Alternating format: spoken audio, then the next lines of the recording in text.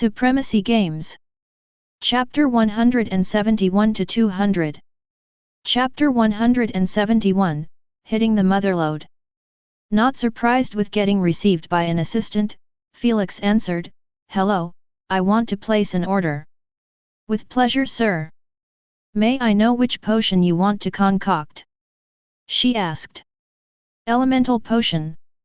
"Good, I assume that you have collected all the necessary materials, correct?" she asked. "Indeed." "Excellent. I believe that you have seen your position in the queue is going to be 360. This meant it's going to be a while until Madame Hala addresses your order." She asked, "Are you all right with those arrangements?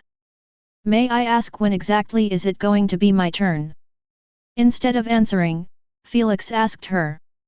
"Based on Madame Hala's concoction speed, it will take around 2 months or so before she focuses on your potion," she replied. 2 months? Right before the world representative battle?" He pondered for a second before telling her, "All right, that works for me. May I know how much it will cost me?" "It depends on the grade of your elemental flower. If you are planning on using the common grade, the fees are 200 million. On the other hand, the fees for the uncommon are 350 million. SSSSSS. Felix drew a deep breath through his nose, trying his best to not curse. He knew that the price was going to be exorbitant, but still, he didn't think it would reach 350 million. She swiftly clarified after hearing his silence, "Concocting with uncommon elemental flower is going to be harder by 5 times than using a common elemental flower, thus an extra fee is needed." She added, "Plus, Madame Hala's success rate is quite high when compared to her sister witches. Hence, the price is completely justified." Though Felix understood what she meant, he was still pained by the amount. "Can I have a discount since this is my first purchase?" he asked with a hopeful tone. "Sorry. Whatever, please email me the contract." Dispirited, he said while rubbing his eyelids. "I'm happy that you chose Madame Hala's services. We hope we won't disappoint your expectation," she said with an uplift tone. He might feel downcast, but the assistant was sure glad about securing another order. "Goodbye," Felix said, hanging up. The moment he received the contract, there was no need to continue talking to her. He soon opened his email inbox and found that the email was buried between 3 new emails. It seems like agencies, clans, and such were still not getting the memo that he had no interest in contacting any one of them. After opening the email, he read it slowly with his eyes while marking things that he needed later, like the address of the witch. After all, he needs to send those materials to her, and he knew that it was going to cost him a leg since the Forsythia Witch Empire was in a completely different galaxy. The only good news about this was that their galaxy was only 3.5 million light-years away from the Milky Way galaxy, which was going to facilitate the deliveries between them and also the shipping fees. After a while, he wrote down his own address as well on the contract and signed it. He then sent it back to the assistant.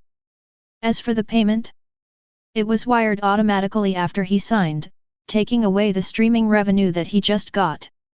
Let's see when that fatty is going to arrive. After dealing with the potion situation, Felix murmured while checking on the time. Soon, he saw that only 1 hour was left before Bodadai brings him his delivery to the island. After all, 3 days had gone since he gave Bodadai the serial codes for the 5 bloodline bottles and melonfish leg. He didn't inform the queen before he slept to help him wake up for no reason. He was worried that he would oversleep and Bodadai would find him still in the VR pod. Based on that bastard's personality, he would spit on the VR pod and throw the bottles on the floor then leave hastily. Felix didn't want that to happen as he still needed to talk to him and also give him the useless bottles to be sold to Luby. He was relying on Luby to pay the debt of Mr. Goti. This was kind of funny as Felix literally would have to add only 5% of each bottle's original price then give the total amount to Mr. Goti. 1 hour later, in the real world. Whoosh! A medium-sized wormhole was opened in the middle of Felix's sweet living room. Felix grinned after seeing the blue-scaled fatty worm wiggle inside the room with a bit of difficulty. Though, in the end, he managed to push himself through. Thud. Brother Fatty, I see that you started relaxing on your diet. Felix said while leaning on the wall. I see that you are still being a prick. Fatty Worm made an X shape with his receptors, giving Felix the worm race's special middle finger. Felix chuckled and asked him, "Did you get everything?" Not replying, Fatty Worm opened his tiny mouth widely and spat 5 sealed bottles in a small blue box. And with this, you have only 2 more free shipments. Bodidai's receptors kept flailing around, expressing his joy at almost fulfilling his part of the contract and getting rid of Felix. Instead of feeling saddened by the news of almost finishing his 17 free shipments, Felix just grinned with a hidden glint while looking at the happy worm dancing in his own universe. Find authorized novels in, faster updates, better experience, please click number, _503095722204817777 for visiting. However, soon he changed his expression to a dejected one as he beamed the bottles and the box in his spatial card. Cough, do you need me to deliver anything while I am here? Abashed, Bodidai asked while rubbing his receptors together akin to a greedy merchant rubbing his hands. Felix knew that the bastard was asking if he was going to give him any under-the-table delivery to get the bribe. Yes, wait for me here. Pleased by his confirmation, Bodidai immediately laid on the couch, making himself comfortable. He knew that Felix was going to take some time before giving him the items to deliver like before. Not wanting to waste time, Felix went to his bedroom and closed the door shut. Asna time to work. Felix said while removing his clothes, preparing to separate the essence of the J. Ramongandra beast in a new bottle while giving the original bottles to Fatty Worm. Let's get it over with. Lazy and bored, Asan yawned while watching him beam bottles, potions, injection needles on the bed. 25 minutes later. Felix exited the bedroom with a wide grin, even the blind Bodidai was able to notice it. Though, he didn't ask him about it. Be quick, give me the items. He said, rushing Felix. I already wired you the payment. Felix said while beaming the 5 bottles in front of Bodidai. If Bodidai was a human or cared about knowing in detail the human bloodline system, he would have realized that Felix was doing something weird to the bottles before giving them back to him. Fortunately, Fatty Worm already had too many things on his plate to give a rat shit about Felix's matters. Whoosh! He swiftly sucked them on his stomach and created another wormhole, planning to bounce away. However, Felix wasn't finished with him yet as he said, "Wait, I need you to pick up those materials and take them to the Forsythia Witch Empire." Felix tapped on his bracelet and a hologram with those materials' serial codes were displayed in the room. Bodidai requested from the Queen to read those serial codes for him. Soon, he nodded his head then shook it, "I can collect those materials from the Empire and bring them here or wherever you want me to. However, I can't make cross-galaxies deliveries. That's not my job and my space element manipulation isn't even that good to create wormholes across galaxies." I see. Felix sighed and said, "Then deliver them to the Galactical Cargo Company, I will inform them about your arrival." All right. Bodidai turned around and entered the wormhole.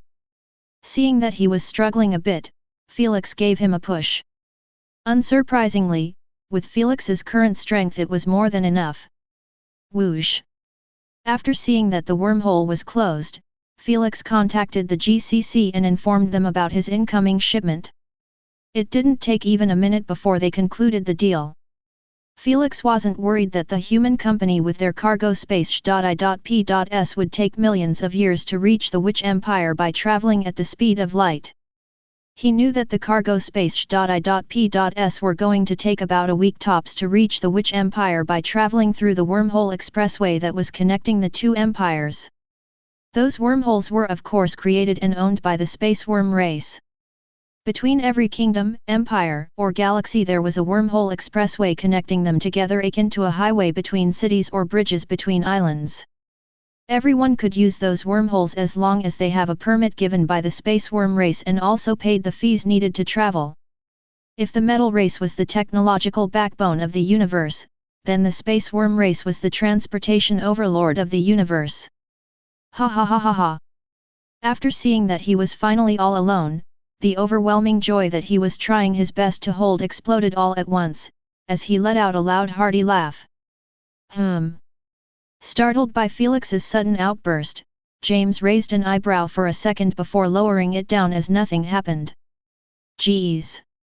All you found was 25% essence, no need to burst my ears with your annoying laugh. Asna closed her ears in irritation. That's right. Felix hit the motherlode as he found a whopping 25% J.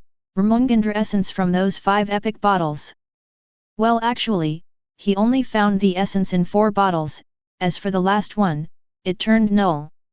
Regardless, 25% was more than enough to brighten Felix's entire next week. As with it, he could reach 76% in his integration at once, unlocking 2 active abilities in the greater purity and 2 passives in the minor step before the origin purity. After the integration he pulled off the past 25 minutes, he was left with 20% after adding 5% to the 51% that he already had. If he wasn't worried about having Bodhidai listen to his screams, he would have integrated with 9% at once due to his cheerfulness. Chapter 172, 2 weeks later. 14 days later. Inside the training room, Felix was standing right in the center of a wide arena. He snapped his finger and 20 bots surrounded him in a 20-meter radius. Just as he was about to give the order to start the training, his AP bracelet started ringing. Here it comes. After seeing who the caller was, Felix merely sighed and picked up, greeting in pure delight, "Grandpa! You finally called. I thought you forgot about me after regaining your vigor." "Ha, as much as I want to bicker with you, kid, I have other important matters to handle." Robert didn't waste a single second as he asked him with a stern voice, "Be quick, are you coming today or tomorrow?" Cough, neither, cough. Felix swiftly added after hearing his grandfather's heavy breathing, "The hotel just started the remodeling, I can't leave it yet. But, I promise that I will arrive on the day of the final tournament." "Felix, are you trying to anger me to death?" Robert shouted, "Do you think I don't know that you spend your entire time in the UVR?" Just as Felix braced himself for getting chided, he heard his grandfather calm sigh, "I don't care what you do inside the UVR, but from time to time do check on the real-world situation a bit." What does he mean? Felix wondered to himself. But in his situation, he never actually wondered alone, as Asna was always listening to him, waiting for such a beautiful mess-ups to belittle him. "Do you have the memory of a goldfish or what?" She snickered, "Did you forget already what happened in the world during this month?" "This month?" Numb to her belittling tone, Felix dug through his memories, trying to remember exactly what both of them meant. It didn't take him even a split second before those memories surfaced on his mind. They were always there, they just never crossed his mind. Now, that they did, his eyes widened in stupefaction. "F***me. How could I forget about that? Felix, you still there? You better come tomorrow if you want to catch a flight with us." Robert informed him sternly, "We will send a jet to bring you home. Can't you just send a jet to pick me up 15 days later during the final tournament?" Felix asked with a ray of hope in his tone. "Why ask when you know my answer?" Robert laughed, "We all want to see you as soon as possible. Don't you miss us as well?" "I am going to hang up. I need to pack my stuff." Too annoyed to respond, Felix shooed Robert away and requested the Queen to log him out, not even finishing his daily training. Tshshs. Felix got out of the pod and went to his closet to dress up. He pulled his suitcase from under his bed, and started packing up some clothes on it. He closed it and put it to the side. His necessary clothes were always in his spatial card. Find authorized novels in, faster updates, better experience, please click number *_49840723138245232 for visiting. He called Leela and informed her that he was leaving tomorrow to attend the competition. Leela asked him if he wanted extra guards on his VR pod after he leaves, to which he told her that wouldn't be necessary. He wasn't a fool to leave the VR pod here all alone while he could just take it with him inside his spatial card. It was big enough to hold the pod. After all, it was Blackma, gifted to him by Fatty Worm. That's exactly what he did after he hung up. He pulled the pod's cable from the wall's outlet and beamed it in his spatial card. After seeing that he didn't leave anything important in the room, he sat on his bed and requested the Queen to show him the most popular live stream news in the US. It had been a really long time since he checked on what was going on his own planet. The fact he was living on an island isolated from the public, made it even easier to lose touch with the rest. As expected, Felix crossed his hands while watching a reporter interviewing a grey-bearded old man, who was surrounded by a crowd of people near the airport. The crowd wasn't small one bit, as wherever Felix's eyes landed, he spotted a bunch of people tiered, pushing and pulling each other. It was clear that everyone was desperate to enter the airport. Hopeless, Felix sighed at that sight and refocused on the reporter, who appeared like he was about to be a victim of a stampede. So your grandson had been chosen to attend the nation's qualifiers.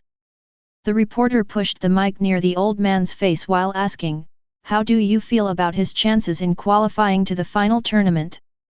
"Haha. You jest. My little boy has already reached lesser purity and got an ability. An active ability." The old man took the mic from the reporter's hands and said in a vigorous manner, "You should have seen it." He was waving a whip made of flames, turning anything in his path into ash. How could he not qualify? The old man turned his head behind him and shouted to the people standing behind him, "Am I right?" "Yes, Dad, we get it already." The old man's son, who pushed through the crowd, swiftly pulled his excited father away from the reporter. He couldn't believe that his father has just laid down his son's ability in public. He knew that for his son to have a slight chance of rising above the rest of the participants, he needed to have his abilities hidden as much as possible. Alas, his father already spilled the beans on live TV. Honestly, the father was being paranoid for no reason, as his son was merely one average participant from 1,000 of awakened commoners, who were nurtured in public government camps, sons of nouveau-rich families, recruits from companies, juniors nurtured by private organizations, and such. All of those juniors applied to have their affinity rating get tested in public assessment centers, which were being built like mushrooms all around the world. The ones who had a good affinity rating, reaching 50% or above, were able to join public camps built and funded by the governments around the world. Those camps were free and also followed the same structure as Felix's family training camp. Though, the competition inside them was beyond vicious, as rare rank bloodlines were limited to only a few juniors per camp. Luckily for Felix, he wasn't born a commoner on Earth. Otherwise, he would have needed to spend at least 2 months struggling in a camp to just secure a rare bloodline, and then 6 months of hell to secure a qualifier spot in the competition that was about to start tomorrow. After all, it was impossible for all the Awakeners to join the US national team battle. The US is a big country with 50 states, and each state had its own public camp, which was packed with juniors, attempting to awaken. Thus, the national team battle was split into 3 stages to not get messy by the large influx of participants. Stage 1 happened in the public camps, in which tournaments raged in them to decide who would join the qualifiers. Stage 2 was obviously the qualifiers competition that was going to start tomorrow in Florida. Each camp sent 10 winners, making a full rooster team. Since there were 50 states, it meant the total sum of juniors reached a whopping 500. They would have to compete with each other for the next 15 days until only 50 of them were left. This leads us to the 3rd stage, which was the final tournament. The Maxwell family's team was going to join this tournament straight away, just like the rest of the business empire's families, or political families. The reason those families were given a free pass straight to the final was due to the fact they created their own camps and nurtured their own people with the best resources possible on Earth. This meant, they relieved the government while also giving them a world representative potential candidates. It was only natural they get a free pass to the final tournament as compensation. But honestly, they would have got it either way. After all, there was no way those noble families would accept to send their heirs to tangle and get messy with the commoners. The qualifier competition was the reason the airport behind the reporter was packed to the brim with people carrying suitcases and wearing cheering outfits. Everyone was trying to fly to Florida where the main venue of the competitions would be held. The hype for seeing Earthlings use superpowers and abilities for the very first time was about to cripple the entire country transportation services. Train stations, highways, buses, and even seaports were all experiencing a flood of people trying to book a ticket to Florida City. This wasn't happening just in the US, but worldwide. It was only common sense that people would prefer watching Earthlings bloodliners compete with their abilities live. They already saw through the SG free stream channels how other human races in the Milky Way galaxy used those abilities. Right now, they were dying to see their own people, born and raised on Earth, demonstrate that Earthlings were also capable of achieving everything other races were able to. Too bad their excessive excitement and eagerness made it almost impossible to catch single available transportation. And for Felix, who was planning to take a boat from the island to California, then a plane to Florida a month later, that would be impossible to do. Only after being reminded by his grandfather Inisna, did he remember how the situation was like in this month. Thus, he had to pack up and join the family's flight, as he did in his previous life. After seeing that the reporter was having difficulty asking questions due to the bustling noise, Felix waved the hologram away from his face and went for a quick shower. Tomorrow morning, in the airport runway, Felix was dragging his suitcase behind him, as he approached the parked jet that had just landed. No one accompanied him to send him away, as he drove all by himself without informing Leela and Jack. He knew that they were beyond busy with managing the island, and there was no need to steal their time just for a send-off. After he reached the jet, he gave his suitcase to the steward and climbed the stairs, entering swiftly. "Welcome, Mr. Felix." The pilot and the co-pilot both extended their hands towards Felix, the moment he stepped inside the plane. "Thank you." Felix shook both of their hands, and asked with a polite smile, "Are we heading straight to Florida?" "I apologize, but we need to meet up with family first in Boston before going to Florida." The pilot clarified, "The family planes are barely enough to send the members of the family to the venue. Thus, we received orders to pick you up and bring you back home instead of taking you to the venue." "All right, thank you for the ride." Felix nodded his head in appreciation and went to find a seat. The private jet was one of the big ones, which were able to carry at least 15 passengers. Yet, Felix had it all to himself. He quickly sat and put on the seatbelt. He closed his eyes and requested the Queen to log him in. The flight was 7 to 8 hours long. Felix wanted to continue his training in this period. It was better than sitting doing nothing. Chapter 173, Meeting the Family. "Sir." "Felix, the plane is about to land." The Queen's monotonous voice resounded in Felix's mind, as he narrowly dodged a metal claw that was aiming at his neck. Pause. Nonchalant by the frozen flames and icy rocks near his face, Felix requested the Queen to log him out. 10 minutes later. Felix removed the seatbelt and stood up. He exited the private jet while stretching his arms behind his back.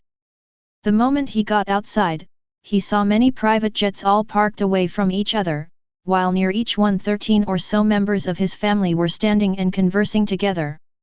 All of them were dressed up neatly. Felix wasn't surprised by the sight, as he knew that every relative of his was going to the venue to spectate the competition and cheer for them. Elders, seniors, and juniors, not one of them were left behind. Even the elders, who always had busy a schedule, dropped everything on their subordinates and came with them. After gazing for a while, Felix finally spotted his grandfather, wearing a black business suit with a red tie, conversing with Elder Albert and Elder Charlotte. Felix almost couldn't recognize him, as his grandfather actually grew some hair. But, Felix wasn't really that startled. He knew that was simply the longevity potion's long-term effect. The potion didn't just add longevity and remove diseases. In fact, it made the consumer appear a lot younger than his true age. Since Robert was in his 70s, the potion would slowly help him regress his aged look into appearing as a middle-aged man. Content with the way his grandfather looked, Felix smiled warmly while walking down the private jet's stairs, heading towards him. Felix. However, just as his feet landed on the runaway asphalt, an elated feminine yell resounded in the area. Without needing to guess, Felix immediately knew who called for him. Vexed and a bit amused, he saw Olivia running towards him with an excited expression. The yellow lily flower on her head kept flailing left and right, matching the speed of her little legs. Good thing she was wearing a t-shirt, jeans, and sports sneakers instead of a dress. Otherwise, she would have tripped already.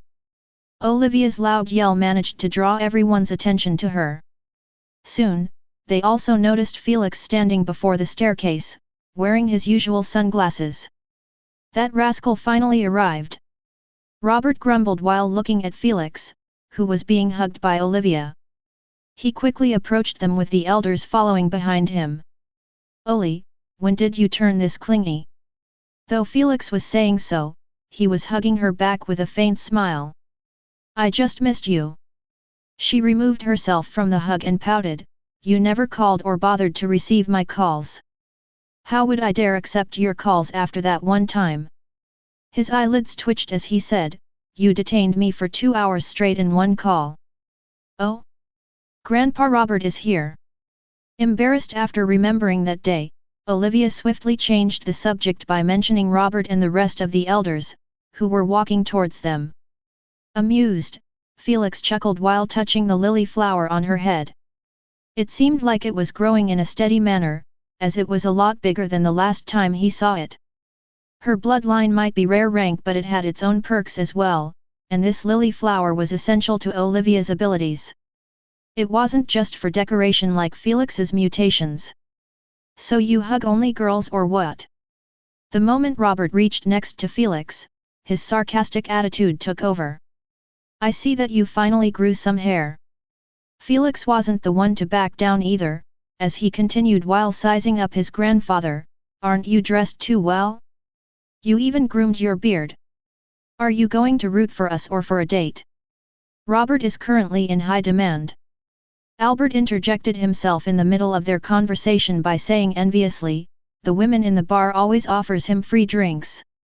Somehow, Felix truly believed him, as his grandfather's face started to regain some youthfulness. His skin wasn't as wrinkled or grey as before. Plus, his muddy eyes had a tingle of L.U.S.Tur on them, seen only on youthful men. "Hee, isn't this because of my grandson?" Robert gave a smug smile to Albert, as he hugged Felix as well. "All right, enough low-key bragging." Abraham looked at his AP bracelet and said, "Let's carry our conversation in the jet. We need to leave now." Immediately after saying so, Abraham sent a message to all of the seniors, telling them to board the private jets. The juniors soon followed them inside. Dejected, Felix climbed up the stairs, re-entering the jet. He didn't even walk for 2 steps on the ground before getting back inside. Though, this time he wasn't alone, as the 5 elders all joined him in the plane as well as Olivia, Sarah, Noah, Kenny, and the rest of the team. The elders arranged for them to be all together in one jet, in order to catch up with Felix. They had a lot of questions to ask and a lot of things to inform him about. "Oli, come sit next to me." Felix patted the leather seat next to him, as he offered. Obviously, Olivia didn't reject him. "Tisk, little bastard, preferring little Oli over me. Robert clicked his tongue in criticism after seeing the seat he was planning to take got offered to Olivia. He wanted to catch up to his grandson on the plane, but now he could only sit next to the cheapskate Albert with an annoyed expression. After a while, the jet took flight, heading speedingly towards Florida. The moment the seat belt sign turned off, the elders stood from their seats and surrounded Felix akin to debt collectors seeking their payment. All of them had their hands crossed above their chest as they kept watching him teasing Olivia's lily flower. After sensing 10 eyes boring into him, Felix lifted his head and saw the 5 elders all looking at him with a wide grin. Except for Charlotte, as her cold face remained the same as always. "What's up?" Felix asked in confusion. "Hee, nothing much." Abraham grinned as he said, "We just wanted to know what you have been doing the past months." Immediately after hearing such an expected question, Felix automatically entered his bullshit mode and began telling them that he spent those 2 months either watching games and analyzing them or selling and buying in public markets. "Oh? So you have a stall?" Charlotte asked. "Yes, it doesn't require a permit or license." He sighed dejectedly, "Though, I have to always be prepared for a run, to not get caught by the patrolling enforcers." "I see, just be careful, and if you needed any help with coins just tell me so," Robert said, smiling. "Will do." Felix's eyelids twitched as he said so. If only they knew that the coins he was offering were his in the first place. Now to important matters. Abraham looked at him with a stern expression and asked, "What's your current integration?" In a heartbeat, Felix answered that he was already on greater purity. The elders sighed in relief after hearing so. They honestly thought that he would be still on 45% or even lower, based on the fact he didn't reach lesser purity in 4 months. "That's good, very good." Abraham smiled gleefully while looking at Felix, Olivia, and Noah, the 3 juniors, who reached greater purity. Though, Noah was actually about to reach the origin purity. The elders felt more than pleased by those 3, as Charlotte Intel brought her information that the majority of the families had only 1 greater purity bloodliner in their ranks. As for their true rivals, they had at most 2. With Felix's addition, they had a pretty much higher chance to make their team represent the US against the world. "So what abilities did you unlock exactly?" Albert crossed his forearms on the top of Felix's seat while asking, "Both your new passive and acti." "Ring, ring." Before he continued his sentence, his AP bracelet interrupted him by ringing continuously. If Albert's bracelet was the only one ringing, he might have ignored the call. However, the elder's bracelet soon followed by ringing as well. After seeing who was calling them, they exchanged wary glances and went back to their seats at the front of the jet. Curious, Felix and Olivia both removed the seat belt and peeked at the elders, who were listening to Abraham's call that was on speaker. A couple of seconds later, Abraham's raging voice resounded in the jet, "This is bullshit and you know it." The rest of the elders were also not pleased by what they heard, as even Charlotte's composure broke at the bad news they just received. Interesting. Since the call was on speaker, Felix and Olivia managed to pick up their conversation a bit clearer than the rest, as they were the closest to the elders. What Felix heard made him realize that his actions finally started affecting the known timeline in other places. Chapter 174, The Hilton's Family's Scheme. It turned out, the call was from the Earthlings Supremacy Games Organization US Branch, or in short, ESGO US Branch. This organization was created to handle any matter related to the SG or UVR. For example, the current government public camps, the assessment centers, the national team battles, and also the world representative battles, all were under their jurisdiction. It was an international neutral organization that belonged to the World Council. Each country was required to have a branch of this organization on its soil to facilitate handling those matters. Right now, they just called the elders, informing them that the national team battle had changed its rules. Obviously, the elders weren't pleased one bit by those changes as it affected their team the hardest. Based on what Felix heard, the rules changes affected the number of bloodliners each family could bring. Before the changes, each family was allowed to bring at most 10 awakened juniors. However now, the number was limited to only 6. For the Maxwell family, which had 9 bloodliners in their ranks, that was a fatal blow to them. The fact they needed to remove 3 juniors from their team while their rivals only needed to remove 1 or none at all, made the elders feel cheated and most of all livid. Felix knew that such a sudden rules change never occurred in his previous life. The families all had 4 to 7 bloodliners max, and for the Maxwell family, it had only 5 juniors awakened, Felix included. But after he changed the awakening practice method, the number reached 9. This changed the timeline into a different course. Only now, did Felix finally see the result of his interference in the fabric of time. Though he didn't know if the timeline was trying to fix itself by removing the added 3 juniors or this was merely a result of a scheme by someone. He understood that the ESGO-US branch would not make such a drastic change right before the qualifiers were about to start. Someone or a group must have forced their hands one way or another. Felix wasn't the only one with such thoughts, as Charlotte immediately contacted her intel team, giving them a mission to investigate this hidden attack on their family, while the rest of the elders were still raging and making their displeasure heard in the ears of the caller. The juniors on the plane already knew what was happening from what the elders were saying out loud, and they didn't like it one bit. Especially the weakest bunch in the team. "Are we gonna get kicked out of the team?" Sarah suddenly asked Johnson, the fog element user who took her seat after Olivia ditched her. "I doubt they will kick you."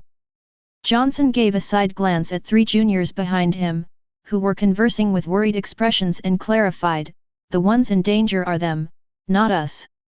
Sarah understood what he meant instantly, as only those 3 were the ones, who still didn't reach 45% in their integration.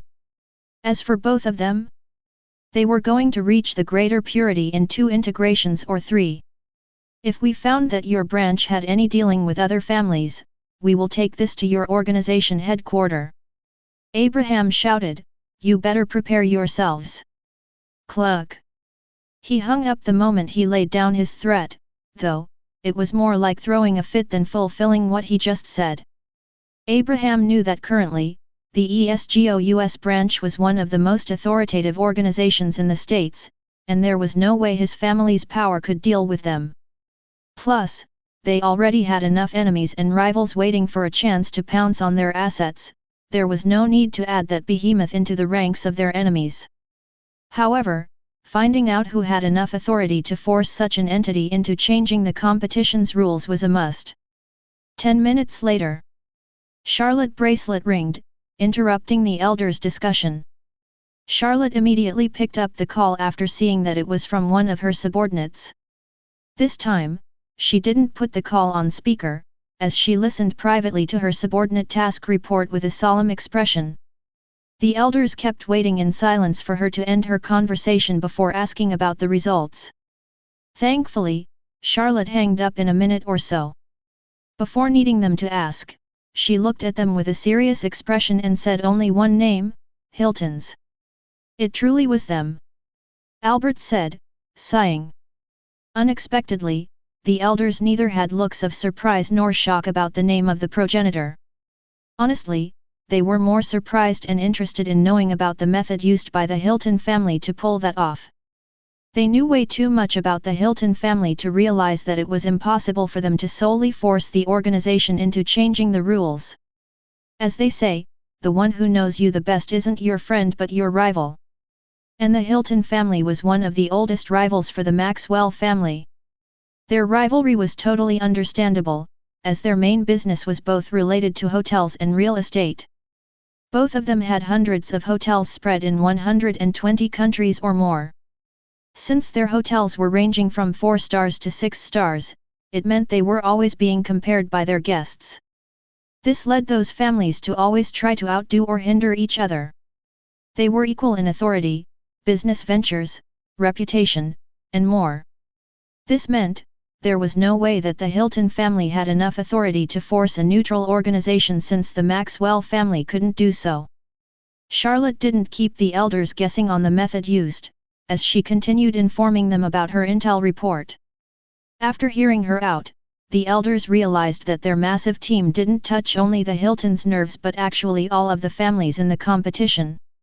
All of them wrote a complaint letter to the organization, demanding that 10 bloodliners per family was too many and that was going to raise displeasure within the commoners, who needed to compete for 15 days just to secure 50 spots. The bastards didn't mention the Maxwell family at all, as the letter was simply using public outrage and unfair competition as their ammo to change the rules. The organization received 9 letters from 9 families, leaving only the Maxwells. After reading them, the organization complied with the wishes of the majority. Not because they were forced or moved to tears by their goodwill, but simply because this was what they wanted in the first place. To reduce the number given to the families in order to let the commoners get more spots in the final competition. After all, the majority of the commoners actually had a better affinity rating than some families' juniors, as just to enter the public camp, having a 50% plus affinity rating was a must. The families just fulfilled the organization's wish without offending the masses. Sadly, for the Maxwells, they were the only ones affected heavily by this change of rules. All of this was proposed and led by the Hilton family. They kept their scheme sealed shut until the day the elders left their posts at the same time, blindsiding them like this. Charlotte told them that the letters were sent to the organization the moment they reached the airport, making them receive the news from the organization instead of their subordinates. Though, they knew that even if they had knowledge of their scheme way earlier, they still wouldn't be able to stop it. 1 voice against 9 voices. Plus the organization wanted this to happen, thus there was no hope to avoid kicking 3 juniors from the team. Sigh, how are we supposed to kick those children from the team after we made them bleed for this competition? Robert leaned closer as he spoke, trying to minimize his voice from reaching the ears of the juniors. The elders soon did the same and started whispering between each other, trying to discuss their next move. Annoyed by their attempt to stop him from eavesdropping, Felix clicked his tongue and reseated himself. Olivia stopped peeking as well and put the seat belt back on with a worried expression. She didn't want any of her cousins to be left behind, but after hearing what Charlotte said, she understood that nothing much could be done to avoid that. Who do you think are going to get kicked? She whispered her question in Felix's ears. Probably those 3 losers at the back. Felix said casually, not mincing his harsh words one bit. Everyone in the jet heard him loud and clear, as no one was speaking. SHHH. Panicked, Olivia hastily put her hands on Felix's mouth, closing it shut from saying any more. She started to regret asking this thug, who never gave a crap about his distant relatives. Alas, it was too late, as those 3 cousins all gave them an unpleasant glare. Olivia almost teared up after seeing them glaring at her like that. It was the first time someone treated her like that. Indifferent by their reaction, Felix removed Olivia's hands from his mouth and said, "Don't mind those losers, tell me, which integration percentage are you on?" "I am on 70%. She answered, still sulking. "How about Noah and Kenny?" he asked. "The last time I heard, Noah was on 85%. As for Kenny, he still needed 1 more integration to reach greater purity." She replied. "Find authorized novels in, faster updates, better experience, please click number S scheme, _49940685532490623 for visiting. Not bad, I might not even need to make a move during the battles." He smiled in a pleased manner. Honestly, Felix just wanted to chill during this period of the battles. Away from games and business. Thus, the stronger his team was, the more chances he would have to laze around. Chapter 175, 2 days before the final competition. I want everyone's attention to me. Felix's thought process was stopped by Abraham's loud request. He refocused on the elders, who were gazing at them with a solemn look. "I believe you heard enough to understand your situation. Abraham's eyes landed on those three juniors at the back as he continued speaking, so, there is no need to sugarcoat it. Thomas, Ryan, Elise, you are out of the team.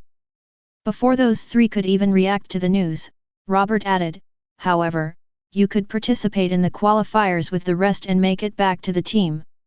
He smiled, we believe in you. That's right. Olivia pumped a fist in the air and encouraged, we will be there watching all of your battles and rooting for you. Sarah, Johnson, and Kenny also said some encouraging words, trying to uplift the spirit of those three. Only Felix and Noah said nothing. One was an asshole, and the other was a healthy mute. Now, as you have heard, the Hilton bastards were the ones messing with us. Albert stepped forward with a nasty expression and said, I want you to destroy their juniors when you meet them in the arena. If you want to break their legs, go for it. If you want to disfigure their faces, go for it. Charlotte made a cutthroat gesture and said coldly, you don't have to care about the consequences. Just be as brutal as possible against them. But, don't kill them. No one messes up with the Maxwells and leave in one piece. Carter turned around as he said one last time, show them that even if they took 3 members of our team, we will still reign supreme in the battles. Understood? Yes, elders. Disinterested, Felix mouthed his response while yawning. 2 hours later, the jets landed at a privately owned small airport. The elders got out first and went straight to group with the rest of the seniors, informing them face-to-face about the content of the call they received from the organization. Obviously, the parents of those 3 juniors weren't pleased with all the elders' decision to remove their children instead of others. Though Abraham simply asked them if their children could beat anyone in the team except for Olivia, they will replace the loser. After hearing so, they never mentioned the matter anymore. They knew that their children never won a single fight against those 4 during the previous months. There was no need to embarrass themselves any further. All right, let's go to the hotel. Abraham was the first to enter one of the black cars, which were waiting to pick them up to Florida City. The rest soon did the same, filling up all the cars. After checking that no one was left behind, Abraham gave the order to move. The hotel was a bit far since it was built in the center of the city. Of course, the hotel belonged to the family. Heck, all of it was reserved for their residents. While the commoners were having difficulty finding a place to sleep in this crowded city due to the competition, the Maxwell family reserved an entire 4-star hotel for only 70 members or so. Money might not buy you happiness, but it sure wouldn't let you starve or struggle to find a roof over your head. Days went by quickly as the qualifiers competition already reached its last day. Although Felix never went to the stadium to spectate the battles, he watched from time to time its live stream. As he expected, nothing much changed from what he saw in his previous life. The venue that hosted the competition was a newly built stadium, that had an extremely wide arena made with tough stones, able to resist the majority of abilities under the first stage of replacement. Those kinds of stadiums were built all around the US in just a year, just like the assessment centers, and the public camps. They were built to give the bloodliners without an AP bracelet a venue to compete and train with their peers. After all, they couldn't remain in the public camps forever. New commoners still needed to be trained as well. Plus, the spectators were going to pay for tickets to watch them train and fight. This meant the stadiums were always going to bring profit for the government and the organization. When compared to other SG stadiums in the rest of the states, this one was the biggest of them all. This was the reason it was chosen to host the national team battles. The ESGO US branch knew that people would flood to watch those fights live, thus they had to choose the biggest one to ease some of their burdens. Thankfully, the qualifiers stretched for 15 days straight, making the people who came to watch, get at least a slight chance to attend the stadium one time. On the other hand, the participants in the qualifiers were made from 50 public camps, each belonging to a state. Each camp sent 10 bloodliners, making a perfect team that represented their state. If this was all to it, the 3 juniors from the Maxwell family wouldn't have a chance to join the qualifiers. Fortunately, there were some participants from nouveau rich families, companies recruits, and such. Those bloodliners were acting more like an ad for the companies, wearing outfits with their logos and brand. Sadly, the 3 juniors had to join those random bloodliners and create a team made of 10 to be able to participate. This added at least 10 teams made of those ragtag bloodliners, pushing the total number of teams to 60. Find authorized novels in, faster updates, better experience, please click number, _49959122501682556 for visiting. There were 2 reasons why the organization made the competition team-based instead of individuals. First, the planetary supremacy games were being played by teams made out of 10 members or above. This meant, those competitions needed to be team-based as well, to evaluate the bloodliners' teamwork. The second reason, and also the most important, there was absolutely no way to have individuals battles with such a huge number of participants.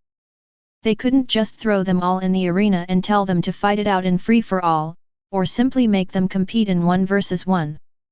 The time, the resources, and the manpower needed to pull that off was already being used fully for the world battles preparation.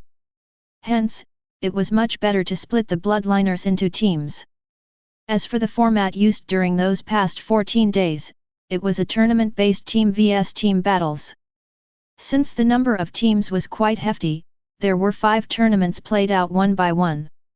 And each tournament winner secures a spot in the final competition that was going to start 2 days from now. Obviously, the team which had the 3 juniors were one of the first ones to get eliminated. Their teamwork was absolutely garbage when compared to other teams coming from the public camps. Those bloodliners had enough time to get familiar with each other's bloodline abilities. Meanwhile, the ragtag teams were running around like headless chickens, scared shitless about getting killed by a stray ability. One should never forget that the competition was being held in real life, which meant, abilities could actually take lives if one wasn't careful in using them or defending against them. There was absolutely no protection from being harmed by the abilities. The organization only made a rule that intentionally trying to kill a bloodliner would result in heavy punishment. They weren't worried about crippling others or getting heavily wounded, since they had healing potions and substances ready to be used. Although they said so and emphasized the punishment, some bloodliners still died. It was impossible to avoid having deaths when dealing with 600 bloodliners all fighting using deadly abilities. Those deaths turned off some of the spectators' hype to continue watching the battles live. They knew that it was going to be gory, bloody, and even might end up in having deaths, but still, knowing was one thing, and seeing with their own eyes was another. Those types of people were rare though, as the majority were already used to seeing players die in the SG for the past year. They saw it happen many times, they became numb to the notion of death in battles.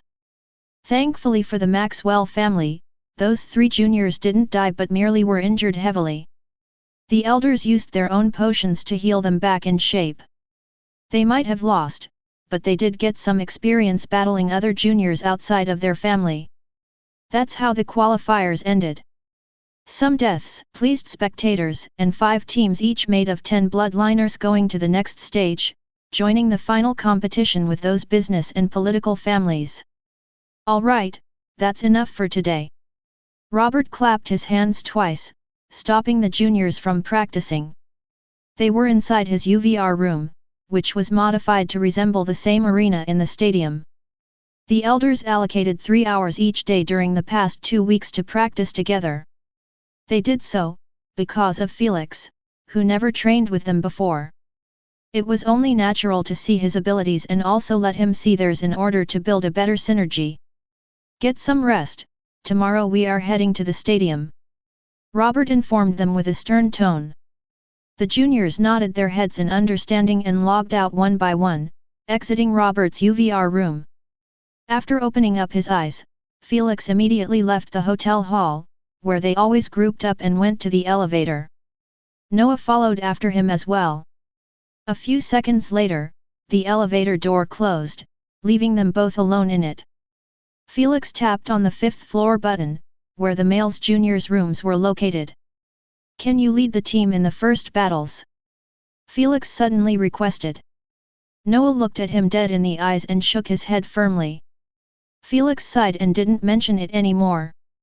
He already requested him 3 times to take the captain title away from him, but Noah was hell-bent on rejecting him. Ting! Noah left the moment the elevator door opened up. Based on the fast movement of his legs, it was clear that he was running away from Felix. He got harassed multiple times by him to get the captainship, he got even bribed with potions. Still, he refused. If it was an order from the elders he wouldn't say no, but since it was from Felix, there was no way he would let himself get such a bothersome rule that required speaking. Chapter 176, Blatant Favoritism. Tomorrow morning, 9 a.m. Felix was standing before a mirror looking at his reflection. He was checking the uniform sports outfit that the elders gave the team to wear. It was a combination of a jacket and tight-fitting sweatpants. Both of them were black with red stripes on the shoulders and sides of the pants. Of course, the family brand logo was planted boldly on the right chest. The outfit was the same one he wore in his previous life. He liked it before, but now, not very much. As the red stripes were conflicting with the green color of his hair. Though, it's still better than the majority of the outfits he saw during the live stream of the qualifiers. Knock, knock. Coming. Felix yelled after hearing his room's door being knocked for the 3rd time.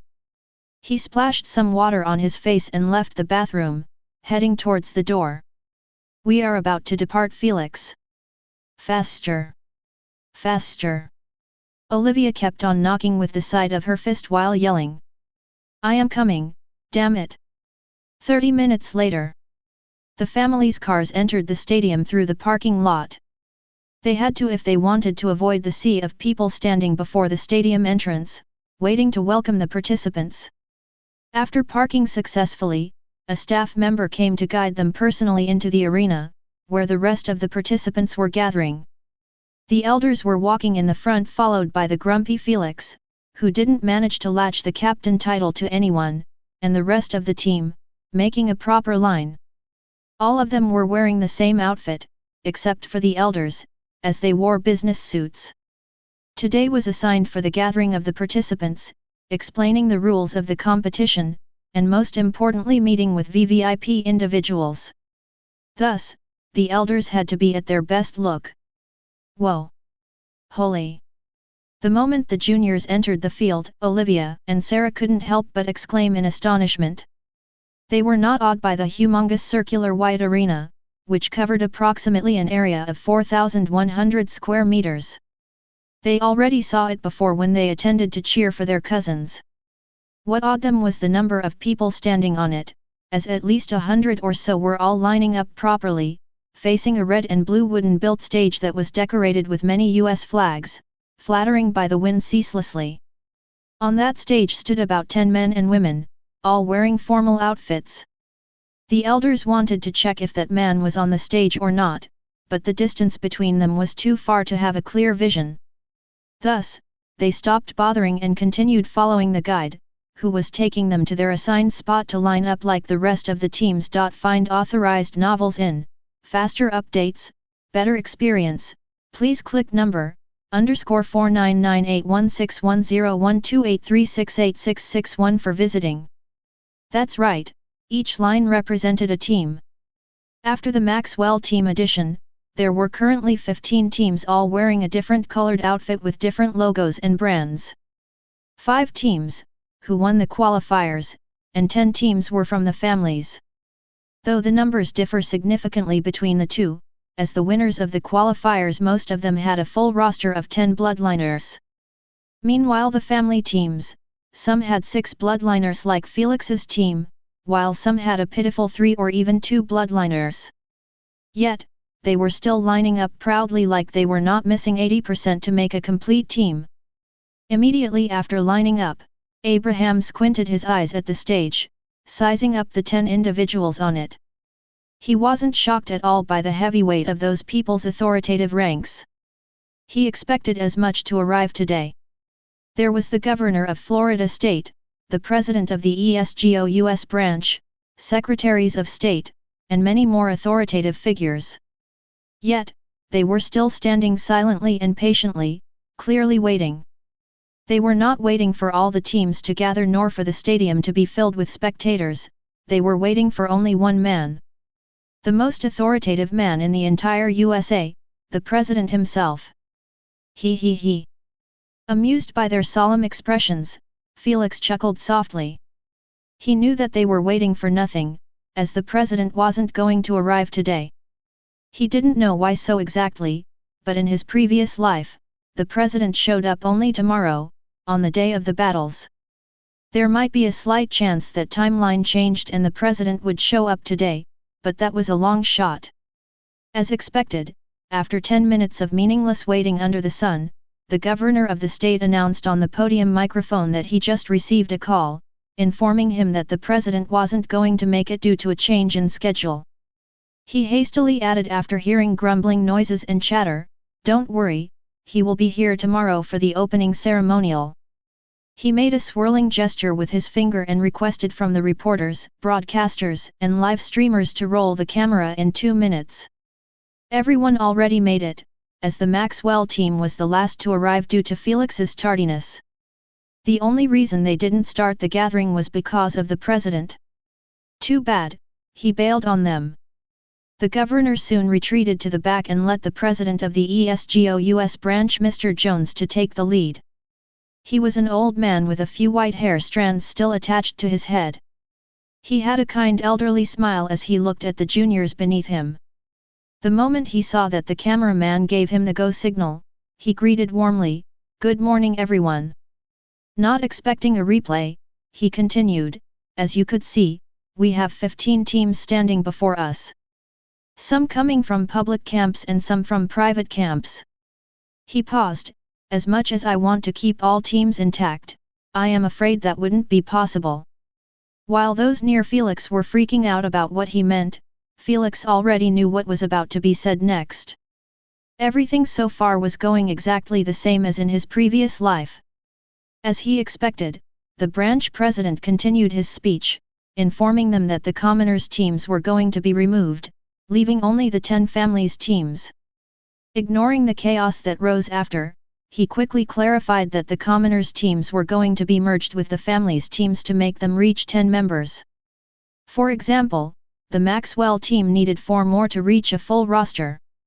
Yet, their situation was actually one of the best, as some families had only 2 bloodliners, which meant they would need 8 bloodliners to complete them. This biased arrangement was what made those commoner juniors livid and feel wronged.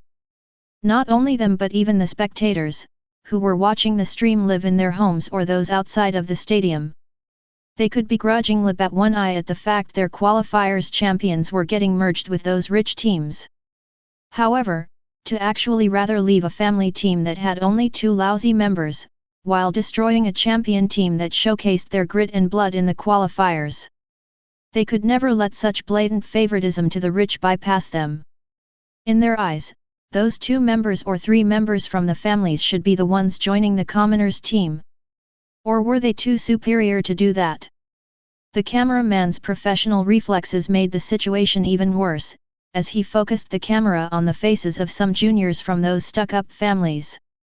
And what was shown to the public were disdainful and contemptuous looks targeting those commoners' juniors. Some even were curling their lips in disgust.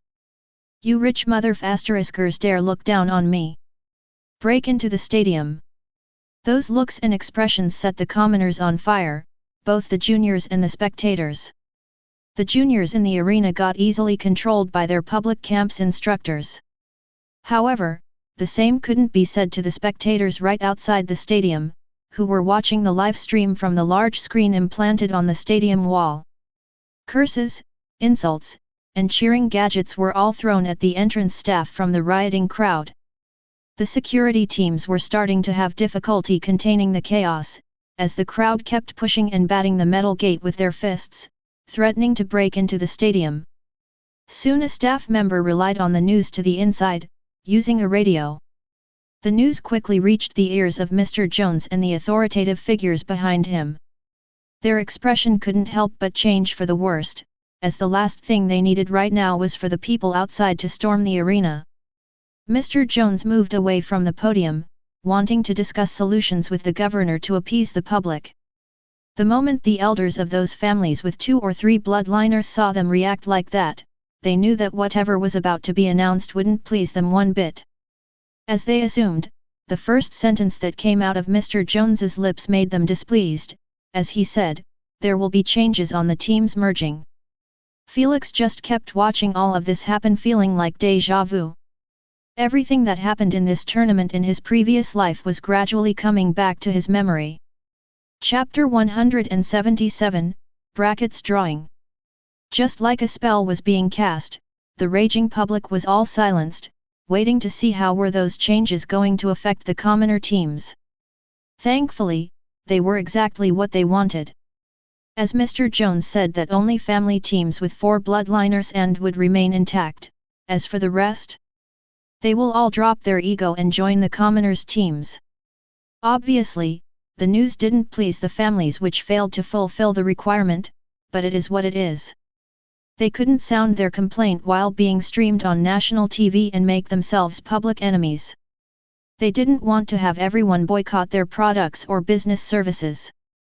After an hour or so, Felix's team welcomed 4 new additions to their ranks. 2 girls and 2 boys. Olivia's cheerfulness made it easier for those commoners to fit right in the team. When they were chosen to join the Maxwells, they were excited about being part of such a strong team but also anxious about being looked down upon by them. After all, the tale that the Maxwells actually had 9 juniors awakened was already widespread in the media. The elders would be fools to not brag about it. Thus, when the commoners were being cherry-picked by the top families' teams, which were the Maxwells, Hiltons, and Waltons, they were eager to be picked, especially in the ranks of Felix's team. Felix, being the captain of the team, chose those 4 bloodliners, who excelled a bit better in the qualifiers. His reason was to make his team as strong as possible, so he wouldn't need to make a move. Felix wasn't a retard to choose randoms or trash players just to appear cool and confident. He knew that in the final tournament, they would be just a drag to the team, forcing him to save the day more than he needed. After the teams rearranged themselves, the lines got reduced to 10 from the previous 15. 2 families and 3 commoners' teams' names were removed from the list. But, now each team had a full roster. Just like the qualifiers, the battles will be played out team vs team in a tournament-based format. Mr. Jones pointed his finger at a whiteboard that had 10 empty numbered brackets and said, "As you can see, 4 teams will have to compete first in order to make a perfect 8 teams brackets tournament." Everyone understood what he meant, as the 10 bracket tournament wasn't balanced like 8 bracket or 16 brackets. This meant, 2 teams needed to be eliminated first. Why didn't they make the final tournament a 16 teams bracket? Confused, Olivia tilted her head as she asked the elders. "There is no point in prolonging this tournament by adding extras to fill numbers." Robert shook his head and clarified, the end game was to make the best team possible in the US to be sent as representative in the world competition. Just as Olivia tried to ask again, she was interrupted by Charlotte. "All right, no more questions. After they explain the rules, you will understand what he meant." Soon, everyone on the team refocused on Mr. Jones, who unveiled a crystal see-through ball, resembling a small fish tank. The ball had inside of it many small colorful balls. Mr. Jones went back to the podium and said, "The placement in brackets will be done by drawing numbers. All you have to do is pick a ball, show the number to the camera, then go write your name in the placement you picked." Mr. Jones paused to see if they understood him or not. After seeing that no one was planning to ask questions, he moved on. "The captain of each team will do the drawing. Starting off from left to the right." Since the Maxwells were the last to arrive, they were put at the far left. This meant Felix was the first captain who needed to draw a number. Indifferent to the looks he was getting and the cameras focusing on his face, Felix walked towards the stage with his hands in his jacket's pockets. The distance wasn't that far, so he arrived in a jiffy.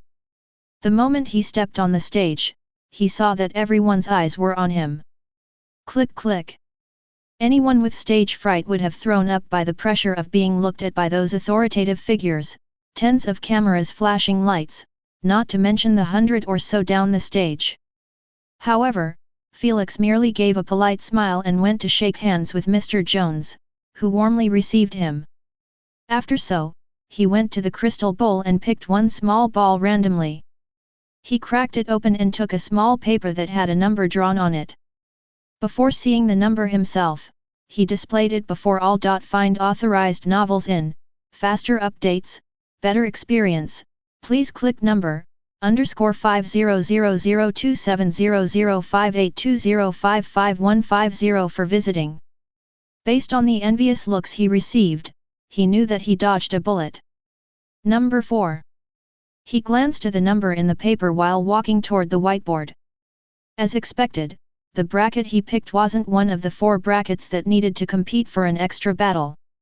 Honestly, based on his luck in the previous game wheels, Felix believed that he would land on those 4 brackets. Thankfully, that didn't happen. The last thing he wanted was to fight another battle against those toddlers. After writing his family name in the bracket he picked, he returned to his place under the excited cheers of his teammates and the elders. Just like him, they also felt glad about his pick. Though, for a different reason. Soon, the next team in line sent their captain on the stage. He didn't appear as calm and collected as Felix, however, he still managed to pick a number and write his team's name on the whiteboard. Luckily for his team, they neither picked the 4 cursed brackets nor landed on the same side as Felix's team. Afterward, teams' captains kept going one by one and filling the empty whiteboard with names. Some were unlucky and some were lucky. As a show that the drawing wasn't rigged in any way or form, the Walton family, one of the strongest candidates to win the competition, actually landed on one of the cursed brackets. Of course, they could easily get out of it, especially after being placed against a commoner team. However, that wouldn't happen without exposing their abilities. That would give a slight edge over their rivals. On the other hand, the Hiltons landed on the other side of the board away from the Maxwells. The only way for them to meet was during the finals. For the elders, it didn't matter if they met at the quarter-finals or the finals, as long as they meet, they will wipe the floor clean with them. After a couple of hours, the gathering ended and everyone swiftly went home with their new teammates. They needed to try their best to adapt to each other's abilities. That would take a lot of time. However, they only have half a day to make it happen, as tomorrow morning the battles would officially start.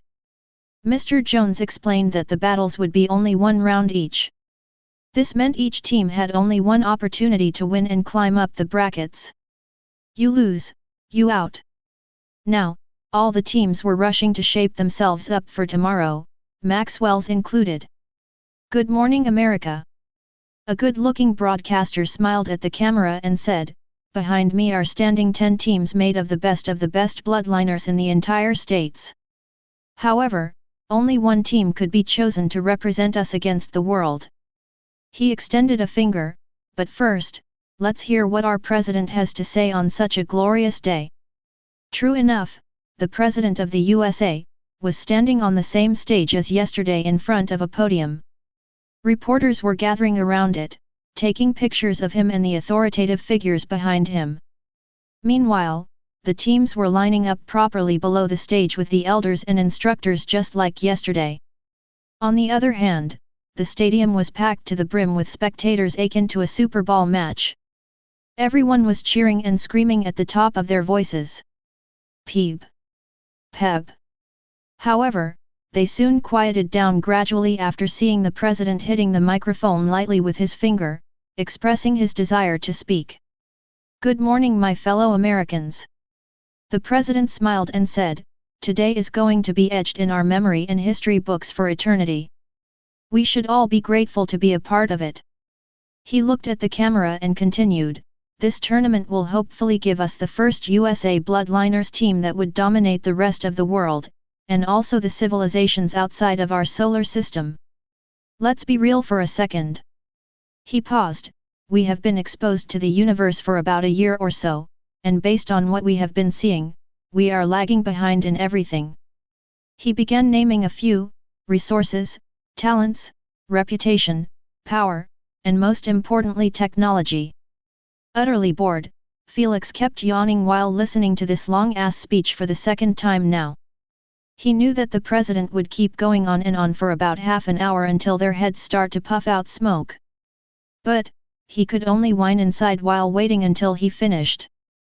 Just like he thought, the speech ended half an hour later only after the president started receiving signals to wrap it up.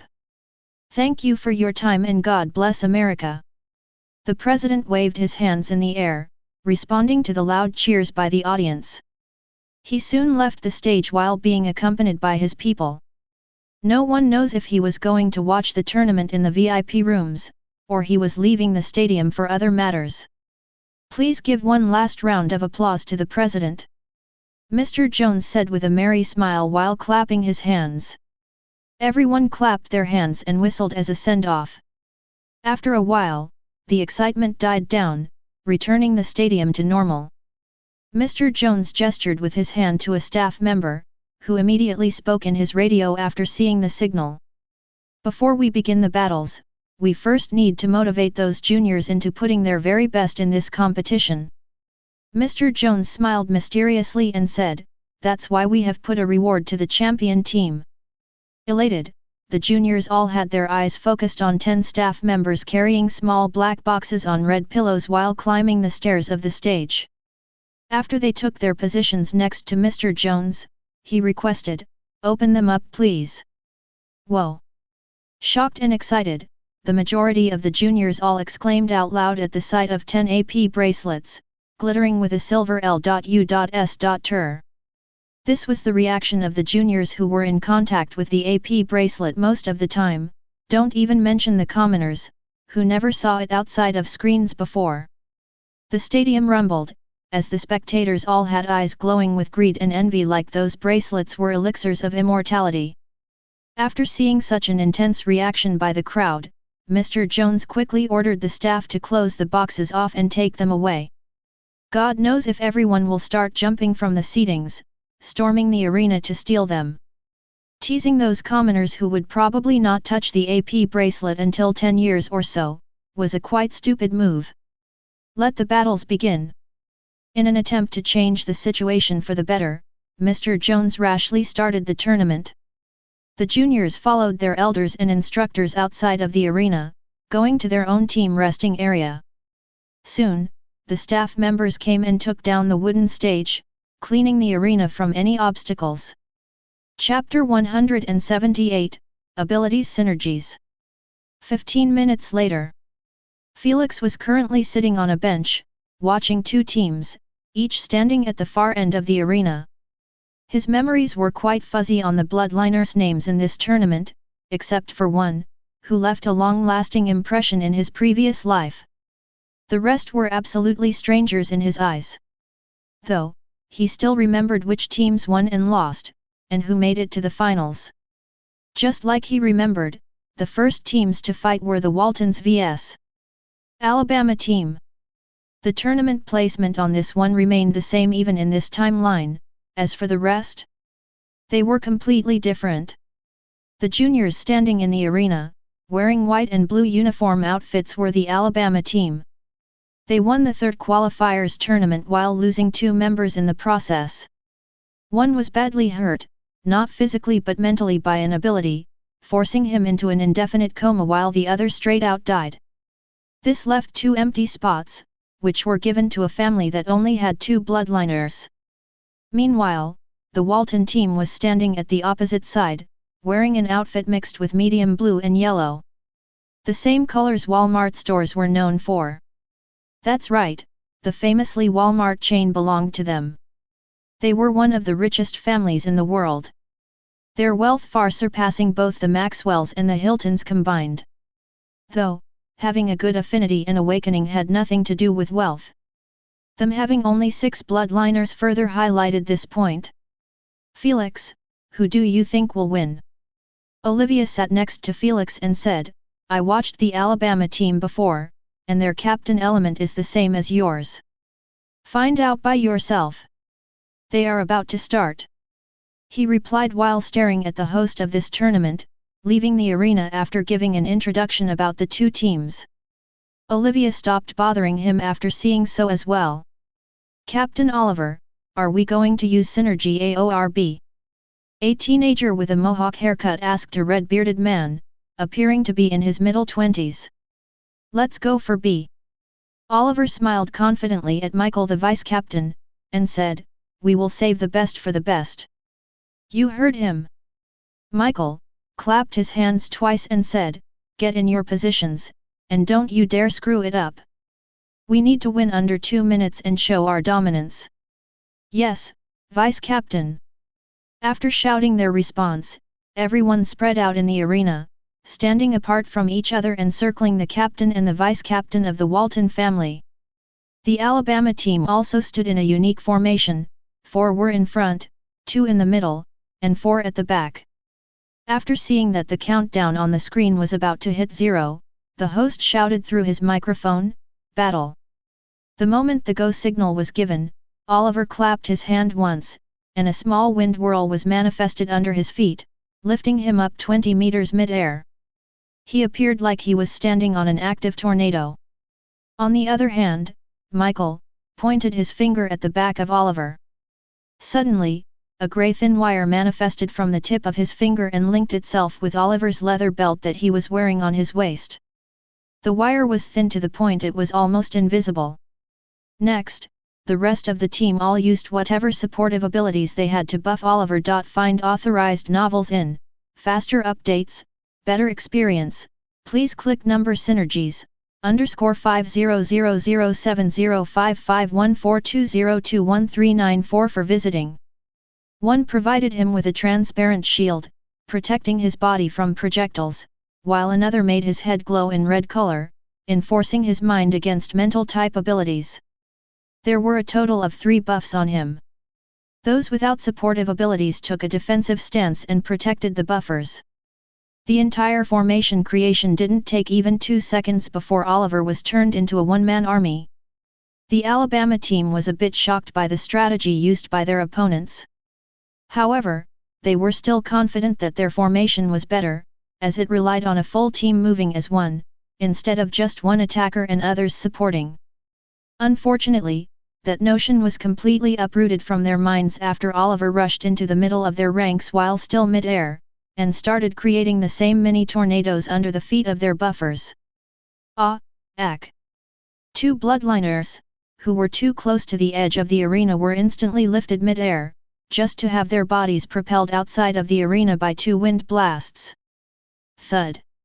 Thud! Their bodies smashed into one of the team's resting areas, breaking the bench into halves. One of them laid out cold without moving an inch while the other managed to let out a groan before passing out as well. Tom! Mickey!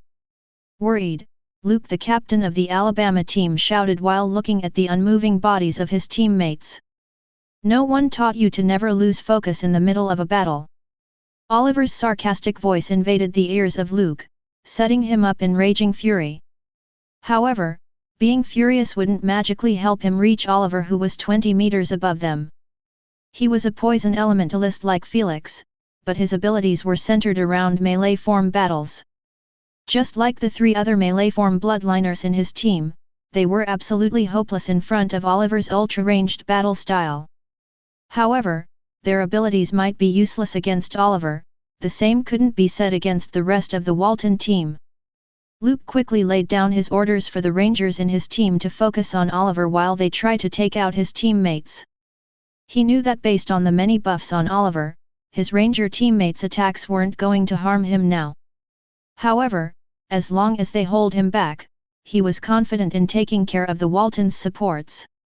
The arena was quite large, almost the half size of an average football field. Thus they had to sprint for a while to reach the end of it, where the Walton team members were still standing in formation. Oliver was left behind, being attacked by a salvo of elemental abilities. He had to dodge some of them as his shields weren't going to sustain him throughout the entire barrage. Even when the situation was clearly getting deteriorated, Oliver still had a confident smile on his face like everything was within his plans. The moment Luke and the other three made it to the end of the arena, they split up, each went for a specific target. The captain kept on going forward aiming at Michael, who was standing in the middle of the formation all by himself. Luke opened his mouth, exposing two long deadly fangs while dashing towards Michael, wanting to bite him. He knew that one bite was all it takes to seal the deal.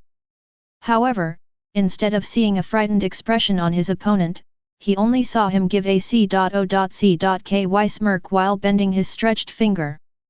Whoosh! Simultaneously, the sound of the wind could be heard behind Luke akin to something heavy being dragged. Disturbed by the sudden sound, he turned his head, and what came in his sight made him tremble all over.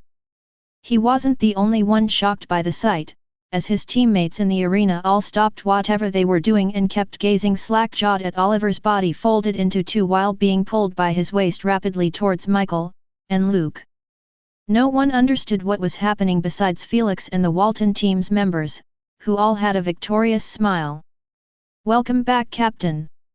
Michael laughed while asking Oliver, who stopped exactly above Luke, "Getting used to it yet?" "Just slightly." Oliver's green sick face said otherwise. Michael chuckled and snapped his finger twice, sending a signal to his teammates. Immediately after seeing it, they dropped acting defensively and surrounded the four members of the Alabama team, waiting for orders to get rid of them. The battle instantly turned into 4 against 10. With Oliver's current strength, the odds of those four retreating to regroup with their teammates were hopeless. "Attack!" Michael was the first to make a move, as he pointed all of his fingers towards Luke, sending a grey wire for each finger. Luke attempted to evade getting caught by them. Sadly, he was too near to make it happen. His arms, legs, and lastly his neck were all tied up by those thin wires. Michael tightened up his fingers slightly while threatening, "Surrender, or your neck will be sliced." Unbothered by the blood dripping from his neck and limbs, Luke kept gazing at his teammates trying their best to survive the onslaught of the Waltons, especially from Oliver. If it wasn't for him, they might have managed to regroup with their rangers, who were rushing towards them. Unfortunately, Oliver was pulled back just to increase their offensive power, to get rid of them in one full sweep. Arg! Arg! Disheartened by the pained sounds of his teammates, Luke closed his eyes while murmuring softly, "We surrender." "Louder!" Michael yelled while tightening the wires even further. However, after seeing that Luke was having difficulty breathing, he relaxed his fingers, withdrawing his wires once and for all. "We, surrender!" Desperate, Luke shouted with a bit of difficulty. His hands were clutching his neck that was dripping with blood. Yet, he had a relieved expression after seeing that the Waltons kept to their words and stopped attacking his teammates. If those two extras from the families were the ones being beaten up, he wouldn't even budge. Unfortunately, those two were left behind as they were rangers. His friends who he spent almost a year with were the ones being caught. He didn't want them to die like the last one in the qualifiers. "Good fight!" Oliver dropped from the air, landing next to Luke. He patted his shoulder with a polite smile and went to group up with his teammates. "Give your loudest applause to your winners, the Waltons." The host climbed into the arena while extending his hand to the Walton team, who were lining up horizontally and bowing to the spectators and the camera. The spectators weren't shy in their cheers, even though the team that lost was part of the commoners. Chapter 179, Lily's Children. Annoyed by the deafening noises, Felix rubbed his ear while standing up. He looked at Olivia, who was clapping her hands innocently and sighed. "Little Oli, stay behind me during our first battle, all right?" He warned her, "Fighting for real is not the same as in the elders' UVR rooms. So stick by me until you get used to it." Though Felix said so, he knew that Olivia would probably never get used to the feeling of seeing others get harmed or harming them by herself. He didn't doubt for a second that she would actually go heal up their opponents if one of them was in critical condition. She was already doing so during the practice fights, and the elders were tired of scolding her for it. Don't be silly. How can the healer stay in one place? She gave him a thumbs up with a confident grin and said, "Don't worry, I know what I am doing." "I doubt it." He smiled wryly and said to the rest of his team, "Prepare yourselves, we are going next in 10 minutes. Felix didn't need to remind them, as they were already doing their parts to relax their nerves over the upcoming battle. Sarah and Johnson were meditating, taking deep breaths in and out, while Noah was merely staring at the sky absent-mindedly. Meanwhile, the four commoners, Lexi, Isabella, Dale, and finally Nathan, were conversing with Kenny with such unexpected familiarity that they could be confused for lost friends. Heck, Kenny had only 12 hours to get into their clique and make them feel comfortable beside him. The way he spoke, moved, and acted didn't have a single ounce of pride and superiority of being heir to a business empire. No wonder all cousins called him the 100-faced Kenny. He could make those around him unwittingly drop their guard by changing his personality to complement theirs.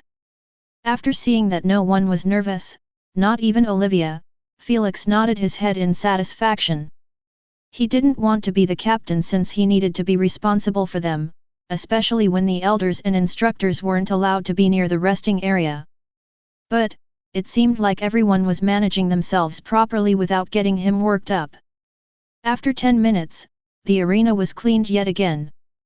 Though, that long duration between battles wasn't for exactly so, but for TV ads.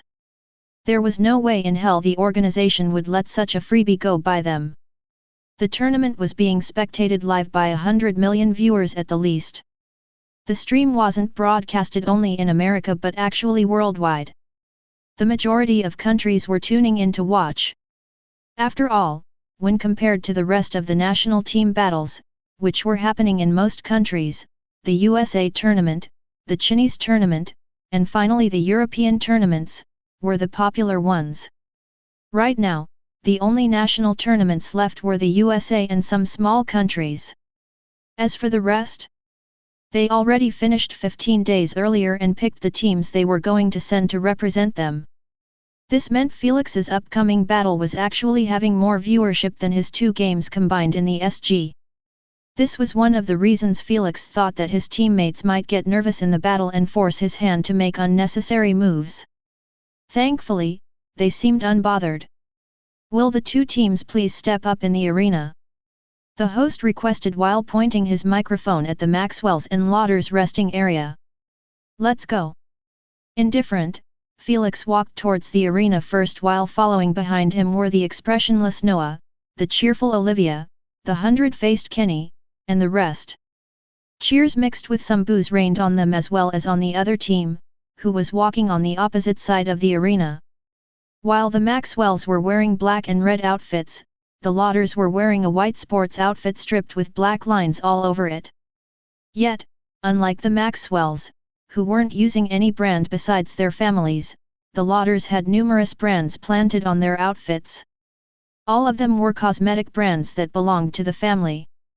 The Lauder family were known internationally for their cosmetic products, which were sold in approximately 150 countries and territories under brand names including Estée Lauder, Aramis, Ceres, Origins, Tommy Lawmer, Bobbi Brown, and many more. Their wealth was in the tens of billions, almost surpassing the Maxwells. However, when it come to the bloodliners, they only had a pitiful 4 awakened juniors. Thankfully, they barely met the requirement to keep their team's name instead of merging with a commoner team like the other 3 families. After the host made an introduction to both families' businesses and praising them to the sky, he requested from both teams to get into their battle formation. Formation A. Spread out. An elegant tall blonde girl clapped her hand once, and the juniors, who were near her, all went to their positions without letting out a single sound. 5 juniors stood next to each other at the front line, while the other 4 made a square formation around their captain, putting her in the center. It seemed like their captain was either a support or a ranger to have that many defensive measures made for her. Simultaneously, the Maxwells spread out in a basic known formation. Noah, Nathan, and Dale were standing at the front, while Olivia, Lexi, and Felix were right behind them. Lexi and Olivia were the only supportive bloodliners on the team. Olivia was more like a healer while Lexi acted like a buffer, giving out shields, protections, haste buffs, and such. Though, she had only one ability. The reason Felix was standing with them was to act as their bodyguard. As long as he was with them, they would not lose a single hair strand. On the other hand, Sarah and Isabella were situated only a couple of meters behind Felix. They were the only elemental rangers in the team besides Felix. This left Johnson and Kenny. Both of them were actually standing away from the team, each in a different direction. Based on the elements they had, they were obviously going to act as assassins, aiming at the backlands of the Lauders. The moment Amelia, the captain of the Lauder family, saw those two's positions, her expression hardened. She knew that having one assassin was already bliss for any team, don't even mention two. What's even worse was the fact she had absolutely no ability to counter their sneak attacks, or even spot them beforehand. Her team also lacked such a means. Barry, switch your position and stand behind us. Amelia ordered one of the 5 frontliners in a calm manner. Find authorized novels in, faster updates, better experience, please click number S children, _500287914346333613 for visiting. Alright. Barry immediately left his spot and stood 1 meter behind the square formation, protecting their back. Whatever you do, stop those 2 assassins from reaching me. She gave him a cold glance, sending chills down his spine. He knew that Amelia does not tolerate 2 things, not abiding by her orders, or failing them. Thus, if he wanted to avoid getting punished by her, he needed to bring his A-game. They might be cousins, but their family's hierarchy wasn't the same as the Maxwells. In the Lauders, a successful junior could order seniors of the family who were beneath him in achievement and merits. And Amelia was the top dog in the family, succeeding in both business and integration. Hence, her orders in the team were more like unquestionable laws. Unlike Amelia's serious expression, Felix was standing between Olivia and Lexi with his hands in his jacket's pockets, totally disinterested in reading too much in his opponent's formation. Just like we practiced. Felix yawned as he said, I will back you up whenever you land in trouble, so don't worry about getting heavily wounded or dying. So just go all out. Everyone nodded their heads at his proclamation. From what they saw in their daily practice, Felix was without a doubt one of the strongest bloodliners in the competition. Thus, they knew he wasn't talking air, but meant every word. You can start planting, little Oli. Felix looked at the countdown on the large screen and saw that only 20 seconds were left before the host give them the go signal. Okay. The moment Olivia received his permission, she went to Noah and the other 2 frontliners. After seeing her behind their backs, they all crouched in front of her. A bit saddened, Olivia snapped 3 petals from her yellow lily flower and put them on top of their heads. She then placed both of her hands on top of Noah's scalp and used her passive ability called Lily's Children. Promptly, green particles started to emit from her palms into the petal, making it glow with a greenish light. The yellow petal started to feed on her elemental energy and transform from a petal into the same version of Olivia's lily flower. They were identical in everything except for the size, as the one on top of Noah's head was noticeably smaller. After finishing with Noah, she repeated the same sequence with the other 2. Seconds later, the 3 boys all stood up with a newly grown yellow flower on top of their heads. Noah was expressionless as always, not affected in the slightest by his new embarrassing look. However, the same couldn't be said about the other 2, as their cheeks and ears were about to emit smoke from shame. They truly began to regret being chosen in this team. Ha ha ha ha. Well, their reaction was totally understandable, as everyone was either laughing their asses off at them or trying their best to hold it. The host, the viewers, their opponents, even Felix, and the rest of the team. No one was taking them seriously except for Olivia, who had her hands placed on her H.I.P.S with a gratified smile. I will heal you the moment you get scratched. Olivia pumped her fist encouragement as she said with a cute smile, fighting. Let the battle begin. The host wiped his red eyes while announcing out loud, trying to save those boys from this public embarrassment. Chapter 180, The Maxwell Team vs. The Lauder Team. The moment Felix heard the announcement, he moved forward and pulled Olivia by her collar back to his side. He didn't want to risk having her running around the arena. Let me go. You can't treat the healer like this. Aggrieved and miffed, Olivia kept flailing her hands and arms, struggling to escape his grasp. Sadly, her attempts were futile against his strength. Thus, she could only sulk while watching the rest of her team beginning to make a move. Starting off with Johnson and Kenny, who both disappeared from everyone's sight after the battle began. Find authorized novels in faster updates, better experience, please click number. The Lauder Team, _50053235955790978 for visiting.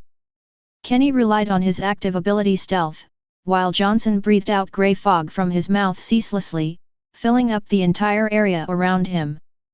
The fog didn't remain stationary or followed Johnson everywhere he went like Felix's aura, instead, it kept spreading by itself in all directions. Inside the fog, Johnson passive elemental camouflage activated automatically. This passive was common in the majority of bloodlines, as it allowed the user to remain completely undetected by any kind of vision by fusing the elemental energy released with his aura. Fire Elementalists, Water Elementalist, and the rest all had a high chance to unlock this passive. However, not everyone preferred having it, as to use it efficiently, elements like fog, which consume a pitiful amount of energy, were a must. This meant, in the hands of Johnson, this passive turned him into a deadly assassin inside his fog. Barry's expression turned unsightly at this sight. He had no idea how was he supposed to protect Amelia from those two while he had physical morphing abilities. However, asking about it wasn't going to help him either.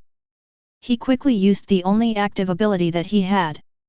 His legs were starting to morph into buffalo's ones, meanwhile, his forehead grew two long bent horns. After his transformation ended, he stuck right by Amelia while staring in the other direction with his vigilance raised to the peak.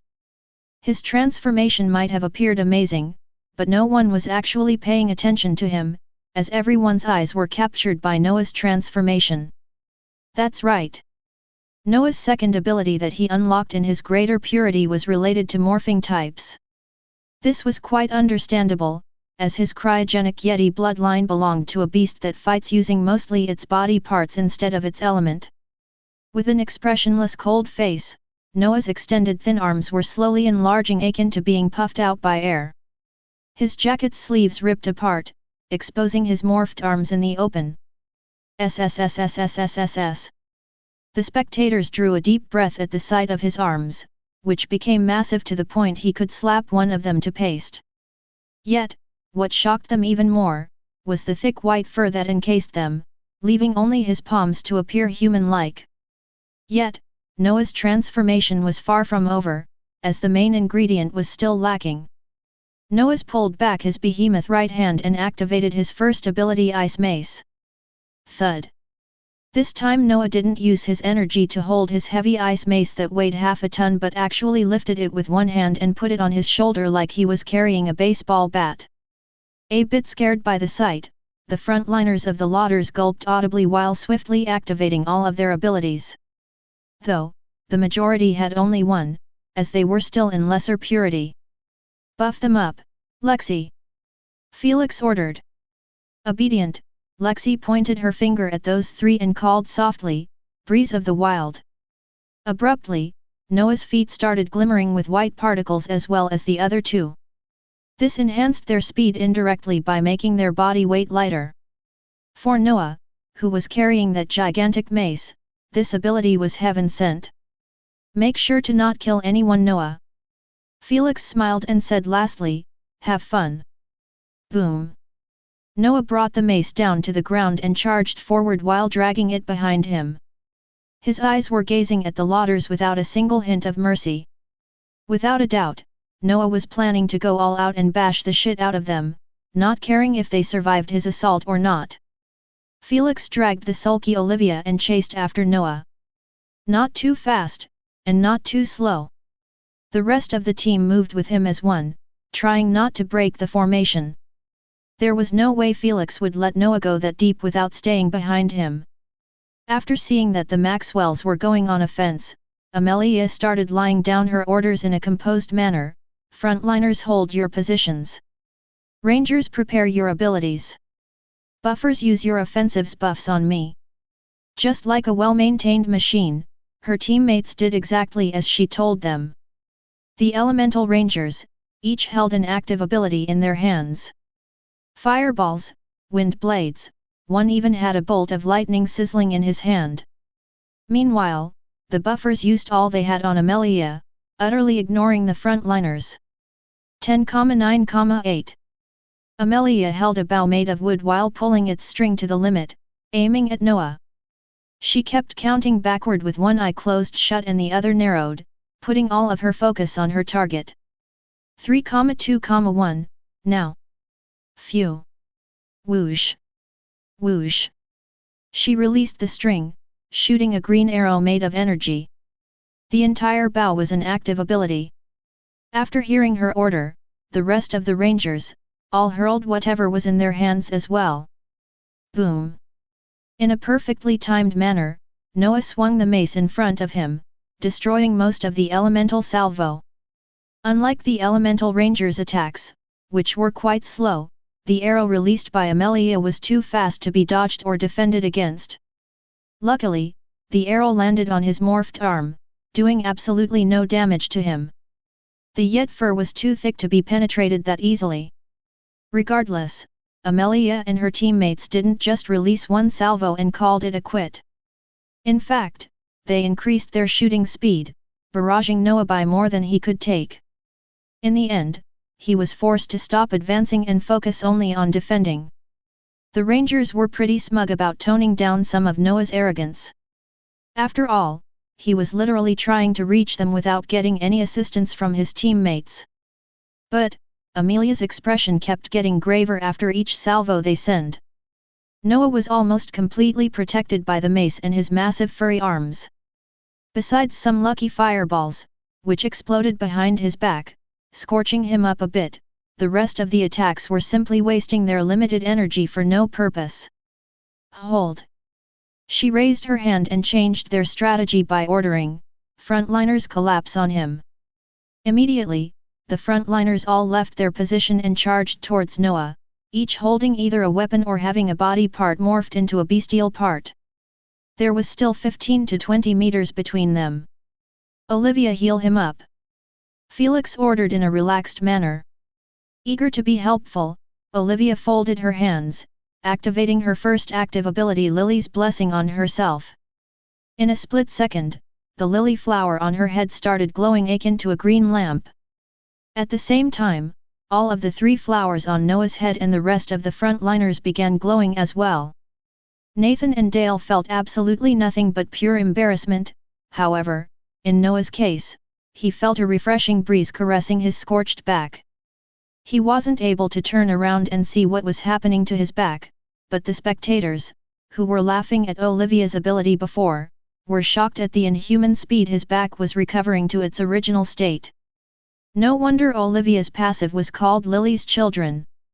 The lily flower on top of Olivia's head acted as a mother, who feeds her children the same things she was fed to. In other words, any ability used by Olivia would resonate with anyone who was affected by her passive.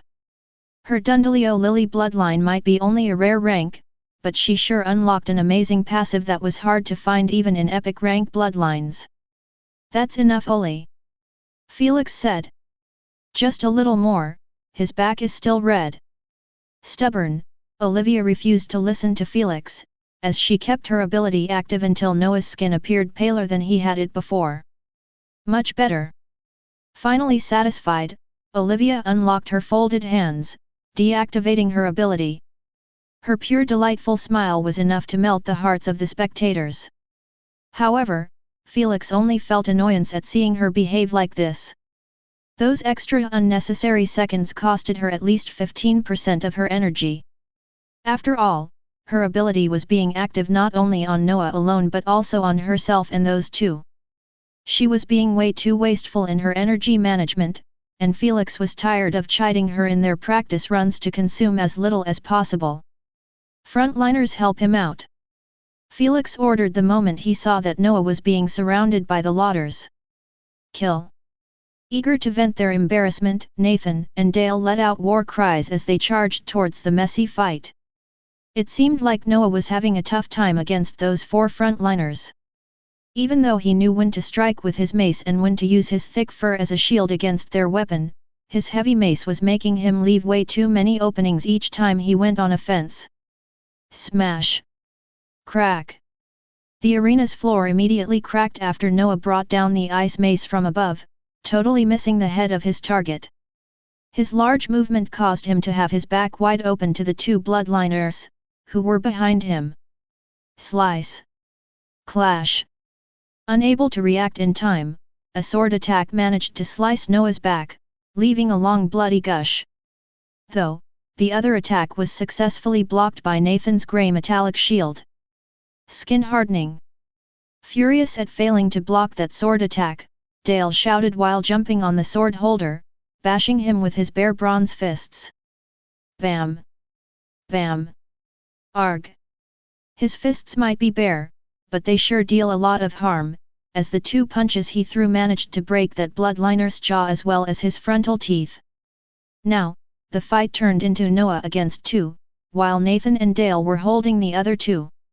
Even with a long bloody wound in his back, Noah neither cried nor groaned, he just lifted his heavy mace and continued battling the other two even fiercer than before. This wasn't due to his pain tolerance or bravery, but the doing of his passive ability, Blood Rush. The more wounds he sustained, the faster and stronger his attacks get. He truly started to resemble a glacial barbarian even though he appeared more like an ice prince. Chapter 181, The Maxwell Team vs. The Lauder Team 2. Boom! Boom! He kept whipping his mace with such ease, destroying anything in his path.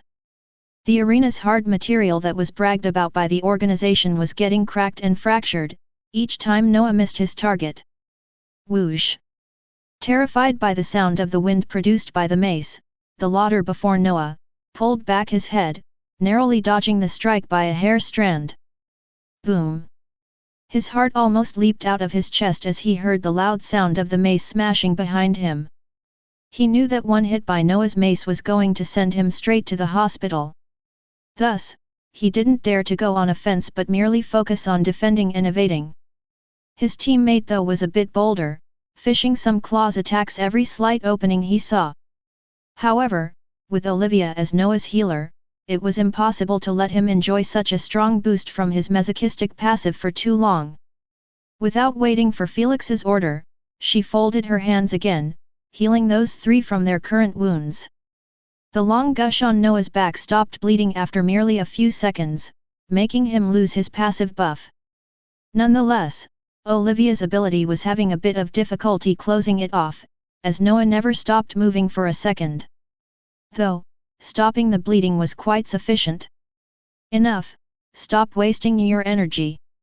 Just like earlier, Felix's order was utterly ignored by Olivia. He gave her a stern glance while threatening, "Olivia, stop or I will kick you from the team." Felix meant it literally. He wasn't annoyed at her ignoring his orders, but the fact she didn't want to learn to conserve her energy properly. For Olivia, who was planning on joining the Earthlings team, they would definitely reject her after seeing her wasteful use of her energy. Felix wanted Olivia to accompany him in the PSG. But first, she needs to change those bad habits that were going to cost her a spot in the Earthlings team. If treating her nicely wasn't doing the trick, then he didn't mind being an ass. Crestfallen, Olivia unfolded her hands while sulking. She knew that Felix wasn't messing around by his threat. The girls near them giggled at their sibling-like interaction. "Stop laughing, Kenny and Johnson are in their position. Felix's eyes shimmered with red light for a split second before returning to normal. It's our turn. He snapped his finger and a light yellow bomb manifested on top of his palm. Kenny, Johnson, Noah, and the rest who saw the bomb understood it as a signal for starting the second part of their formation. Suddenly, Noah's aggressiveness was increased twofolds, as he kept swinging his mace around, forcing his opponents to keep retreating away from both teams. Nathan and Dale did exactly the same, splitting up and taking with them their opponents. This left the area before Felix and Amelia completely empty without any frontliners to protect them. Even better. Amelia smiled at this sight, not worried in the slightest about the current situation.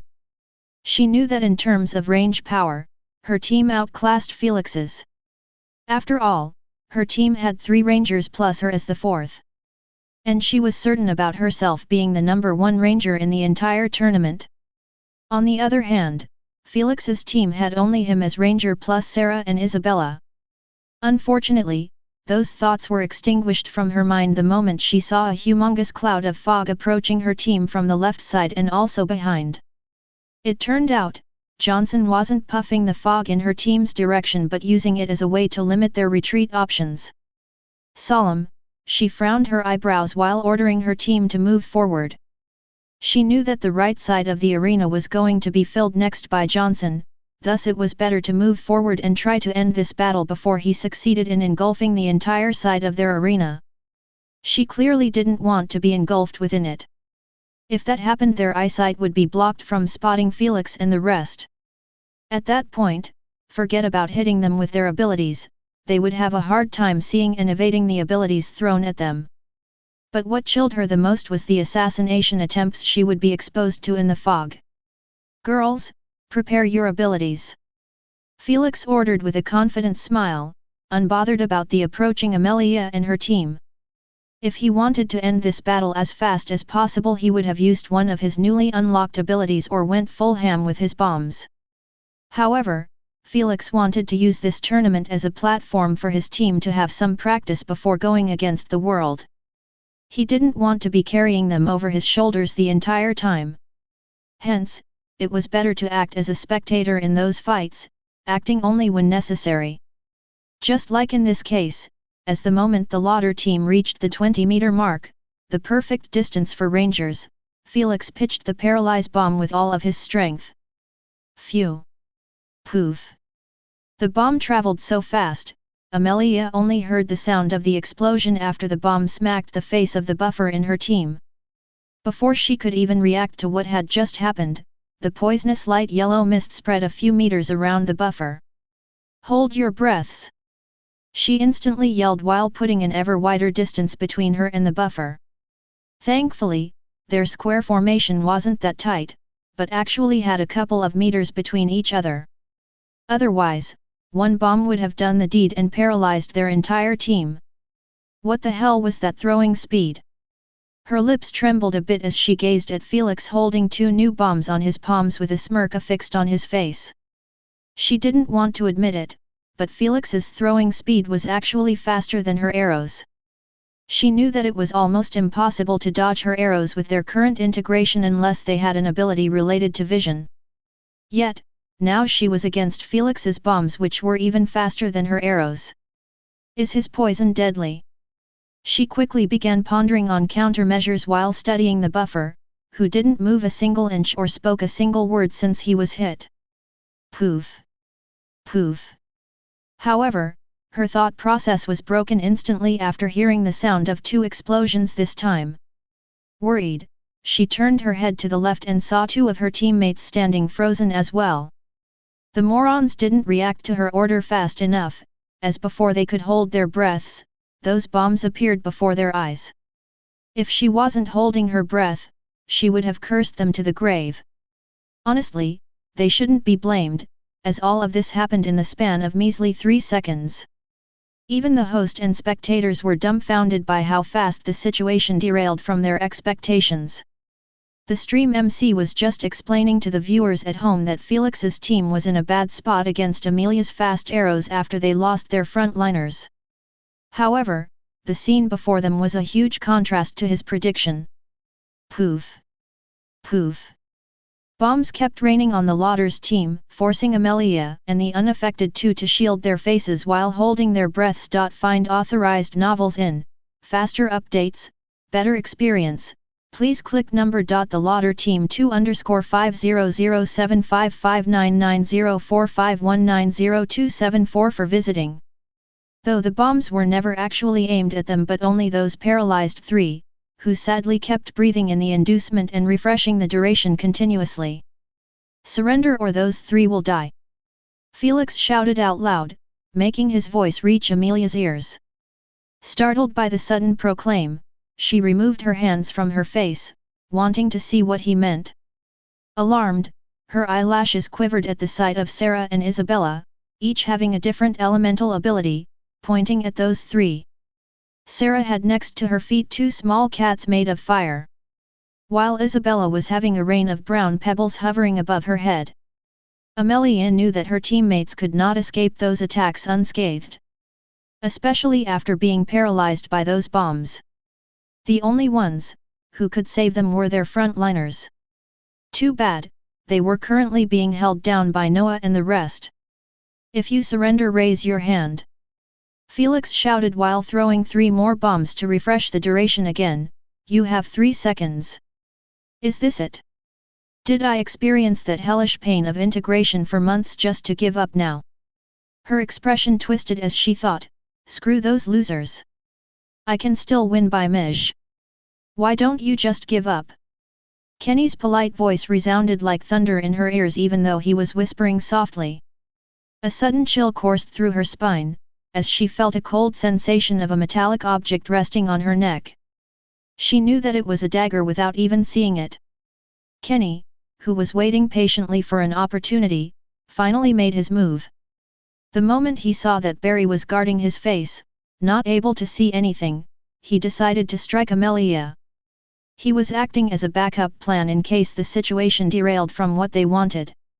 And from the twisted expression he saw on Amelia, he knew that she wasn't going to surrender peacefully, which would force Felix to give the order to kill those poor 3. This clearly highlighted that blood sometimes wasn't thicker than water.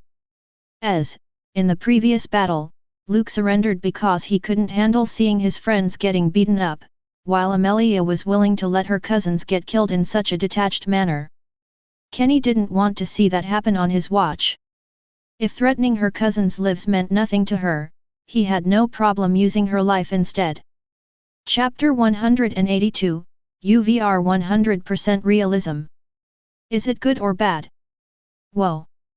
Shocked by Kenny's sudden exposure, the spectators exclaimed out loud. It turned out, Kenny's stealth deactivated automatically after he whispered, exposing him to everyone. Amelia's teammates froze by the sight of him holding a dagger against her neck. They didn't dare to assault him as by the time they made a move, Amelia's corpse would have already turned cold. Felix never threw his bombs in Amelia's direction because he already knew that Kenny could make a move on her in case Amelia showed signs of not surrendering after taking her teammates as hostages. Since she was the captain, it meant that only she had the ability to accept surrendering. The others could only do so if she died or passed out first. Felix wasn't feeling merciful or anything, he just didn't want anyone's blood in his hands without a reason or benefits. Say the words. Kenny pressed the dagger a bit harder on her neck, making her bleed a few drops. We surrender, she said while gritting her teeth. When her life was the one on the line, Amelia didn't hesitate anymore to give up on the tournament. Though she felt regretful about not making it to the national team, she knew that there were still many opportunities to do so in the future. Good fight. Kenny withdrew his dagger and nodded his head politely to her. He then walked right through her teammates, wanting to regroup with the rest. Since he wasn't yet in greater purity, he only had one active ability, and that was stealth. This meant, he needed to carry a weapon, and a dagger was the perfect weapon for an assassin. Johnson, who was in lesser purity too, was carrying one as well. The tournament forbade using potions, substances, and modern weapons. As for bows, swords, shields, And others? One could carry whatever he wants. Ladies and gentlemen, please give a round of applause to this battle winner, the Maxwells. Clap, clap. Heartful applause rained on the Maxwells before the host even finished his shout. This battle might have taken only a couple of minutes, but the sophistication and the team play shown by the Maxwells were beyond satisfactory. Every member of the team had a part in taking down the Lotters. Even Sarah and Isabella, who didn't throw a single ability. The best part about all of this was the fact Felix wasn't required to show more than needed. Good work everyone! Felix clapped his hands slowly while smiling at the ecstatic girls near him. Thank you Captain! Lexi said, smiling. You too Captain! Isabella said shyly while burying her head in her chest, not daring to meet his violet serpent-like eyes. All right, let's group up and bow to the audience. Uncaring by Isabella's reaction, Felix went to the middle of the arena where Noah, Kenny, and the rest were already lining up there, waiting for them. The girls followed after him and soon lined up as well. Belonging to a rich family or political family, showing the public a good image was always beneficial for the family. Thus, they were required to bow their heads respectfully before exiting the arena. Even the losers had to do it. After doing so, they went back to their resting area. They didn't have any more battles, as today was for the first round of the tournament only. This meant, all the teams were going to fight once to decide who goes up to the next round, the semi-finals. Though the 4 cursed brackets didn't have such a luxury, as they needed to fight an extra battle than others to reach the semi-finals. The Waltons already moved out of those brackets, and now they were waiting for the winner of the other 2 cursed brackets, so they could compete against each other for a semi-final spot. The organization made the placement as such, so it wouldn't get messy or confusing. Right now, the 2 teams from those 2 cursed brackets were going up next after the usual 10 minutes ads pass. The teams were both from business families, who had only 4 bloodliners in their ranks. The Murdoch family and the Tish family. The spectators believed that this battle was going to be an intense one filled with blood, gore, and even death, unlike the battles before, which ended pretty quickly. Their belief was based on the fact those 2 had an explosive word feud yesterday during picking the commoners. Both of them were going at each other's throats on a single buffer, who got insanely famous in the qualifiers with his healing abilities. Too bad for them, Mr. Jones sent that buffer to the Hilton team after seeing the farce they created on national TV. Of course, he didn't forget to berate the elders for not managing their juniors properly. This made it even worse, as for the elders to be reprimanded on national TV was beyond humiliating. Because of that, both teams were currently sitting in their resting area, giving off murderous gazes to each other. After a couple of minutes, Mr. Felix, can we have a quick interview with you? A well-dressed reporter followed by a cameraman asked Felix the moment they reached Maxwell's resting area. Go ask Noah. Without glancing at them, Felix pointed his finger at Noah and said, he is the most talkative person on the team. I see. Thank you for your permission. Eager, the reporter went straight for Noah, who was staring at the sky in a peaceful manner as usual. Too bad, his peacefulness was ruined the moment the reporter started barraging him with questions about the team, bloodlines, family treatment, goals, and more private matters. Olivia giggled with her hands covering her mouth at the sight of Noah's expressionless face remaining totally unbroken even against this reporter. Not a single word or sound was extracted from Noah's sealed lips. Can you tell us about your bloodline? The reporter asked. Noah. Why weren't you embarrassed about having a flower on top of your head? Noah. How many jackets did you rip open? Noah. Screw this shit.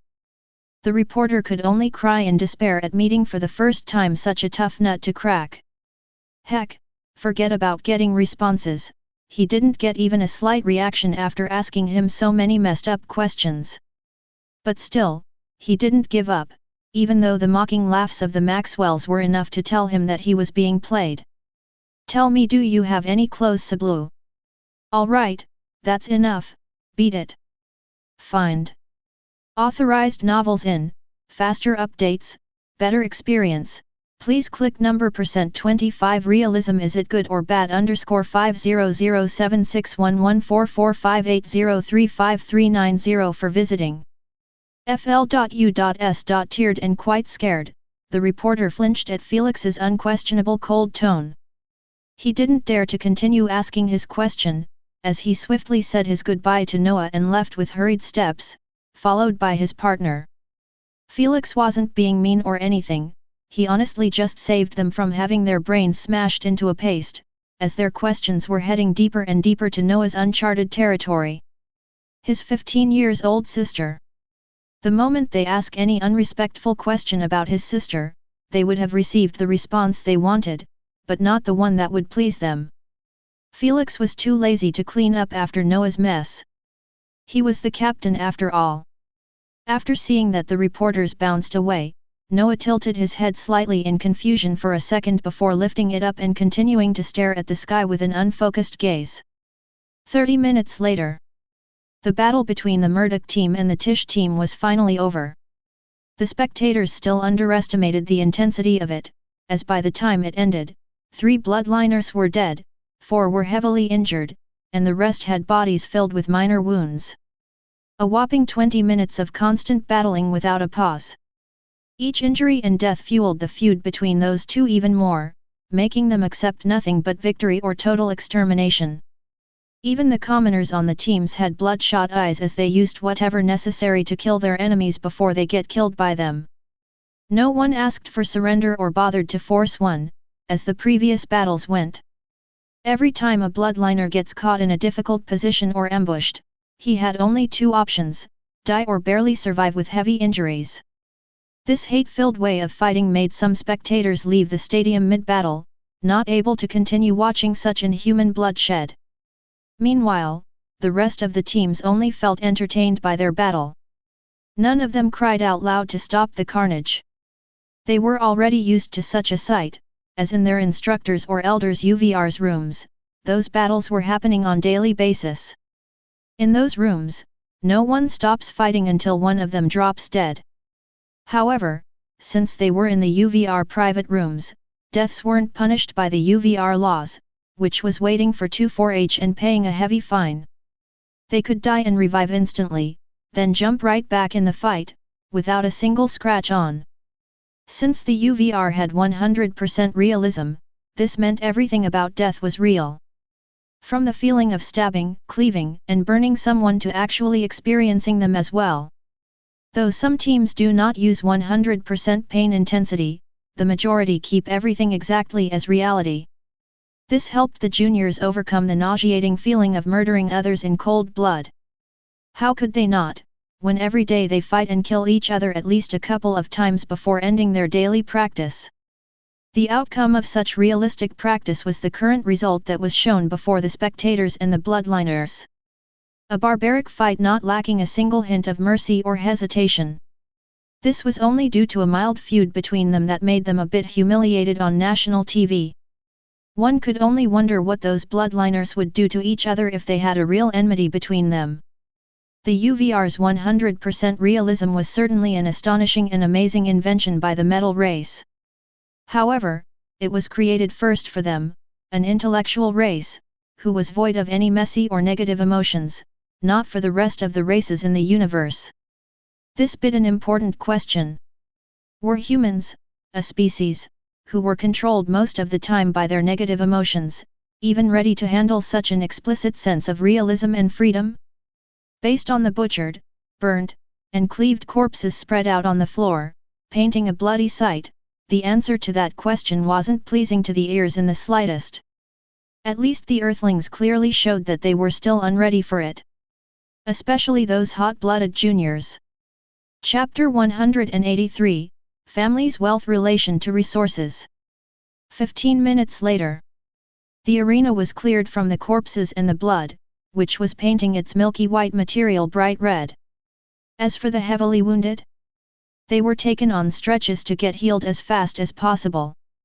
Thankfully, the organization wasn't cheap on their healing substances and potions. The only sad news about this battle was the fact there was no clear winner. The battle ended the moment the last standing two used whatever energy they had to throw their final attacks, which by the way completely missed each other. As mentioned before, sapping one's entire energy tank led to only one situation, and that was passing out cold in exhaustion.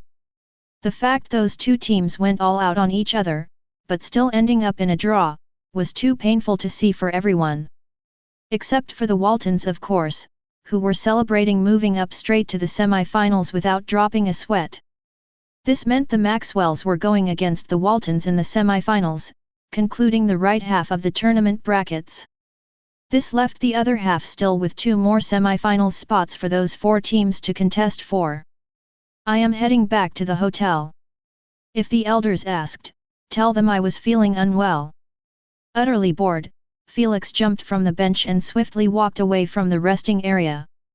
Olivia and the rest merely gazed at his back for a couple of seconds before returning to their chatter as nothing happened. They knew that Felix staying to watch the third battle was already an achievement on its own. After a couple of minutes, Felix could be seen walking outside of the stadium. He wasn't interested in watching the rest of the battles as he already knew the result beforehand.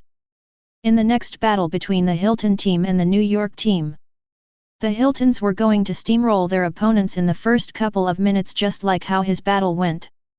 He remembered that the Hilton captain was actually a holder of an epic rank Tier 1 bloodline. He didn't know how the family got it and honestly wasn't bothered to look into it.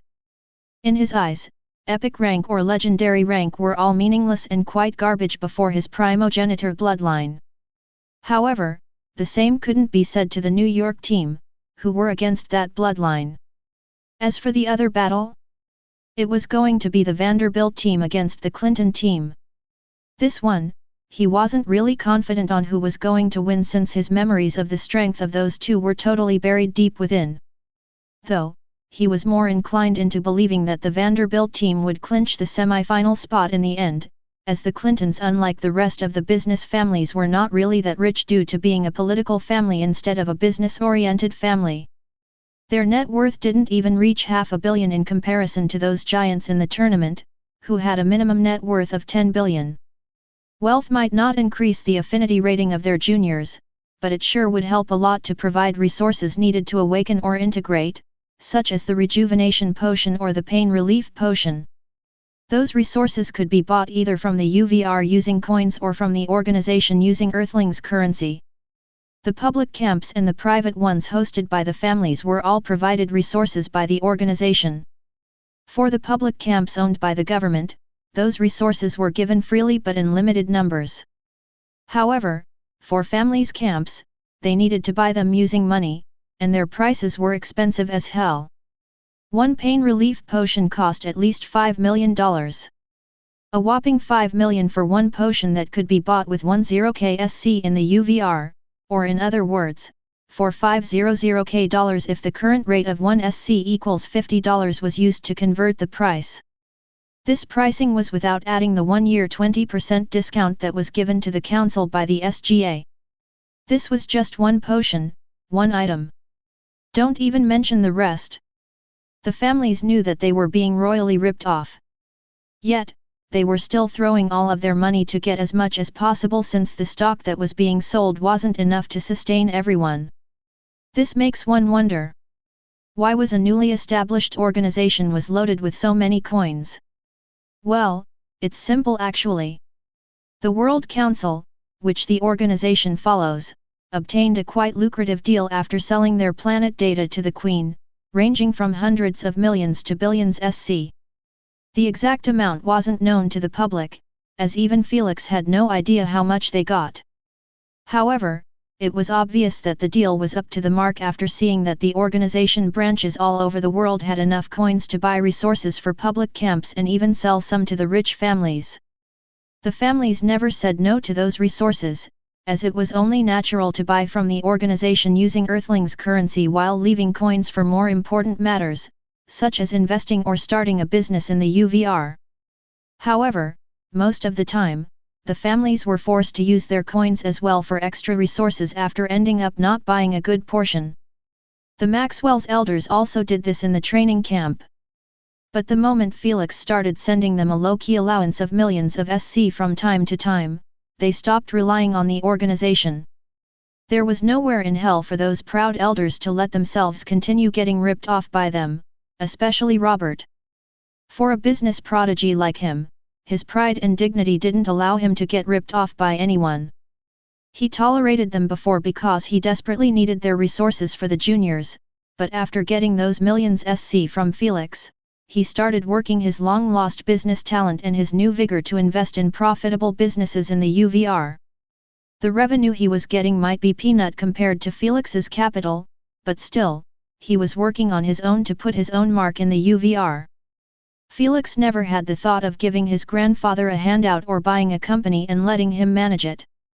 He would never disrespect his grandfather like that. He knew that a longevity potion and some capital was more than enough for his grandfather to create miracles in the business industry in the UVR. If he could single-handedly make the Maxwell family a business empire on planet Earth, why couldn't he repeat the same fate in the UVR?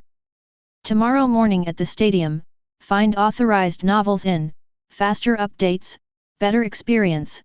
Please click number wealth relation to resources ._50098330444823454 for visiting.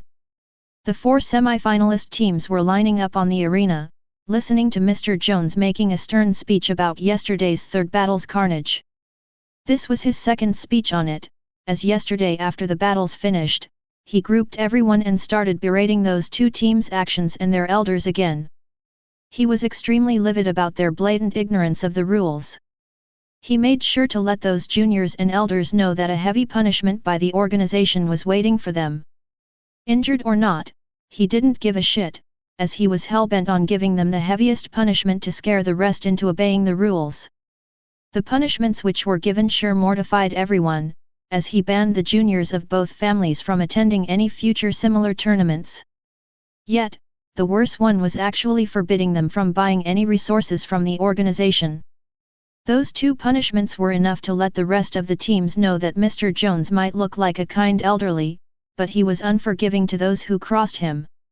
Right now, he was reminding everyone of his yesterday's speech and advising the juniors to act mercifully in their battles by trying to force a surrender first at all means.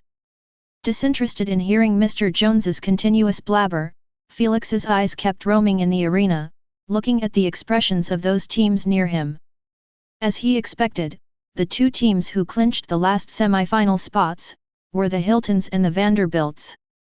Soon his eyes landed on a junior, who had a full Western visage package, blonde hair, pale face, and surprisingly his eyes were ruby red instead of blue.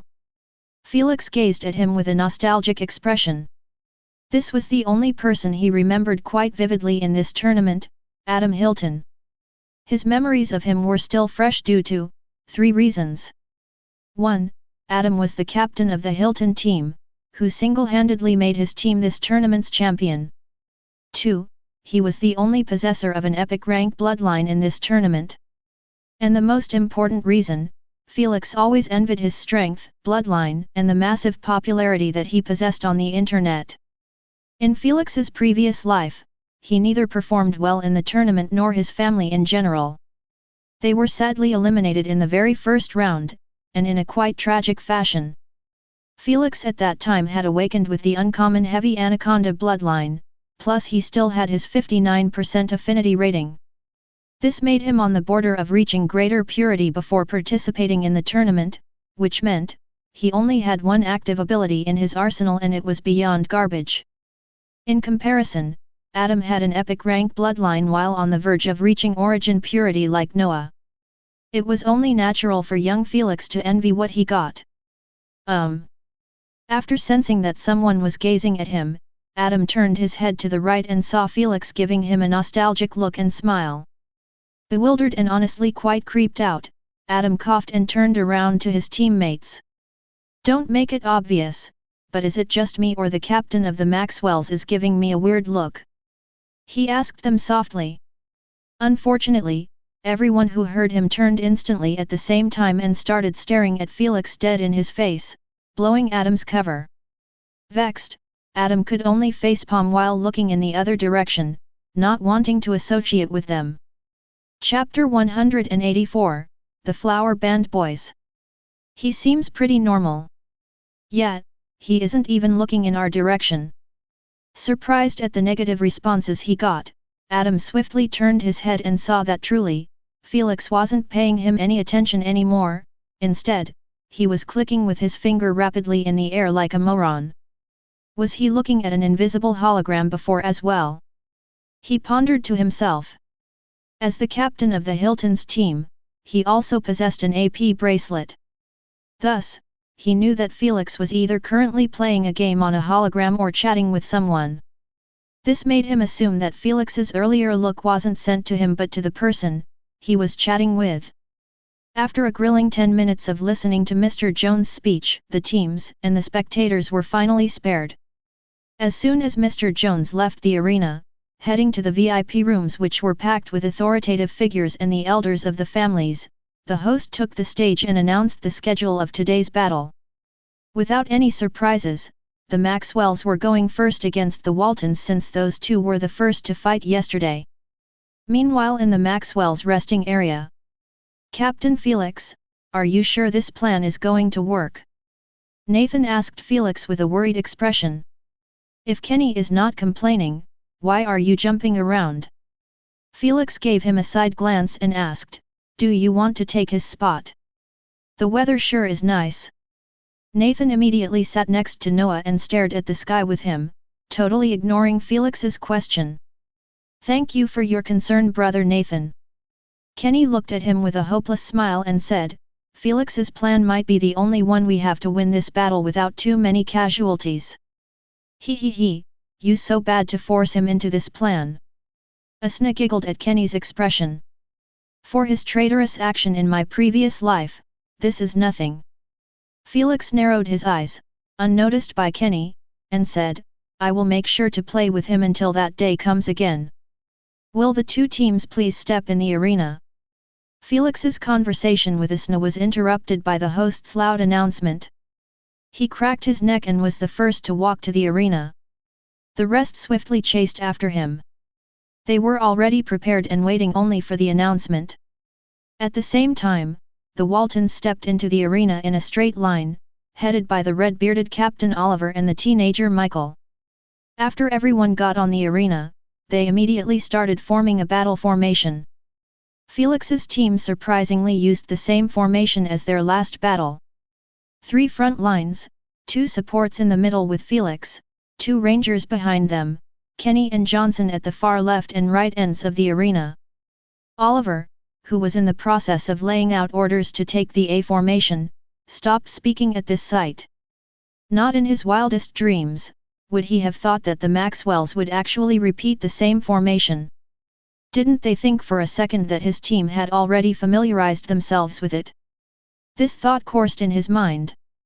Regardless, he still didn't drop his guard down, as he knew that battle formations could be repeated, but abilities, synergies or offensive plans used would be totally different.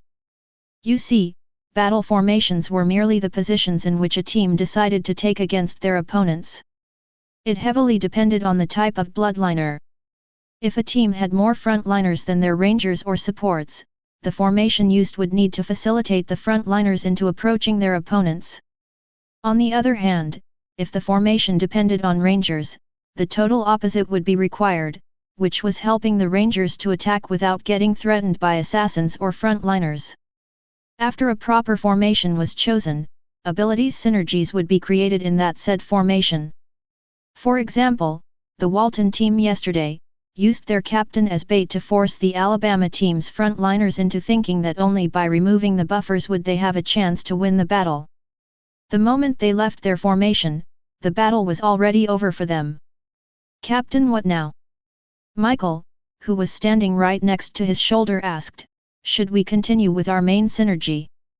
Gleeful, Oliver nodded his head and said, "Let's show them the price of being lazy." After getting his approval, Michael grinned and pointed each finger at his teammates' directions, who were spread on their side of the arena away from each other. They were standing exactly like yesterday in a wide circle around Michael.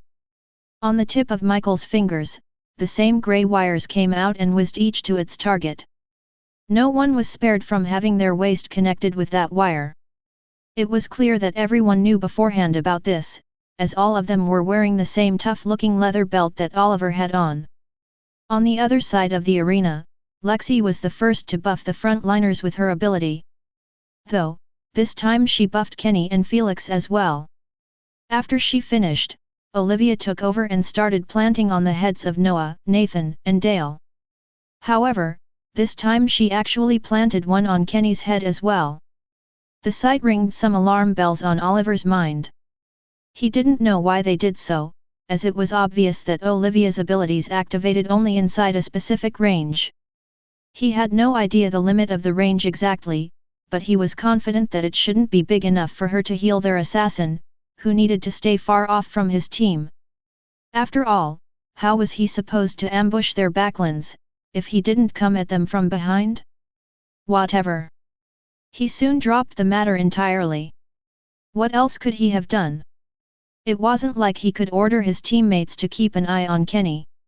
If any one of them had a proper vision ability to do so, Kenny should probably not join the battle with his stealth ability. Meanwhile, the spectators and the stream MC were laughing their asses off at the new addition to the Flower Boys band to bother about looking deeply into the reason. Noah and the rest already had their images captured and spread out on the internet yesterday, going insanely viral. It got so bad, Nathan and Dale had thoughts of going full commando without Olivia's healing in this battle just to avoid any further embarrassment.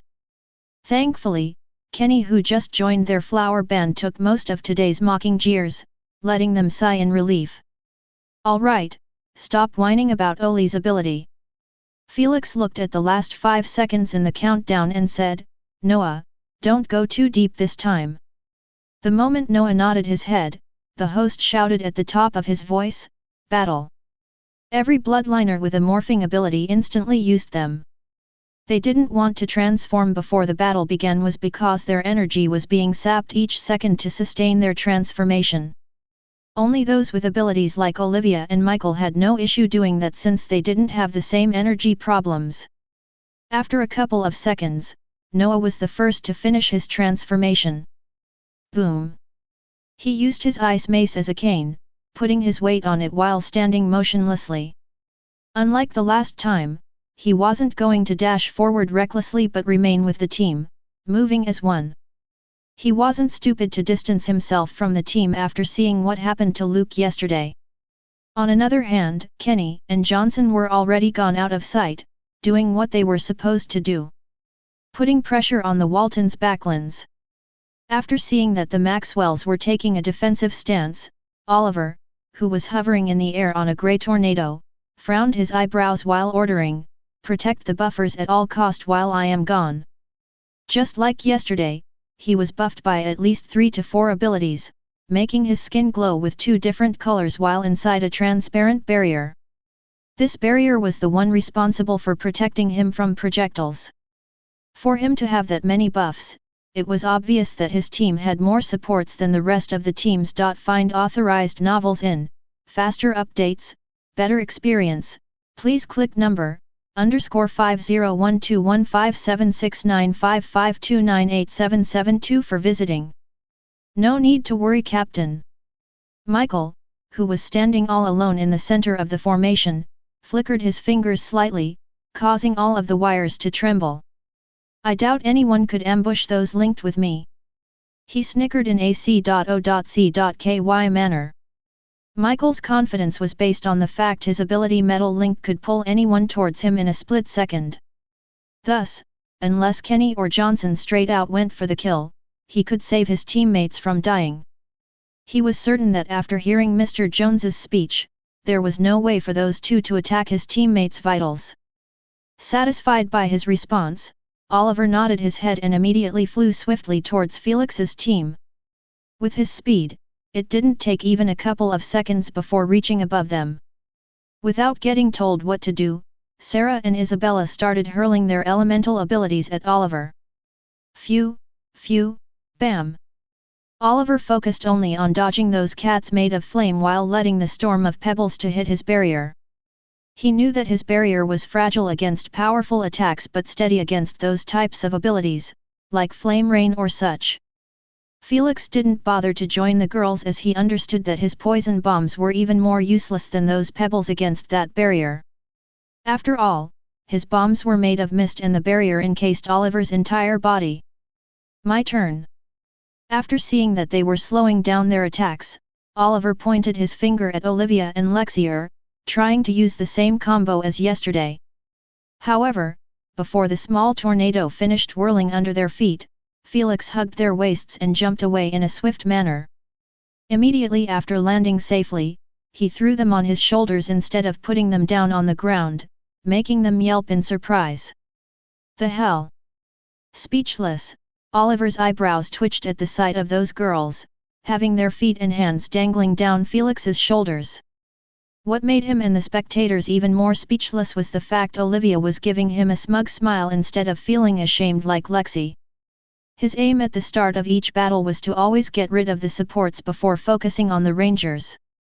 But now, how was he supposed to do so when they were being carried like that by Felix? Chapter 185, Everyone went wild. He only had 2 active abilities in his arsenal, Upsurge and Wind Blast. It seemed to him that Felix wasn't an easy target for his combo to land on, especially when it took a full second for the tornado to manifest completely. Phew! Boom! Sarah took advantage of his slight daze and sent her flaming cat at his barrier, making it eat a direct explosion. Crack! Sadly, her bloodline and affinity rating weren't the best, as her offensive power only caused some cracks to appear in the barrier instead of shattering it. Nice work, Sarah! Delighted, Olivia gave Sarah double thumbs up while still dangling on Felix's shoulder. However, her delight soon turned into confusion after seeing the cracks on the barrier were getting glowed on by a blue shimmer that was coming from Oliver's body. A moment later, the blue shimmer retracted, leaving the barrier to appear steadier than ever. Though, Oliver's body, which was glowing brightly before, dimmed a bit after so. Felix recognized what had just happened, as he had knowledge of abilities that were able to affect other abilities instead of living beings. Based on what he saw, this ability was exclusively for recovering barriers. He had to admit that the owner of this buff was pretty lucky to unlock it from the active abilities pool, even though he had only a rare bloodline. Don't lose focus, it's nothing serious. Felix tried to warn Sarah, who seemed like she was the most affected by the sight since she kept standing in her place with a stunned expression. Whoosh! Alas, his warning was a tad too late, as the same tornado manifested under her feet, lifting her up in the air. He wanted to help her, but his hands were full with those two. Just like Sarah took advantage of his daze, Oliver didn't hesitate to do the same. The moment she reached his height in the air, he extended his palm in her direction and called out loud, "Wind Blast!" Boom! Thud! A mini wind explosion happened right next to her stomach, propelling her rapidly in the air with a drop of blood coming out of her lip. Her ears were hearing the sound of the wind while her heart was beating out of her chest. The notion of smashing into the ground scared her to the point she fainted mid-air. The spectators knew that the fall was going to be nasty as Oliver sent her at least 30 meters above the arena. Sarah, ouch! I.e. Just as Olivia wanted to yell and worry, she was dropped together with Lexi into the floor by Felix. She spat dust from her mouth while looking at Felix, who was sprinting at his top speed with a calm expression toward Sarah. His super strength plus the buff given by Lexi just made him bolt in supersonic speed. What the hell? The viewers were dumbfounded as they saw him catching up to Sarah's body with a speed unprecedented in this tournament. 25 meters, 20 m, 14 m. Sarah's body was getting closer and closer to the ground. She was falling on her back with her eyes closed shut and limbs flailing everywhere. He is not going to make it. The stream MC yelled with a tense expression at the sight of Felix still 20 meters away while Sarah was getting closer and closer to her doom. 10 meters, 6 m. Whoosh! The moment Felix saw that he wasn't going to make it in time, he bent his knees and lunged in Sarah's direction with his hands extended forward. Everyone stopped whatever they were doing and just gazed at him in utter disbelief, flying at least 15 meters from the place he jumped to Sarah's body. His flying speed was so fast by the time they blinked Sarah was already in Felix's arms. The moment Felix caught her in his arms, he rolled midair to the side, making his back exposed to the ground first. Fa thud. Find authorized novels in, faster updates, better experience, please click number, _501444184589402610 for visiting. He smashed into the ground while hugging Sarah in his embrace, trying to make her experience as few bumps as possible after their bodies start to roll forward due to their great momentum. Thud, thud. Awestruck, the spectators had their hands on top of their heads at the sight of Felix and Sarah rolling over and over again until they finally stopped 2 meters next to the edge of the arena. The moment Felix opened his arms, the spectators saw that Sarah had only a few scratches on her body while she was lying peacefully in his embrace. Meanwhile, Felix's clothes were entirely ripped open, exposing his undamaged pale skin in plain sight. He wasn't even scratched. A sudden silence descended in the stadium, lasting for merely a second before everyone jumped in the air screaming at the top of their voices. Whoa! He actually did it! Thrilled and stirred, the stream MC banged the commentary table with his fists as he shouted. The viewers at homes, bars, on the streets, the spectators in the stadium, the Maxwell elders, and even some young authoritative figures, all were sharing the same excitement as him, as they were either cheering, shouting, or clapping their hands until they reddened. That's what I want to see. Feverish, Mr. Jones, who was sitting in a VIP room with the governor, clapped his wrinkled hands until they started to sting him. Meanwhile, the governor of Florida next to him was simply applauding slowly with a pleased smile. He might be moved, but as a politician, his emotions were always in check. If only those little bastards valued their teammates like him, I wouldn't have gotten so riled up. Mr. Jones sighed and reseated himself. He massaged his reddened palms while looking at Felix, who stood up while Princess carrying Sarah to the very edge of the arena. You don't have to worry, sir. The 2-month camp we prepared for our national team is enough to shape them into one unit before sending them to Germany. The governor said, smiling. I do hope so. Mr. Jones merely blinked his eyes at the governor's promise.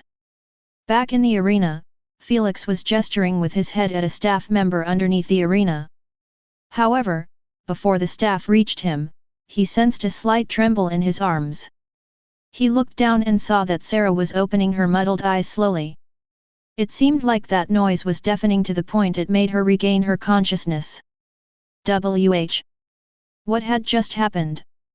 She asked with a soft tone and muddled eyes after seeing the strange situation she was in. She assumed that she would wake up on a stretcher instead of being carried like this. Nothing happened.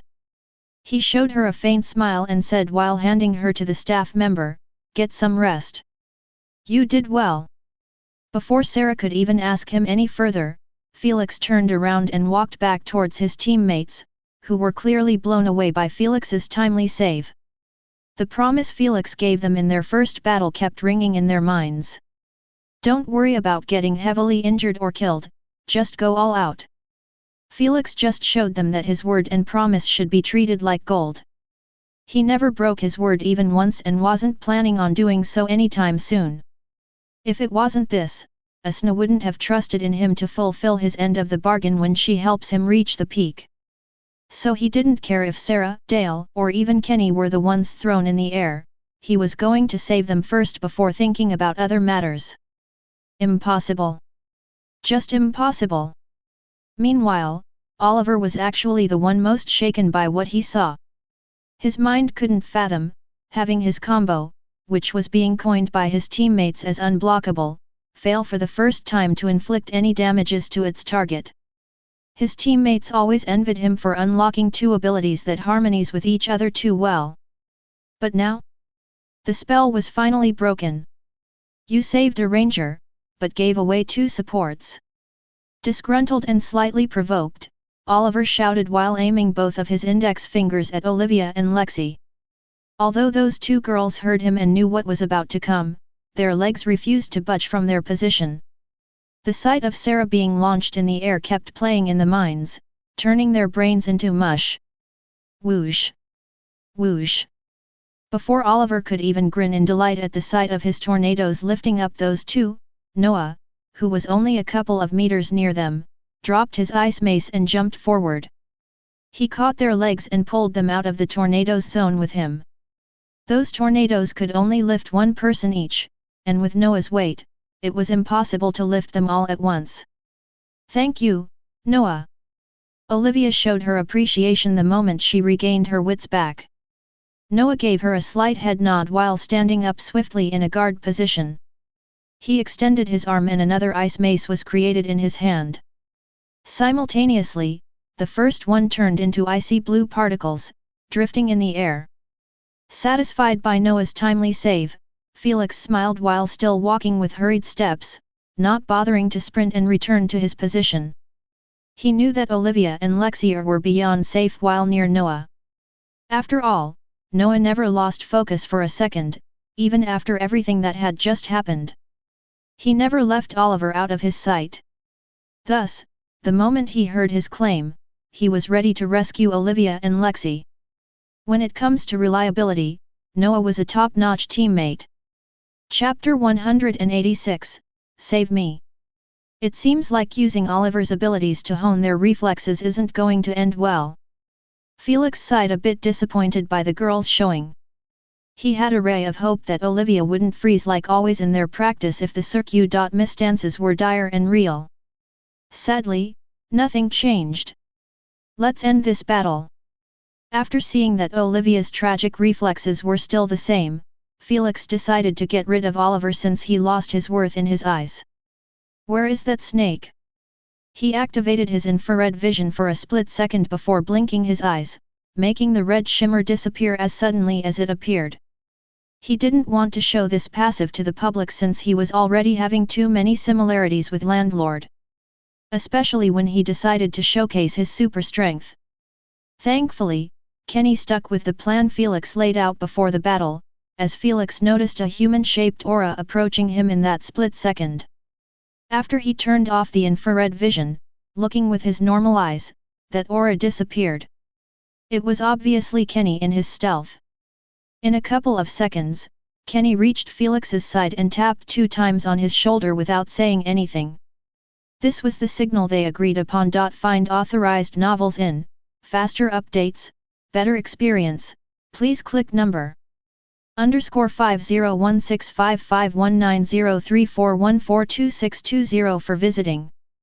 Felix acted a bit surprised by making his shoulders tremble. He had to fake it since he never told the family about his infrared vision.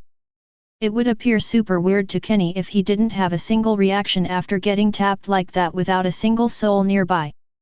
"Hold my forearm and increase your speed," Felix murmured softly. The moment Felix felt Kenny's hand on his forearm, he started sprinting towards his teammates, who were being barraged recklessly by the infuriated Oliver. Why wouldn't he be? Noah and the rest were all grouped up in one spot, holding each other's shoulders. The 2 small tornadoes used under their feet weren't able to lift a single one of them. Only their clothes and hair were fluttering by the wind ceaselessly. It seemed like one of them finally realized a way to counter Oliver's upsurge after seeing how Noah saved Olivia and Lexi. As long as they keep supporting each other's weight like this, Oliver could only dream about lifting one of them. As for getting harmed by the small tornadoes, they didn't worry about that as their bodies were enhanced after awakening. One shouldn't forget that a first-stage bloodliner had 1000 BF. This meant for those at lesser purity or greater purity, their bloodline force was 300 and 600 respectively. So, one should never assume that awakeners had the same bodies as commoners even though they never obtained any physical ability. Damn it, this isn't working. Frustrated at the sight, Oliver let a long exhale through his mouth and stopped his attacks at once. He knew that getting riled up would only harm his team's chances of winning the battle. That being said, he was still pretty upset. He knew that even if he won the battle, the finals were going to be hell for him when his weakness was laid bare like this. As for the wind blasts, He couldn't use them unless he was in close distance to his target. He wasn't stupid to leave his super advantageous range and bring himself to their striking zone. I should probably head back. He swiftly decided to regroup with his teammates and think of another solution. However, the moment he turned his head, he was flabbergasted by the sight before him. The hell! A thick long foggy wall was standing at the center of the arena and stretching from the right to the left. Not to mention its height, which surpassed 20 meters and closing in on 25 meters. For Oliver, who could only hover at 20 meters max, his vision was thoroughly blocked. Since he couldn't see his team's condition, it only meant that his team was also having difficulty seeing the situation on this side of the arena. Why the hell would he do that? He was utterly confused by Johnson's decision to focus on blocking their sight instead of doing his job properly and try to assassinate his supports. After all, one less support means one less buff reduced on him. The reason he wasn't worried by such a weird behavior was because of the wire on his waist. As long as it was still linked with him, it signified that Michael was safe and sound, and if Michael was alright, his teammates would be alright as well. Michael, are you good? Worried or not, he still didn't feel safe being separated like this from his teammates without having them in his plain sight. Thus, he sent a message to Michael, using the Queen's voice. We are fine. How about you? After receiving a positive response, he sighed in relief. Then, he lowered his head, wanting to see one last time what his opponents were up to before going back. Hey, absolutely at a loss of words, he gaped at Felix, who was spinning around himself with his arms extending forward and hands tightened like he was grasping into an object. He wasn't the only one weirded out by the sight, as the spectators, who were still feeling feverish due to Felix's previous save, had their eyes widened at the sight. How could someone transform so quickly from being a hero into appearing like a moron? Too bad, before this thought could even take root in their minds, Felix stopped spinning and swung his arms in throwing animation towards the bewildered Oliver. Felix's delightful expression while doing so sent shivers at the back of his teammates. Whoosh! What the he? Slam! Before Oliver could even comprehend the strange sound of the wind, his body recoiled back, akin to being tackled by a rugby player. Arg! A breathless groan escaped through his lips while his eyes bulged outside of their sockets. He felt like his stomach just got attacked by someone's head. Sadly, that's exactly what happened, as Felix used his super strength to hurl the invisible Kenny towards him. Your accuracy is slowly catching up to mine. Asna giggled, making Felix tighten his butt cheeks subconsciously at that damned memory. Not wanting to get entangled with her about that, Felix ignored her jab and focused on Oliver, who appeared to be struggling to free himself from Kenny's grasp. His arms were tightly held against his waist, making him unable to move.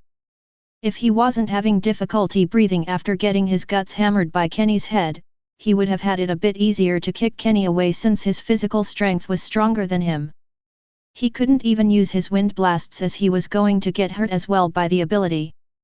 Meanwhile, the spectators had no idea what was going on, as they didn't have omnipotent sight or vision enhancement. They were merely commoners, using their commoners' eyes to spectate the battle. Even the stream MC had zero clue on what to commentate. They just kept murmuring to each other while watching Oliver slowly dropping to the ground with a twisted expression. They switched their vision to the tornado that was lifting him and they saw that its whirling speed was getting weaker and weaker. If the stream MC knew about Kenny, he would have explained that the small tornado was having difficulty supporting the weight of those two. Prepare to receive them. Felix ordered while standing exactly next to the whirling tornado, that was responsible for lifting Oliver. After seeing his teammates surround the tornado with him, Felix unexpectedly stepped inside of it. His green hair kept flailing everywhere while his ripped open jacket was getting torn even further by the raging wind, exposing his t-shirt. Thankfully, his t-shirt was spared as the tornado lost all of its momentum when a third person stepped on it too. Well, even if Felix was the only one affected by it, he wouldn't be lifted in the air like the others. Poof! Ultimately, the tornado gave in and exploded into grey particles, forcing those two to drop from 15 meters to the ground. Whoosh! Even during the fall, Kenny didn't let go of Oliver. He actually tightened his grip even further. Shit! Shit! Not bothering with Kenny, Oliver swiftly activated Upsurge again with a horrified expression. He was hoping to save himself from the fall. However, the moment the tornado showed up, it exploded into grey particles. As expected, Felix, who was standing directly underneath them, made it impossible for the tornado to lift him up since his physical body was counted as a second-stage bloodliner. There was absolutely no way for a greater purity bloodliner with a rare Tier 1 bloodline to affect Felix with such a strength gap between them. The power used in those abilities could easily be blocked by Felix's physical defenses. It was already tested before in the measurement center when he first unlocked his super strength passive. The only way for anyone in this tournament to harm him was by using a mental ability. That's why he always had that laid-back attitude. Sadly for Oliver, he neither had a mental ability nor a primogenitor bloodline like Felix. If he had that kind of bloodline, he would have been able to affect those in higher stages than him just like Felix did in the games. Save me! Now? He could only cry out loud in despair while looking underneath him at the mocking expressions of the Maxwells. He wasn't begging for Felix and the rest to catch him, but trying to make his voice heard to the other side of the arena, so Michael could pull him over. He was too terrified to remember that he could use the Queen. Unbeknownst to him, Michael was already pulling him as hard as he could until the wire was making creaking noises. Chapter 187, Reaching the Finals. Before Kenny slammed into Oliver, the last thought he had was delivered by the Queen to Michael. Even though the Queen's voice was monotonous, lacking any emotions, Michael easily figured out that Oliver was in trouble. Thus, he immediately tried to pull him back. Unfortunately, he pulled and pulled, yet Oliver's body didn't budge. Michael was scared out of his wits by the implication of this, as he understood that only one thing could cause his ability to fail in such a critical situation. Wait! His grey wire couldn't handle pulling anything beyond 100 kg. That's right. His ability was similar to Upsurge in that it had a limit. Though, all of the bloodline abilities had a limit one way or another. The only way that was known in public to reduce this limit was by having a good affinity rating. For example, when Felix had 59% poison affinity rating, his aura's range limit would have probably stopped at 6 meters. However, after increasing it to 100%, the range increased to 8 meters simultaneously. This meant if Michael had a higher affinity rating, the 100 kilograms limit would have increased by a lot as well. Unfortunately, that was merely a big if. Felix didn't think of throwing Kenny towards Oliver as a prank only, but to actually add weight in order to stop Oliver from getting pulled to safety. He knew that Kenny had nothing to worry about, as that transparent barrier around Oliver was able to only defend against elemental projectiles. As for physical attacks, it was totally useless against them. Find authorized novels in faster updates, better experience. Please click number _501911258976013117 for visiting. Moreover, after Felix saw how Noah saved Olivia and Lexi, he understood that he could totally stop Oliver from relying on his upsurge ability if he kept stepping in the tornadoes responsible for lifting him. However, doing so would merely force him into retreating back to his teammates.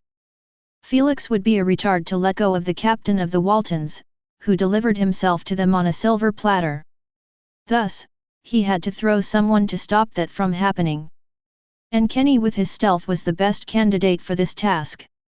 Even Johnson was given orders by Felix before the battle began, telling him to focus only on blocking the sight of the Walton team in order to stop Michael from pulling Oliver before their plan kicked off.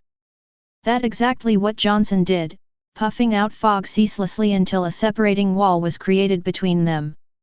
Everything was calculated.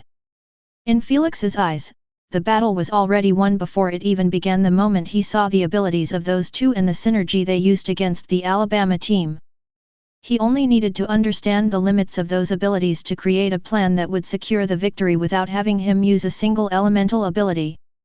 Thud, thud. Arg. F***ck, let me go. Ouch. The sight of Oliver squirming in Noah's arms after getting caught from the fall was exactly as he envisioned at the end of the plan. Though, Kenny's lying on top of Oliver in such a suggestive manner was a bonus he didn't see coming.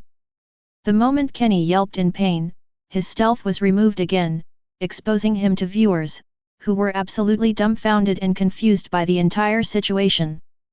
They kept chatting with each other, wanting to get an answer.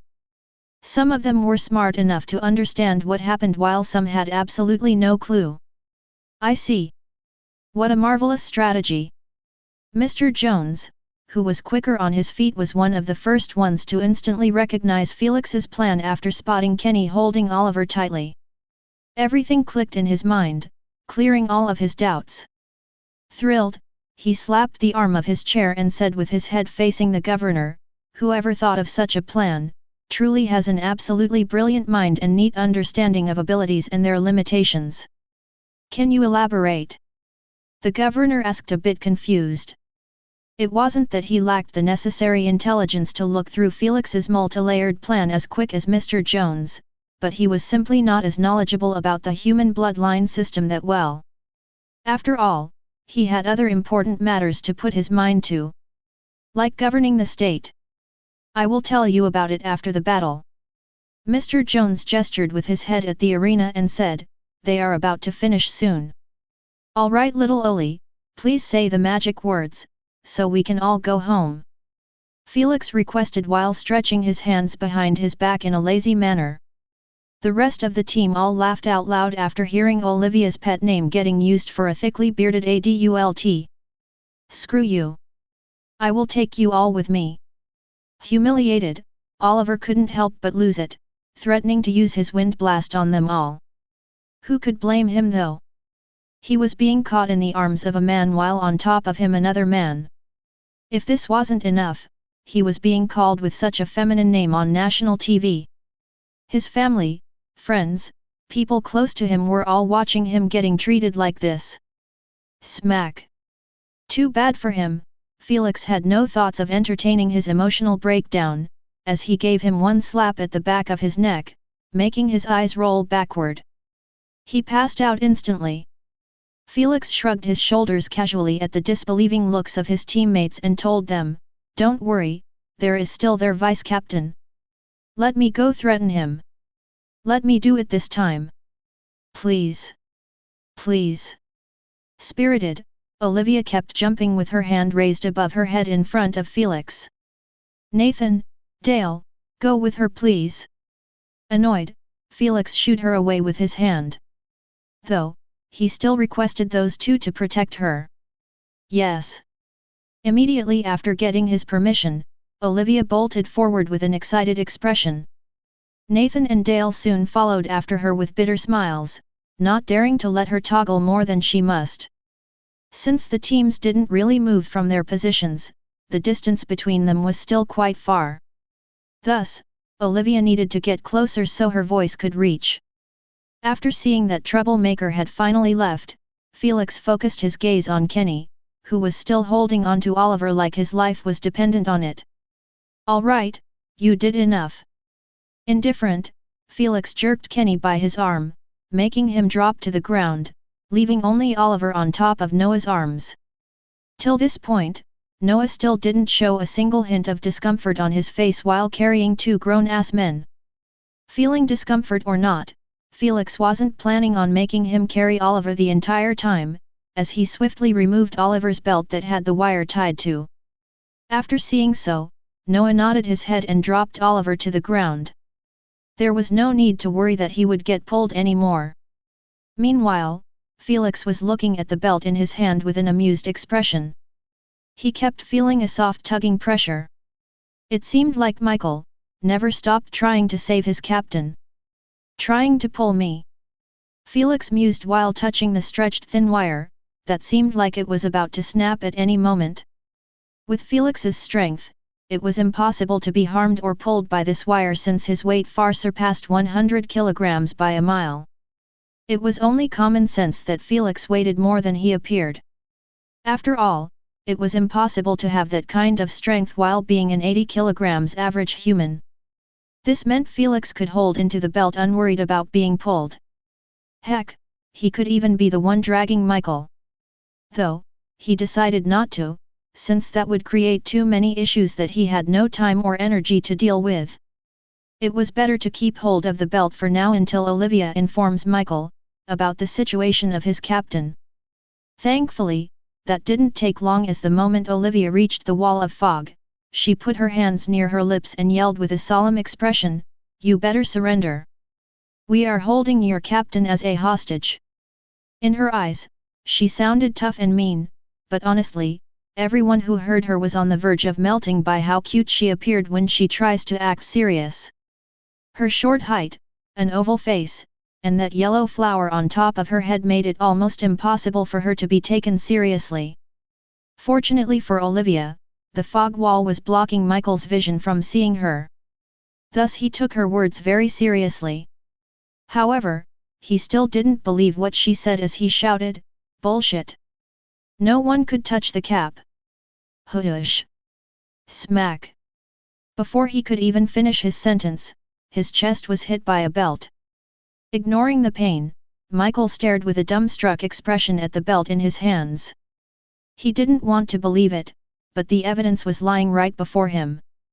Felix let go of the belt at the best possible timing, right when Olivia sounded her adorable threat. He knew that the moment Michael see that he only pulled a belt, he would recognize that he wasn't being played. Oliver was truly caught. Just as Felix assumed, every member of the Waltons reached this conclusion in a heartbeat after seeing the belt. How the hell did they do it? Confused and a bit shocked, Michael wondered out loud. Sadly, the only response he received was Olivia's cute loud voice, "You have 3 seconds. Or else." Dejected, he massaged his temples for a second before calling out loud, "We give up." The host, who was waiting patiently for this to happen, immediately brought the mic to his mouth and shouted loudly, "Make some noise for the first team to reach the finals." He drew a deep breath and yelled fervently, "The Max Wheels." The stadium rumbled and shook as everyone was cheering with an exhilarated expression. This battle was played on a completely different level than what they have expected. Who would have expected that the moment Oliver went to test the waters, he never came back again? That was all it took for the battle to be over. The Waltons were confident in their one-man army synergy as it never failed them before. Sadly, they met Felix, who broke through it without showing a single elemental ability. Chapter 188, Parking Lot Meetup. Nicely done, Johnson. After reaching their resting area, Felix patted Johnson's shoulder with a satisfied smile. "Thank you, Captain." Johnson gave Felix a polite smile as he sat on the bench sweating all over. His jacket could be seen wet and sticking to his skin. It was apparent that he worked his ass off to create that massive wall of fog and also sustain it. If Felix had to guess Johnson's current energy tank level, it would definitely be below 5%. If Johnson puffed out any more fog using his fog breath ability, he would have passed out on the arena. After a few minutes, Felix was lying on the bench with a hand supporting his head, wearing a new set of clothes. Since his pants were torn slightly as well, he had to change at the back room in their resting area. "Felix, are you planning to watch?" Olivia asked. "Yeah, the battle will probably not take 5 minutes, and I am too lazy to drive back to the hotel." Felix yawned as he replied. "Oh? Is it because of the Hilton's captain bloodline?"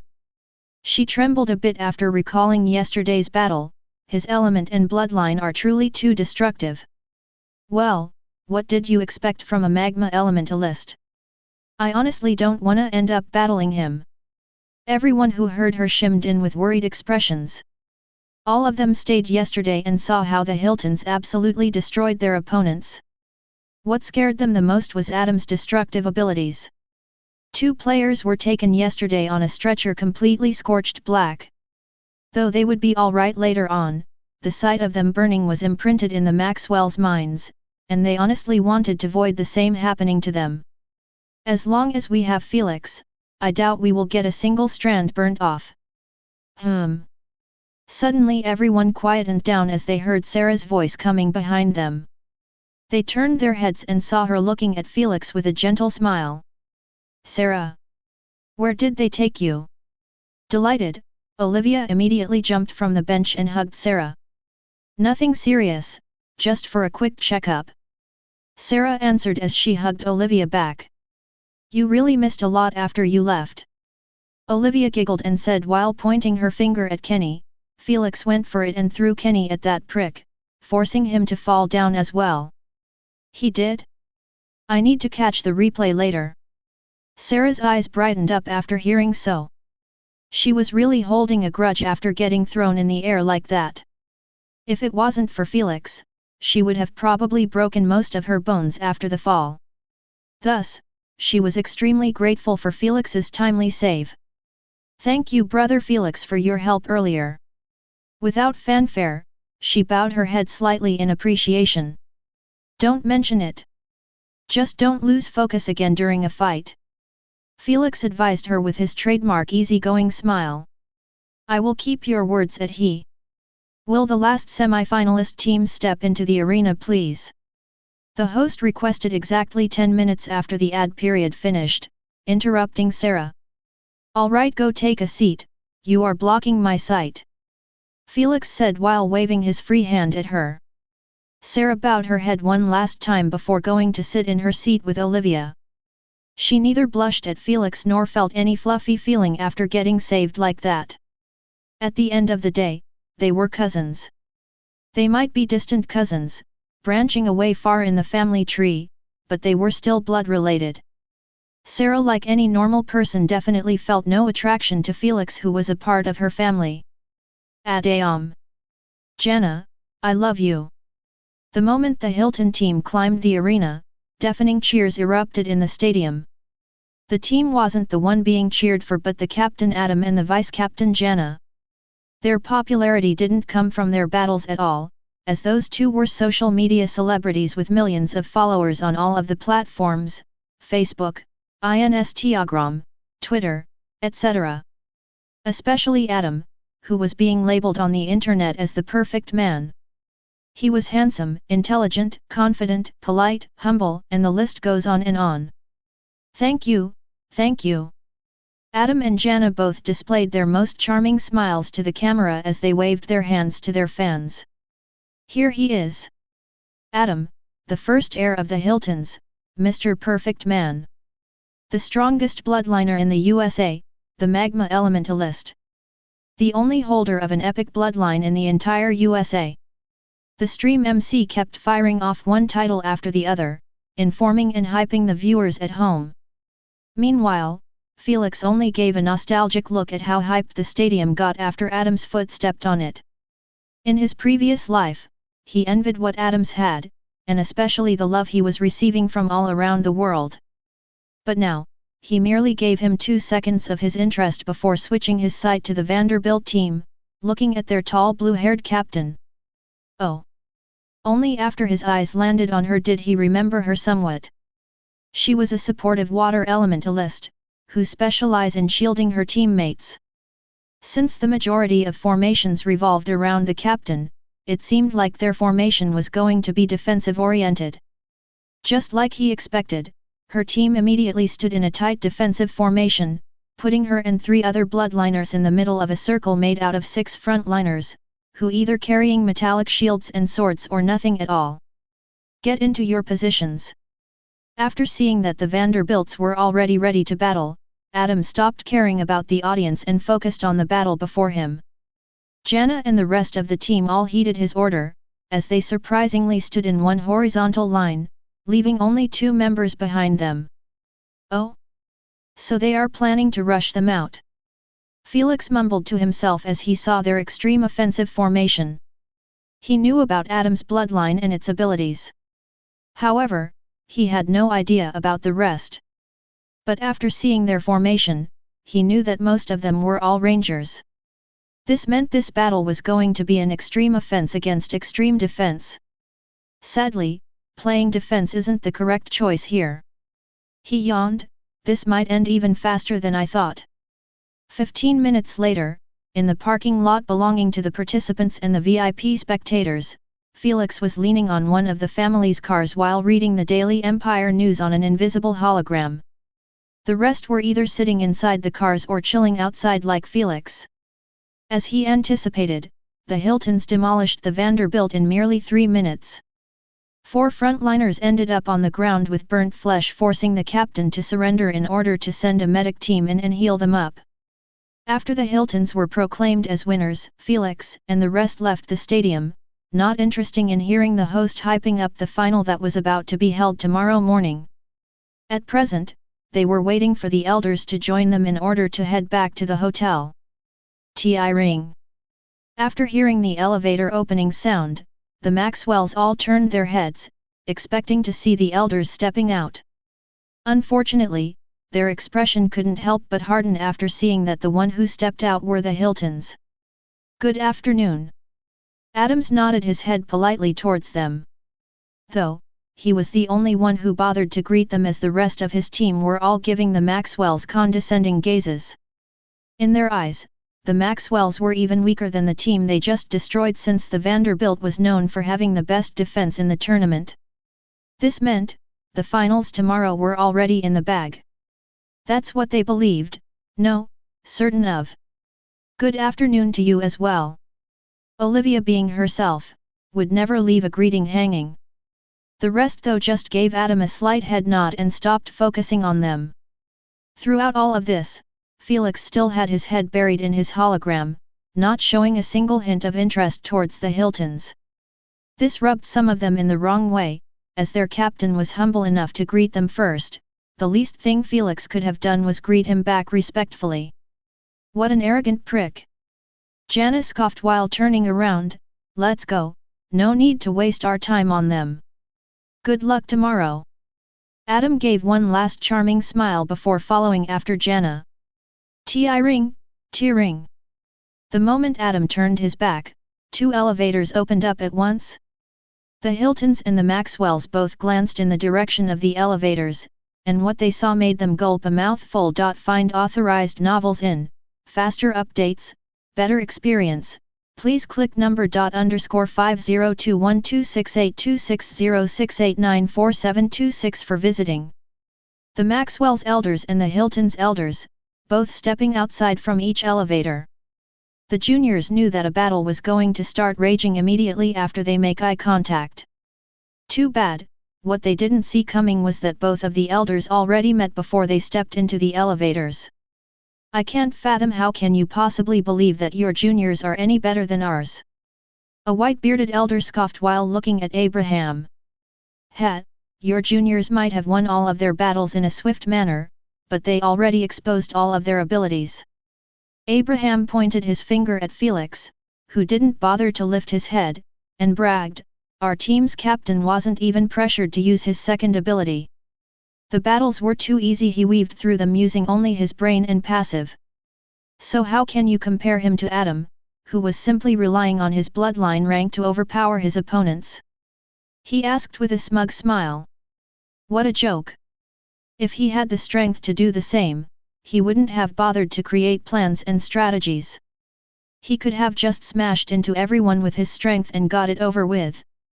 The Hilton elder sneered, "You might have gotten lucky with 9 awakeners, but none of them could amount to Adam's finger even if you combined them." "You mean Adam, who you sold an awakener to get him an epic rank bloodline?" Charlotte interjected in the middle of their argument with a shocking intel that sent shivers at the back of everyone who heard her. Felix's finger that was scrolling down the news froze at what Charlotte just said. Chapter 189, The Butterfly Effect.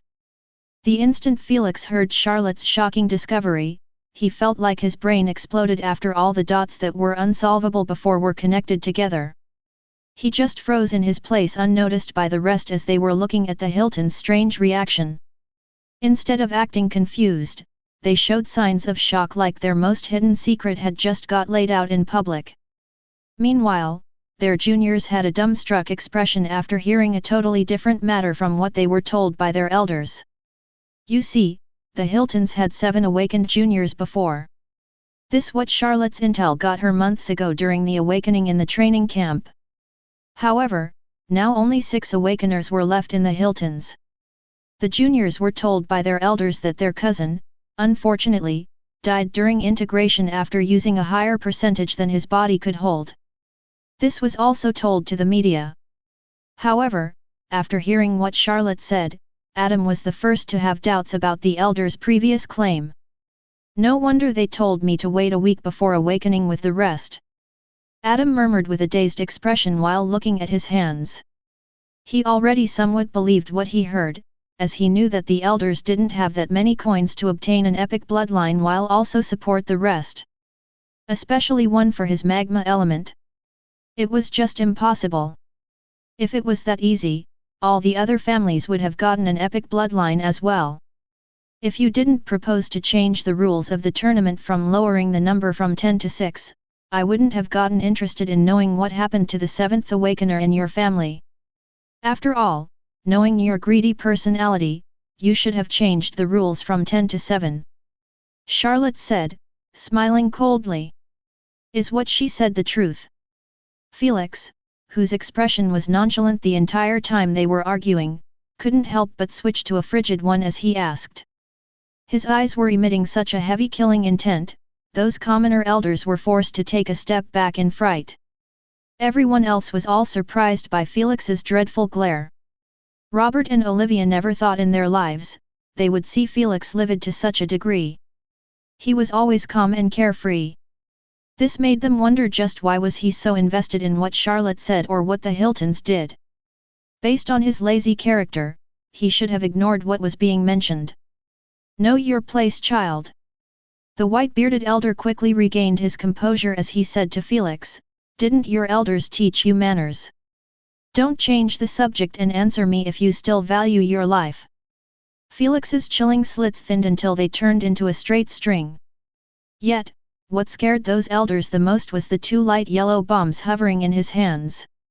Everyone knew that Felix wasn't messing around.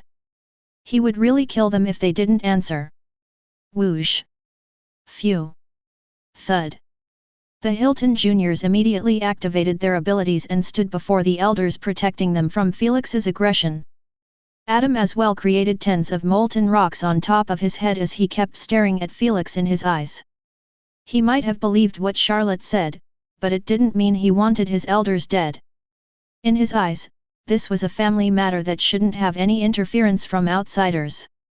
Although Felix was being aimed at by tens of elemental abilities, he didn't even flinch or trembled.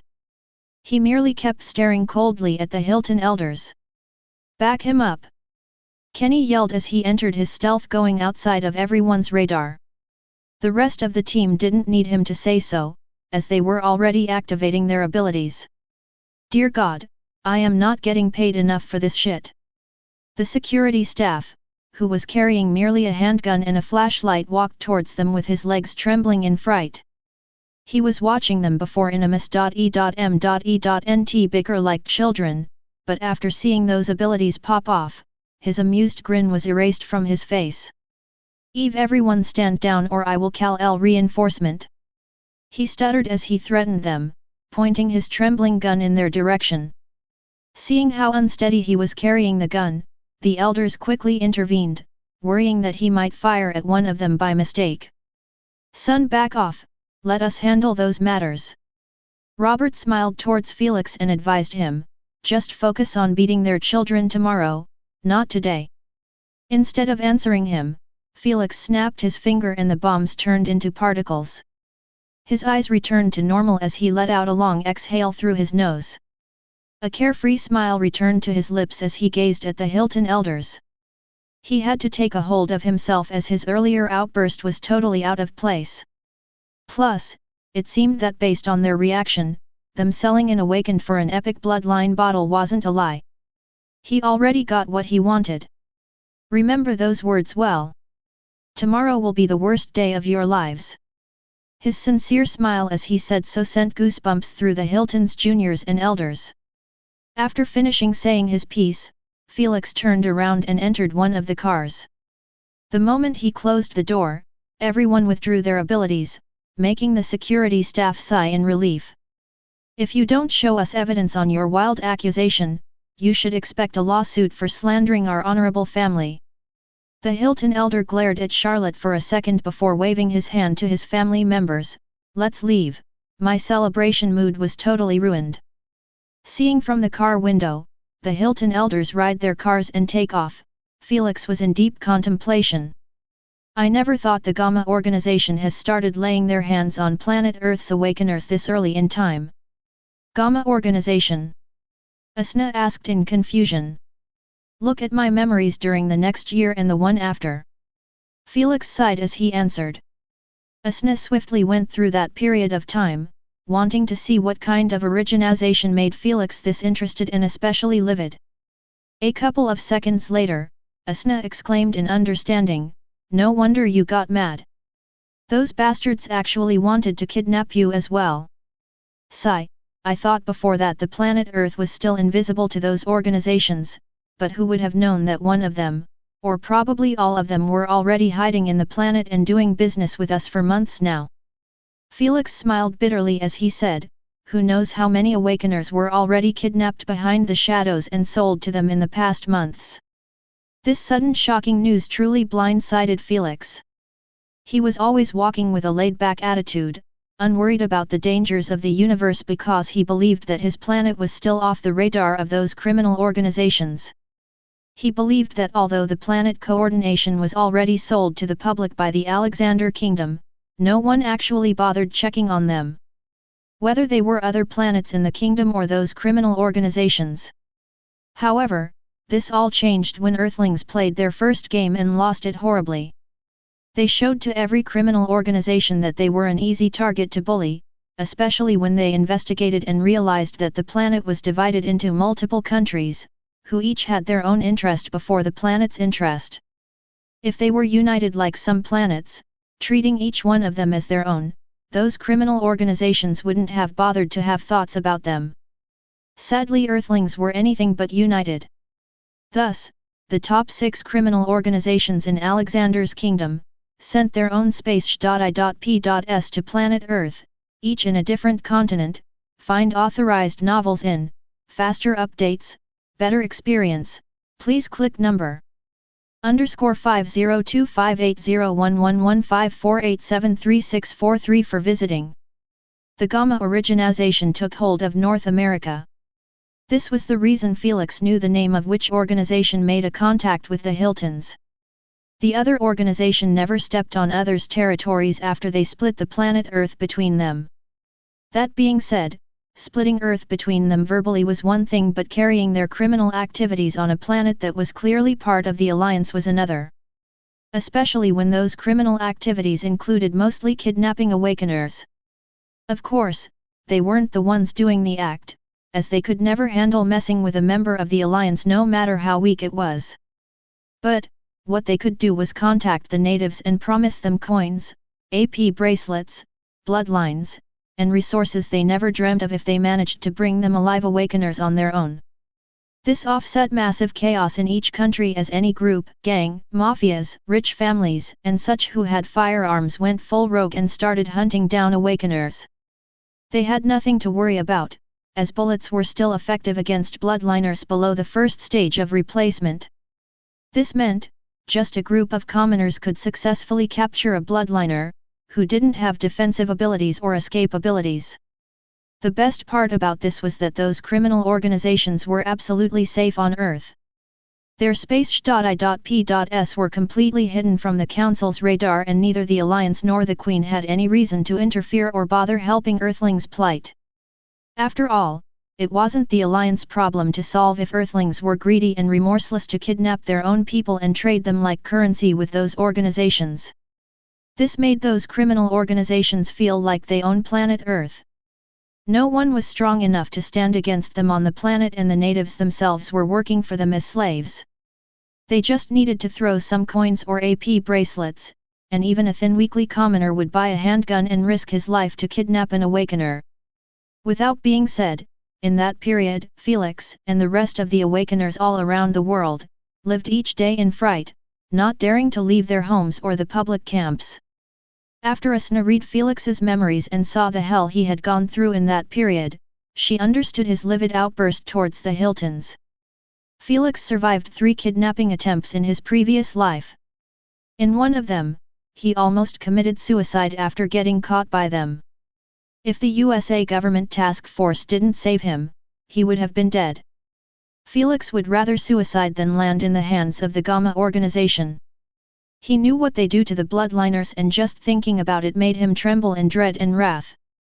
Wrathful about almost experiencing a fate far worse than death. He was always thinking that after he joined the Earthlings team and destroy the first game they were put in, those organizations would see that Earthlings weren't to be messed with, as they could reach new heights in the PSG. However, after finding out that the organization that was responsible for his kidnapping attempts was currently hiding in North America for months now, he knew that the chaos that happened in his previous life was bound to repeat in this timeline. The good news was that he was completely safe against their kidnapping attempts with his strength, but Felix wasn't a person that let bygones be bygones that easily. Thus, if they didn't come at him, he was going to head to them. However, being wrathful wouldn't change the fact that his current strength wasn't enough to deal with the organization. He knew that before attempting to approach them, he needed to increase his strength as much as he could. The Gamma organization's members' strength was too much for him to handle. Especially their infamous leader. Thankfully, he still had 9 months or so before the organization switches from contacting others in the shadows as it did with the Hiltons to making its offer public to all and turn the continent into chaos. But that's for the future. For now, he still needed to deal with a pest, who willingly threw a junior of their flesh and blood to a fate they wouldn't wish for their own enemies. Felix would have never known about any of this if he didn't mess with the timeline slightly. That's right, this information coming to light was merely due to a thoughtless decision he made before. That decision was when he decided to change the awakening practice during the training camp. Because of it, the family got 9 awakeners. This made the Hiltons propose to the other families to protest into changing the rules of the tournament, forcing the families' teams from bringing 10 to only 6.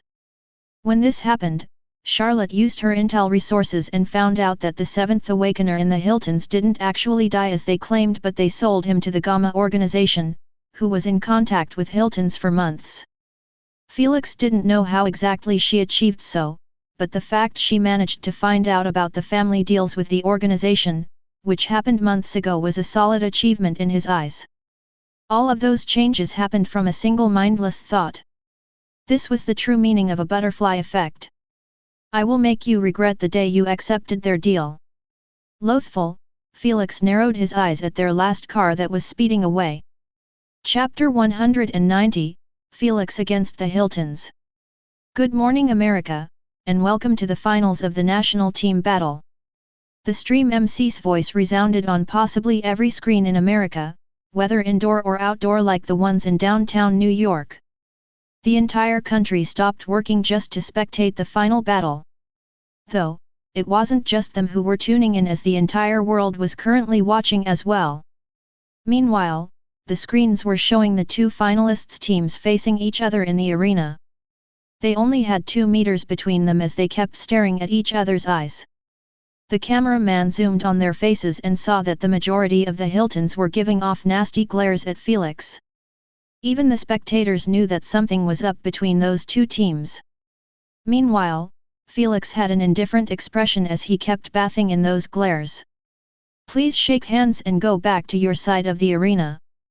The host, who was standing near them, requested politely. Too bad, the moment the 2 teams heard the second part, they turned around and walked away. Shake hands? What a joke! They were holding themselves from continuing where they left yesterday. The elders of both families, who were sitting together in one big VIP room with Mr. Jones, the governor, and lastly the president of the US, felt a bit embarrassed by the strange looks they were receiving from those heavyweight authoritative. If they didn't almost enter that huge brawl in the parking lot, the juniors might have shaken hands like gentlemen instead of showing such bad manners before the president. Though, no one spoke in the room or mentioned what happened, as they simply kept watching and listening to the host glorifying this battle. "Do you really not need our help?" Olivia asked with a worried expression. "No." Felix pointed his finger at the edge of the arena and said, "Go chill for a bit, the battle will end in a jiffy." Although he said so, none of his teammates moved from their position, except for Noah, who nodded his head and went to sit where Felix was pointing at. Speechless, the rest of the team looked at him, not knowing if he was simply that confident in Felix's strength to carry out what he told them yesterday or he simply was disinterested in arguing with Felix. "All right, go away, the battle is going to start soon." Felix cracked his neck with one hand while waving the other at them. Olivia and the rest shared eye contact for a second before sighing and following after Noah's lead sitting right next to him. They didn't want to leave the arena, so if Felix was in a pinch, they would provide an instant backup. "Sigh, I have no idea why did he get worked up after hearing what Elder Charlotte said." Sarah looked at Felix's back and asked, "Did he told any of you?" Everyone shook their heads, except for Olivia who raised her hand and said, "He told me yesterday to not head outside without having bodyguards." She tilted her head. He didn't explain why, but he was pretty serious in his warning. The rest all had solemn expression after hearing so. They knew that Felix cared for Olivia and treated her as almost his little sister. Thus, if he was worried about her safety while outside, they should also be worried about theirs. While they were talking about matters totally unrelated to the finals, the viewers, authoritative figures, the elders, and finally the Hiltons were all looking at them with dismayed expressions, not knowing how to react to their battle formation. Felix was standing all alone with his hands in his jacket's pockets while the rest of his team were chilling behind him and chatting freely like they were in a public garden. "Sir Robert, mind explaining to me what your grandson is up to?" The white-bearded Hilton elder asked with clear intention to embarrass the Maxwells before the president. "I am also curious," the president said, smiling. "Haha, as much as I want to tell you, I don't want to spoil the fun." Robert laughed with drops of cold sweat covering his back. He, just like everyone in the room, had absolutely no idea what Felix was up to. "Is that so?" The Hilton elder merely scoffed and didn't mention it anymore. The countdown was about to reach 0, marking the start of the battle. The elder knew that there was no better slap to Robert's confidence than watching with his own eyes how his juniors cripple Felix or hopefully even kill him. Battle. Unfortunately for him, the moment the battle started, the Hilton juniors didn't rush at Felix as he expected but stood in their positions doing nothing but glare at Felix. "Not coming. Fine by me." Nonchalant by their lack of drive, Felix walked towards them step by step with an unhurried pace. If they didn't come at him, he had no issues going to them. "He is really coming!" Jana exclaimed in disbelief. "Told you so." Adam smiled and ordered, "Activate your abilities and hold your positions." The moment he reaches 15 meters bombarded him with everything. He reminded them, "Don't forget to hold your breaths after he creates those bombs." "Yes." Thrilled at the idea of venting their fury at Felix, everyone activated their abilities and held them either in their hands or made them hover above their heads. Since the Hiltons were known for having the largest number of rangers, exceeding 7, the abilities created were really a spectacular sight. Wooden spears, lighting balls, water bullets, wind blades, and many more colorful abilities. After seeing that everyone was ready, Adam called softly, "Hellfire salvo!" Whoosh! Abruptly, the spectators went wild after seeing again a rain of molten rocks start to manifest 5 meters above his head. The rocks were rugged and had the size of a basketball. In addition to the lava that was dripping from them, they couldn't appear any deadlier. This ability was solely responsible for sending at max 8 participants into the stadium's clinic with 2nd to 3rd degrees burn.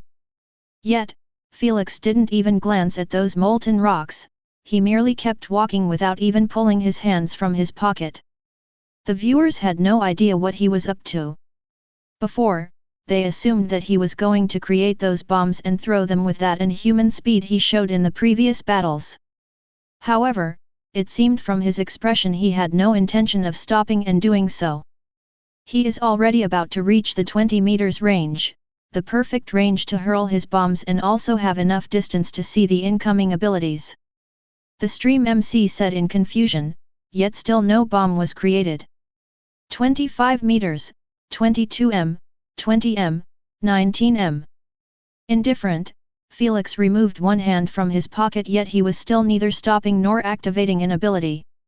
He just smiled at the murderous looks the Hiltons were giving him and the colorful salvo of abilities aiming in his direction. Unfortunately for the Hiltons, they never had the chance to use their abilities, as the moment Felix's foot was placed down on the 15 meters mark, he snapped his finger with that faint smile still affixed on his lips. Poof! Poof! Poof! Poof! Simultaneously, 10 massive bloodish red pillars erupted under the feet of each member of the Hiltons. The pillars were spherical and thick, reaching 5 meters in height. If it wasn't for the misty waves, which were being emitted at the top, they would resemble solid red pillars made of concrete. Felix put his hand back in his jacket pocket and continued walking unhurriedly towards the Hiltons, who were completely encased within the pillars, not appearing visible to anyone.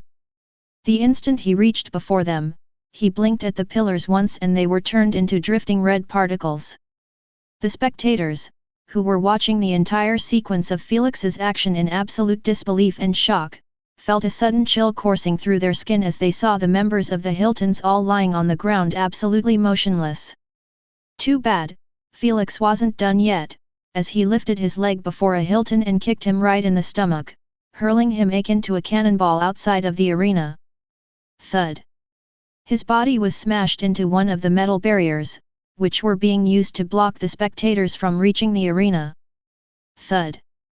Before a drop of blood managed to leak outside of his lips, another body landed right next to him. Then another and another, until only Adam and the 4 commoners were left in the arena. Felix stood before Adam and gave a slight grin. Then, boom! He kicked mmorpg in his stomach harder than the rest, making him fly beyond the metal barriers and land right next to some of the cameramen. Whoosh! Thud! Still not over, Adam rolled 3 times on the ground due to the momentum before colliding with an ad board. His body was packed with scratches, yet the greatest damage done was to his organs, as the flood of blood that was streaking down his chin was an obvious sign. This was just from Felix using 30% of his physical strength. If he went all out, Adam's stomach would have exploded immediately after contact. Yet throughout all of this neither Adam nor the other kicked members of Hiltons managed to wake up or even groan in pain.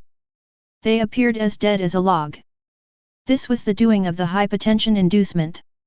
It reduced the blood pressure of the Hiltons to the bare minimum, making the brain not receive enough blood. When that happens, fainting was the only outcome. Felix saved this inducement for his real-life battles, as he didn't want all of the 5 inducements he was planning to show in real life to have a connection with Landlord. Nice kick! A snitch cheered out loud. Satisfied, Felix dusted his hands and turned around heading back to his teammates, who were gaping at him with their jaws slacked. Unfortunately for Felix, it wasn't just them who were giving him those looks, as every person in the world, who tuned in to watch, was staring at his face like he was a beast wearing human skin. His violet serpent-like eyes weren't making their assumption any better. Find authorized novels in, faster updates, better experience, please click number, _50326937846995517 for visiting. As for the live audience, no one spoke or even breathed out loud since the moment Felix snapped his finger. Pitter, patter. Their deafening silence made Felix's footsteps resound thunderously in the arena for a second before it was broken by a pained groan, coming out of Adam's mouth. Whoa-ha! Just like a small sparkle lighting up the fuse of a TNT box, the silent stadium was lifted up its feet by everyone's intense reaction akin to waking up a dormant dragon. What did I just watch? Holy shit! Is this real life? Were those pillars even an ability? Exhilarate and stirred, everyone was jumping from the seats while screaming at the top of their voices like they were just injected with 5 doses of energy drinks. The sight resembled hell breaking loose with people pushing and pulling each other clothes with flushed cheeks. If the spectators weren't sitting higher than the arena by 10 meters or so, they would have already jumped down and stormed the arena to vent their excessive adrenaline. Poison pillars, the third active ability that Felix unlocked after reaching greater purity combined with hypotension inducement, sure made everyone lose their shit. But who could blame them? They were expecting either Felix to throw his bombs and back off to his teammates after not managing to handle the salvo of abilities. Yet, who would have known that a mere single finger snap was all it took to end the grand final, which was being hyped by every news platform. The goddamn country stopped working to watch this battle. The president himself came to spectate it live even though his schedule couldn't spare him a single minute. Yet all of this fanfare ended by a single finger snap. This wasn't a battle nor a fight. It was pure bullying on national TV. Chapter 191, Meeting the President. That's my F***ing grandson.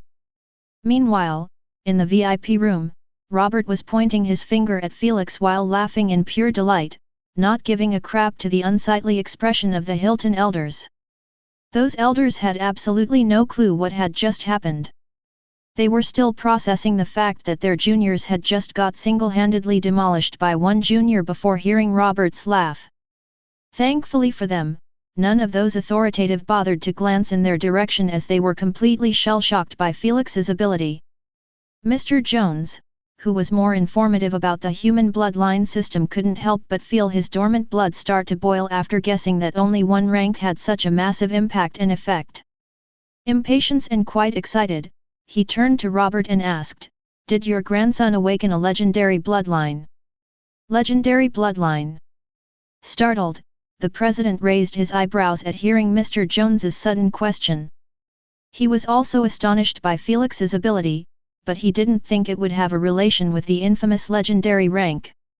He knew that if Felix truly awakened with legendary rank bloodline, it meant that the Maxwells somehow managed to obtain 100 million SC or more. The entire country's yearly coins budget that was given by the council didn't even reach that amount. Isn't obvious. Robert smirked. Adam Hilton already showed us the limits of an epic bloodline. He glanced at the Hilton elders and snickered, "Isn't that right?" Uncaring about his jab at the Hiltons, the president swiftly interjected in their conversation after receiving a positive response, "Is it proper to know how you got it?" He smiled, "If it's linked to private information, please don't address my inquiry." "We didn't get it." Robert shook his head and said, "It was my grandson who won it in a UVR's lottery." He waved his hand, "Don't ask us about its name. We also have no idea," as Felix signed a contract forbidding him from sharing information about it. Abraham and the rest of the elders nodded their heads, agreeing to his statement. "It doesn't matter. At least our country is either the first to have a legendary bloodliner or one of them." The president smiled while looking at Olivia and the rest, trying their best to lift Felix and throw him in the air. Sadly, his weight was too much for them to handle.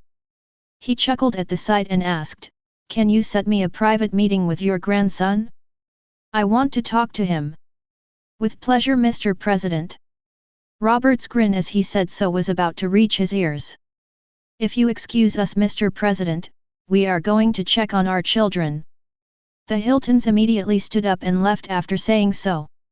They couldn't handle seeing the president getting chummy with Robert while their juniors were coughing up mouthfuls of blood, not receiving a single ounce of attention by anyone. They were treated like dirt thrown at the side, as the spectators, governor, the president, even the 4 commoners, who were spared before, only had Felix in their eyes. All of the achievements and battles, which Adam won before, seemed like a joke at this moment.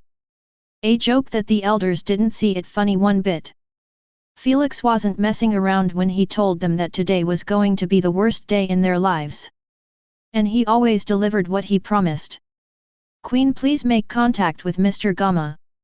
The white-haired elder said coldly, "Ask him how much he is willing to pay for a legendary bloodliner, 20 minutes later on the same white and blue wooden stage, Felix and the rest of his team were all lining up on it. Cameras were flashing continuously at Mr. Jones and Felix, who were shaking hands. Mr. Jones took a gold medal from a red pillow, that was being carried by a staff member, and put it around Felix's neck. After doing so, he gestured with his hand, and a staff member carrying another pillow, which had this time a small glamorous box, approached them. Mr. Jones straightaway put the box in Felix's hand and gave him a quick hug. "Good job, son." He praised Felix with a smile. "I can't wait to see the heights you will reach in the world representative battles." "Thank you." Felix nodded his head politely. After a couple of pictures together, Mr. Jones soon carried on to the next in line. The camera's flashes, which were annoying Felix and Asna, thankfully followed after him. Felix wanted to ditch this ceremonial just because of this annoying nuisance. However, his grandfather informed him that the president wanted to meet up with him after the ceremony. Felix absolutely had no reason to bail on the president and offend him. Heck, he preferred nothing more but to befriend him and get in his good books. It was always better to have friends of such a heavy caliber. After a while, the ceremony ended under the heartful applause of the audience. Felix sighed in relief and walked down the stage followed by the rest of his teammates.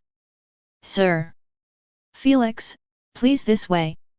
However, the moment he descended down the arena, he was gestured by a man wearing a dark suit with dark glasses. "You guys go ahead, I will catch up to you later." Felix informed Olivia and the rest while walking towards the man in black. "Knock knock. Come in. Mr. President, I have brought him." The man said. "All right, leave us." Just as the man wanted to comment on the order, he heard the president add, "Just leave, I will be all right." The president smiled at Felix and gestured with his hand to come closer. "Sit next to me." Unfazed by being alone with the president, Felix walked naturally and sat next to him. "It's a pleasure to meet you, Mr. President." He offered a handshake with a polite smile. "The pleasure is all mine after that show of strength you just displayed." Without putting airs, the president laughed genuinely as he shook his hand. "I am glad you enjoyed the battle," Felix said, smiling. The president let go of Felix's hand and said, "I didn't bring you here to interrogate you about your bloodline details. Your grandfather already told us about the contract." He looked at Felix with a solemn expression and said, "However, the fact that your bloodline is a legendary rank could be easily guessed not just by us but by the rest of the countries, who were watching your performance. Do you understand what that means?" The president asked. "Find authorized novels in, faster updates, better experience, please click number, _50351012229205249 for visiting. They are not pleased by me as I am considered a massive threat." Felix rested his chin on his hand and clarified, "Although the current planet seems more unified than ever due to the horrors of the universe, there are still internal conflicts of interest happening as we speak. Having more representatives in the Earthlings team is currently the biggest target that every country is trying its best to fulfill." Felix shrugged his shoulders and said lastly, "After I showed them that I am capable of winning against a team that is almost equal to their team all by myself, this will put me in their must-eliminate target list before the representative battle starts." "I couldn't say it any better." The president praised him. "You might be young, but at least you are not naive. I am glad the national team is having you as their captain." The president assumed that Felix was able to figure out all of this by himself, but honestly, what Felix said had actually happened in his previous life to some bloodliners in the national team and also other countries' teams. Hidden assassinations or public ones, it didn't matter as any bloodliner that was considered a threat to the interest of other countries had to be eliminated no matter what. The leaders of the world only cared about bloodliners from their own country clinching a representative spot. They didn't give a crap if their bloodliner was worse by a mile than another one from other countries. But who could blame them for thinking like this? The moment the Council's voting system was changed to have a relation with the number of representatives each country had in the Earthlings team, an internal conflict between countries was bound to arise. People think that the World Representatives battle is about to start in 2 months. The president shook his head. What they don't realize was that the battle started right after we announced the creation of the World Council. But you don't have to worry about them making attempts on you. The president stopped lamenting as he informed Felix, I called you here to let you know that an elitist squad will be prepared just for you. They will be protecting you from any assassination attempt before we send you to Germany. We can't afford to lose our first legendary bloodliner. Mr. President, I'm honored by the gesture. Felix shook his head. However, there is no need to put so much focus on me. If you watched the previous fights, you would notice that my defenses aren't that shabby. He smiled faintly. In other words, bullets can't really harm me. And I doubt that they will use heavy artillery weapons for me. Though Felix sounded like he was bragging, he honestly was just trying to make the president remove any thoughts about continuing his protection plan. In his eyes, those elites will serve no purpose but spy on him 24/7 and forcing him to keep his guard up every time he speaks or do something unordinary. He had no time for such a nuisance. Plus, he wasn't really lying about having bullet immunity. His skin was tougher than steel with his super strength. If they tried to use tranquilizers or poisons to get him, well, Felix would never say no to free food. Oh? Your bloodline actually gave you immunity to bullets. The president got shocked for a second before regaining his composure. You have no idea how helpful such an ability for me. Amused, Felix merely chuckled at his envious expression. He knew that the president might say so, but actually he probably already drunk many protection potions such as hardened skin to keep him safe. Those potions might have temporary effects, ranging from months to years, but they were still pretty useful to protect high-leveled commoners like the president. All right, our time is running fast. The president glanced at his AP bracelet and said, I will respect your choice. However, I hope you remain indoors for the next 3 days. After so, you won't need to worry about your safety. Why so? Felix asked in confusion. Although he understood what he was implying. Still, Felix had to feign ignorance. After all, information about what was going to happen after the tournament wasn't told to them yet. I will leave that to Mr. Joan to explain. He is probably with your team already and waiting just for you. The president extended his hand and said with a smile, Make us proud, son. We'll try my best. Felix shook his hand for a second before letting go. He stood up and nodded his head respectfully before leaving through the door. The man in black who guided him here, gestured with his head to follow after him. Felix knew that he was taking him to the gathering spot, where his teammates and Mr. Jones were at. Chapter 192, The Preparation Camp. Knock knock. 5 minutes later, inside a comfortable lounge at the other side of the stadium, a knocking sound resounded in the silent lounge. Come in.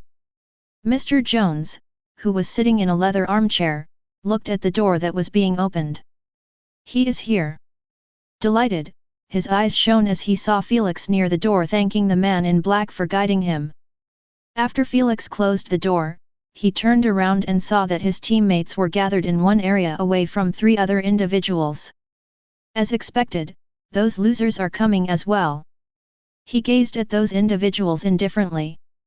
Unsurprisingly, Oliver Walton, Amelia Lauder, and finally Lena Vanderbilt were also in the room. Felix knew beforehand that the national team wasn't going to have only the winners of the tournament, but also captains of each semi-finalist team. Though, it seemed like Amelia managed to get a spot as well. It was only natural, as the entire existence of the national battles was to create the strongest team in the USA. However, each country could only have a team made of 10 bloodliners. This meant, it was extremely difficult for the government to create a team, which was packed with only the best bloodliners in the country.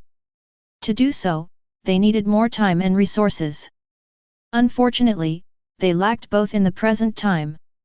The World Representative Battle was about to start in 2 months exactly. In other words, the tournament had to be wrapped up as fast as possible, but still giving them good candidates. Felix, Johnson, Noah, Kenny, and even Olivia gave a performance noteworthy to be in the national team. However, Sarah and the rest of the team didn't really do much even when the opportunity was given to them. When compared with Adam, who had an epic bloodline and destroyed 2 battles alone, or Walton, who was the only bloodliner in the tournament with aviation ability, of course, Sarah and the 4 commoners would appear lacking. Regardless, the government couldn't just replace them with those better than them when they were the champions of the tournament. That was just a plain stupid decision that would offend a lot of people. That being said, adding those 4 captains as substitutions for the team would make no one upset, except for Sarah and the rest, who were definitely going to be replaced if they performed subpar in the upcoming preparation camp. Felix knew all of this, even though he never actually made it to the national team in his previous life. That's because he watched on TV, the national team having the 4 added commoners in the Hilton team get replaced by those captains. It created quite an outrage in the country, which Felix somewhat remembered. The only thing that changed in this timeline was the champion team and the members, who were at risk of getting replaced. Nothing more, nothing less.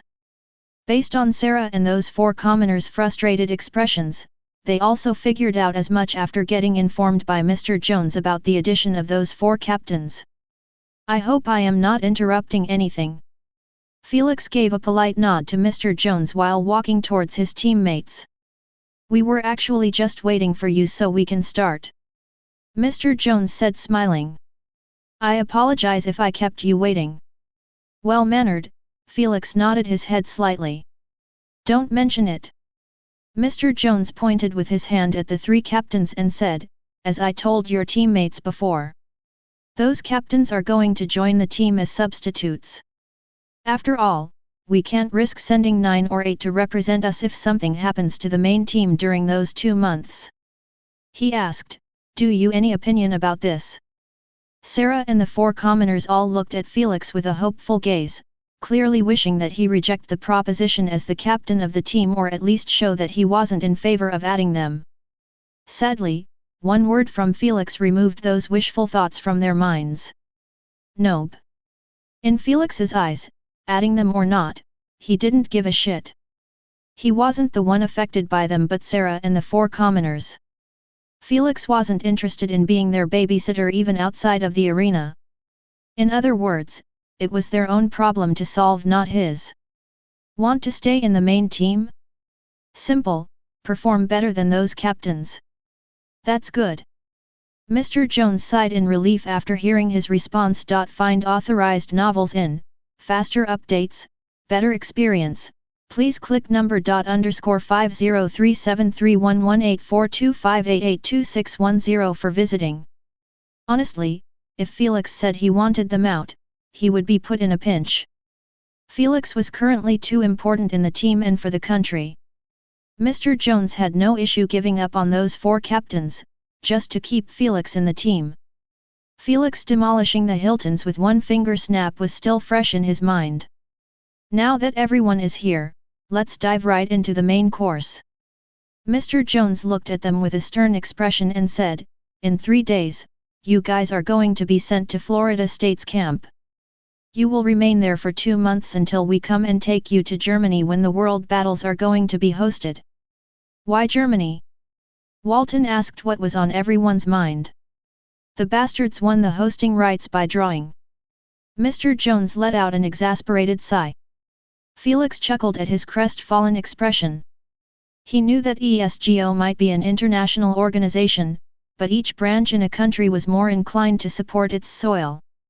Thus, for Germany to get the hosting right for the first and biggest event that would be written in history and spoken about for hundreds of years ahead, neither Mr. Jones nor the president was feeling good about it in the slightest.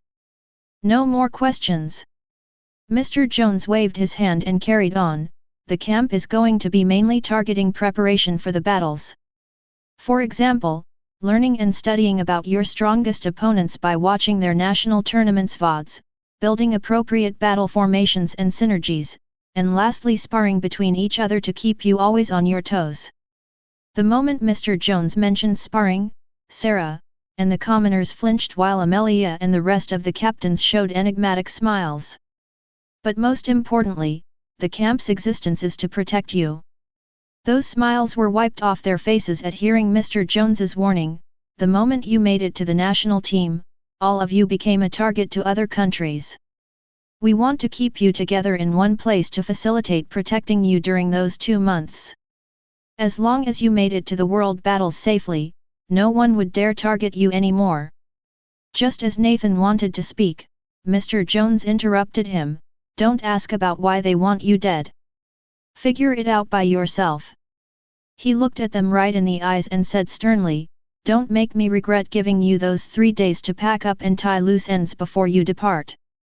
They may not try to assassinate any of you, but still, stay indoors the entire period until we send a bus to pick you up. He warned. A bus? Everyone exclaimed out loud. What? You never took one in your life before. He scoffed. We are not taking you by plane or military helicopters as the camp is only half an hour away by car. He added, plus, you will be accompanied by 2 armored vehicles filled with armed soldiers, which will ensure your safety in case a fool decided to attack. He shook his head, though, you have nothing to worry about. No one has the balls to pull such a public assassination attempt while under heavy protection. They will only dare to aim at you under one condition. That was being isolated without our protection. He looked at Felix in his eyes and said, especially you. After that showing, they will have close eyes on you during those 3 days. The moment you let your guard down, they will not hesitate to jump on you. I believe that Mr. President already mentioned those things to you. Indeed. Felix nodded his head. Good. Mr. Jones clapped his hands twice and displayed his known kind elderly smile. I will have to go now. I am afraid I won't be accompanying you to the camp. But, you don't have to worry. You will be placed in good hands. Everyone stood up after hearing so. They gave him a respectful head bow while saying, thank you for your time. Don't create trouble in the camp. Satisfied, Mr. Jones let one last remake before leaving through the door. He was a busy man and had no time on his plate to babysit them in every step. It was already a huge deal that he was the one who stayed to explain to them the details of the camp. Slam! The moment the door was closed shut, Amelia and Walton turned their heads towards Felix, giving him complex looks. They wanted to introduce themselves properly as they were going to stay together for 2 months, whether they like it or not. But after what happened to Adam, they were a bit scared to approach him. They heard from their elders that Adam's stomach was completely ruptured and he was currently in the clinic getting the needed medical attention to fix him up. That's what they believed. But honestly, the moment Felix entered the room and didn't see Adam, he knew that he was feigning injury to avoid meeting him face to face, as it was impossible for Hiltons to not have a rejuvenation potion. Let's go, the elders are waiting for us in the parking lot. Felix said while walking towards the door. The rest of the team swiftly followed after him, leaving those captains all alone in the lounge. Unfortunately for them, Felix clearly had no intentions to befriend them. Chapter 193, Troubles During Integration. 5 minutes in the parking lot of the stadium. Felix was dragged by his grandfather to the elders' car. Felix knew that they wanted to hear a report on what happened between him and the president as well as what Mr. Jones told them earlier. He had nothing to hide as he quickly gave them a quick recap on those 2 conversations. After hearing what he said, the elders decided to double down on the hotel's security team and also add an extra bodyguard for each junior. Felix, mind explaining why did you show us in the practice runs only 1 pillar instead of the 10? Abraham changed the subject by mentioning Felix's ability poison pillars. Why would I show you 10 pillars, when no one in the team managed to defend against one? Felix looked at them in bewilderment. The elders' eyelids twitched at his answer. They wanted to argue, but his answer was truly impeccable. Still, you could have at least informed us about them. Albert said. You never asked. Felix blinked his eyes innocently and said, I am not a show-off to start tooting about my abilities and bloodline for no reason. Sigh, forget it. After seeing that they were going nowhere with their questioning, the elders decided to drop the matter entirely. As for the red inducement, they already knew about it as Felix showed it before to them. 15 minutes later. Asna, prepare yourself. Felix looked from the car's window at the hotel entrance, which was getting nearer, and said, I am going to integrate the last 5%. Oh. Are you finally ready? Asna asked. There is only one way to find out. Felix frowned his eyebrows, thinking about the unpleasant last time he integrated. During the last month, Felix split the 21% remaining of the J. Ramongandra essence into the usual 5% per integration. During the first 2 weeks, he finished 3 integrations with extreme difficulty. Forget about integrating every 3 days, Felix gave himself 6 days break in between, yet he still found it difficult to handle the torturous agony of each integration. Heck, in the last integration, he actually almost fainted during the process even though it was just 5%. One should never forget that Felix had 15 minutes period during integration even though he was drinking 4 pain relief potions. While the rest of humans only had 5 minutes period without drinking potions. All of this without mentioning the pain that was threefold than the normal known one. This meant, in each integration, Felix feels like he was walking on boiling lava for 15 minutes straight. For the sake of recovering his mental health to peak form again, he decided to chill on his bloodline path until at least the tournament ends. There was absolutely no point in rushing if he was getting harmed in the process. Everyone else was complaining about having a week to a month-long cooldown period between each integration, but honestly, the entire reason they were still sane and have not yet given up on gaining strength was due to it. Felix didn't have it, which seemed like a good point. But, if he didn't pace himself even better, it would turn into a curse that would tip him into giving up on everything. 20 minutes later, in Felix's hotel room, he was sitting on the carpet near the bed with his upper chest naked. Everything needed to integrate was placed next to him. Potions, bloodline bottle, injection needle, a new set of clothes. Hopefully, it won't go as shitty as before. A bit nervous, Felix picked the needle and extracted whatever remained in the bottle. The needle didn't get even 20% full after emptying the bottle. Ah, I need a refill again. Felix sighed dejectedly after seeing so. Though, he soon shook those negative feelings away and placed the needle on his chest. He started taking deep breaths until he felt completely relaxed, then, he stabbed his heart with the injection needle, forcing all of its content deep within. Without a pause, he took out the needle and drank all the potions needed to facilitate the integration process. After doing so, he closed his eyes and waited with his eyebrows frowned for the pain to kick in. He never loved this feeling of calm before the storm. It's just 5%, you have survived double that. It's just 5%. He kept murmuring with his eyes closed, trying to pump himself up. Sadly, the moment the integration started, his eyes were forced wide open while his slits were enlarged to the maximum. Waves of pain never felt before kept on striking every fiber of his being. In an attempt to hold himself from screaming, Felix bit on his lips as hard as he could until they started bleeding. Too bad, that was enough to hold himself for only a minute before getting forced into letting out a heart-wrenching scream. F***me. He kept on screaming while his hands were gripping the carpet tightly until he ripped a portion off. What's up with him? Asna wondered in confusion while eating a mouthful of popcorn. She might enjoy hearing his screams again, but the fact he was actually struggling to just integrate 5% was too weird to pass by. For God's sake, Felix integrated a whopping 12% or so in the earlier days. The process might have been nasty, but he still passed through it successfully. Yet now, 5% was giving him trouble? It was uncanny, especially after Felix gave himself 15 days or so break from integration. Just like him, she assumed before that it was a mental health problem, which was making integrating with lower percentages seem harder than before, but now? Seeing him screaming with bloodshot eyes and veins protruding from every part of his body, she wasn't certain anymore. 15 minutes later. Thud. Felix's body smashed face down on the wet carpet. His eyes were closed peacefully while breathing in a shallow manner. That was close. Asna wiped a drop of sweat from her forehead. Her playfulness was nowhere to be seen as she kept gazing at Felix with a worried expression.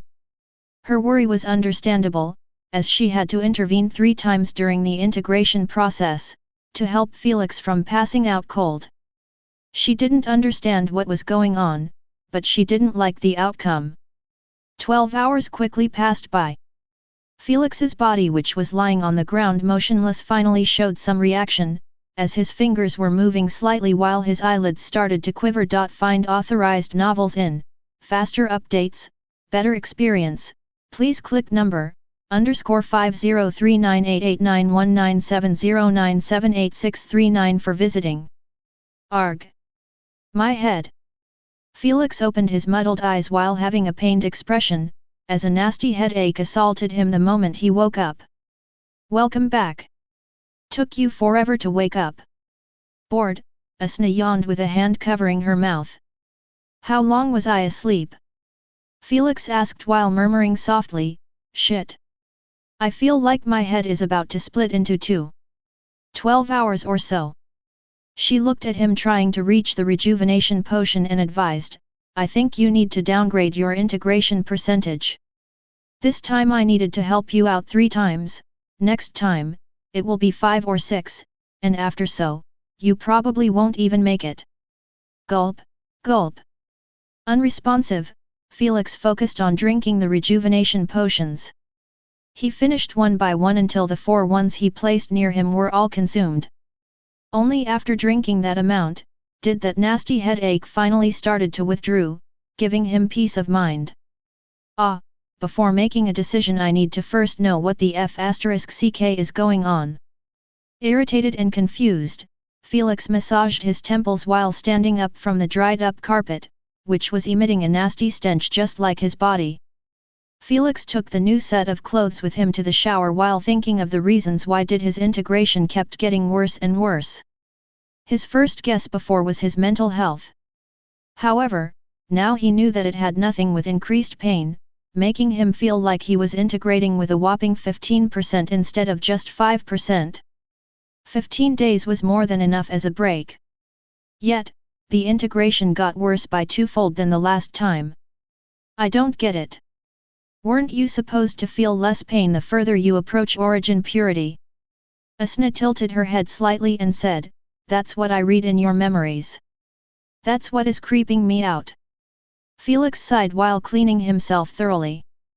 Based on what he knew about the bloodline system, the pain was supposed to get less and less the further a bloodliner got closer to origin purity. The human researchers concluded that it was because the body had already adapted to the beast's bloodline, making it easier for it accepts higher percentages doses without increasing the pain waves. The perfect example was awakening. Felix almost died during it even though he was using merely 1%. Yet the following integration attempts, he kept on increasing the percentage yet he was still fine. But after he reached 50%, things started derailing from his expectations as now even 5% seemed like it was impossible to pass through safely. Sigh, it got to be the J. Ramongendra's doing.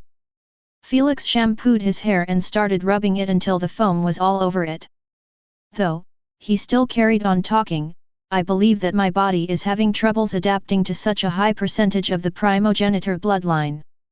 Felix assumed so since in the beginning before 50%, his human bloodline was dominating by having the most percentage, thus the integrations were carrying as he expected. However, now that he reached 50% plus, it meant that the J. Ramongendra bloodline was the one dominating. Especially now that Felix had a 76% integration percentage, leaving only 24% of his human bloodline. This made him wonder, how was it going to be when he reaches origin purity, leaving only 1% of his human bloodline? Could he even reach it safely? Felix tends to forget that he wasn't actually treading on the known human bloodline system, which everyone was practicing. Awakening with Tier 1 Beast bloodline and ending up as 6th stage bloodliner with a Tier 7 Beast bloodline. He awakened with a primogenitor bloodline, a superior being, who was ruling part of the universe during the primogenitor's era. Asuna might have removed any problems about oppression during replacement, making Felix unworried about finding a bloodline to replace the J. Ramongandr. However, during the integration itself, Asuna had no control over the bloodline. If it wasn't for so, she would have assisted him on his integrations, making him pass through them smoothly. This meant Felix was totally on his own until he reaches 99%. Based on how the last integration went, he doubts that would be easy to achieve even if he lowered the percentages used. I guess we will find out in the next integration if this was the cause or something else. But now. Felix closed the shower tab with an eager expression and said, "It's time to see the passives." Without further ado, he closed his eyes shut and dove deeper within the newly obtained information. Chapter 194, Offensive Type Passives Destructiveness. What they? Before reading everything, his eyes were snapped open with clear confusion shown on them. He wasn't confused by the passive itself but by the fact he unlocked only one passive instead of two. He, Felix, you are getting slapped right and left by the J. Ramongandr. Asuna laughed out loud, he is not pleased with you anymore. Before making any intense reaction over getting screwed over like this, Felix decided to see first what he unlocked. He swiftly closed his eyes again and continued reading from where he left. Poison absorption. Shocked and agitated by what he read, Felix's eyes couldn't help but bulge out from their sockets. He never heard of such a passive before, even with a specific type of poison, such as paralyze absorption or acid absorption. This was the first time he heard of it, and based on its details, he could see why. The passive was an offensive type. He finally obtained an offensive passive that affects his abilities. All of those previous passives had nothing to do with his abilities' attacking power. Super Strength was an instant physical buff unrelated to his element. Poison Immunity was a defensive passive. Ultra Infrared Vision was a utility passive, and finally, Poison Revitalization was a supportive passive. All of them were amazing on their own, however, none of them affected his active abilities' offensive power. Felix always wished to have at least one passive that could buff out his abilities. Finally, he got it. He was too joyful about getting it that he didn't even bother to address the fact he only unlocked one passive. He just jumped from the shower butt N.A.K.E.D and quickly dried himself up. He wore the set that he brought in and swiftly went to his bed. The moment his head touched the pillow, he requested the Queen to log him in. Destination? Obviously, the Ability Measurement Center. 15 minutes later. Felix was standing in the VIP measuring room, which was split into 4 areas just like last time. Felix went for the offensive area and requested from the room AI to put 20 dummies a meter away from each other until the last dummy was 20 meters away from him. Let's start. After seeing that the dummies were all in their positions, Felix snapped his finger with an excited expression. Immediately after, 2 light yellow bombs were created on top of his hands. However, he wasn't done yet as he activated his Paralyze aura as well. Poison absorption. Without further ado, he called out loud, using the new passive. Abruptly, the static aura sphere started to shrink in a visible manner. However, the poison wasn't re-entering Felix's body through his pores but actually was being absorbed by the bombs on his hands. Ha ha ha. Delighted, Felix kept laughing at the sight of those bombs continuing to grow bigger and bigger until the aura was completely absorbed by them. Look at those bad boys. Felix grinned while sizing up the bombs, which now had the size of gym balls. A huge contrast to their baby head size. Impatient, he moved to the side and threw one bomb at the middle of those dummies. Poof! The bomb exploded immediately on contact with a dummy's head. However, it didn't just cover him alone but the 2 dummies in front of him and 2 more behind him. This meant the explosion diameter extended to 4 meters in comparison to the usual 2 meter.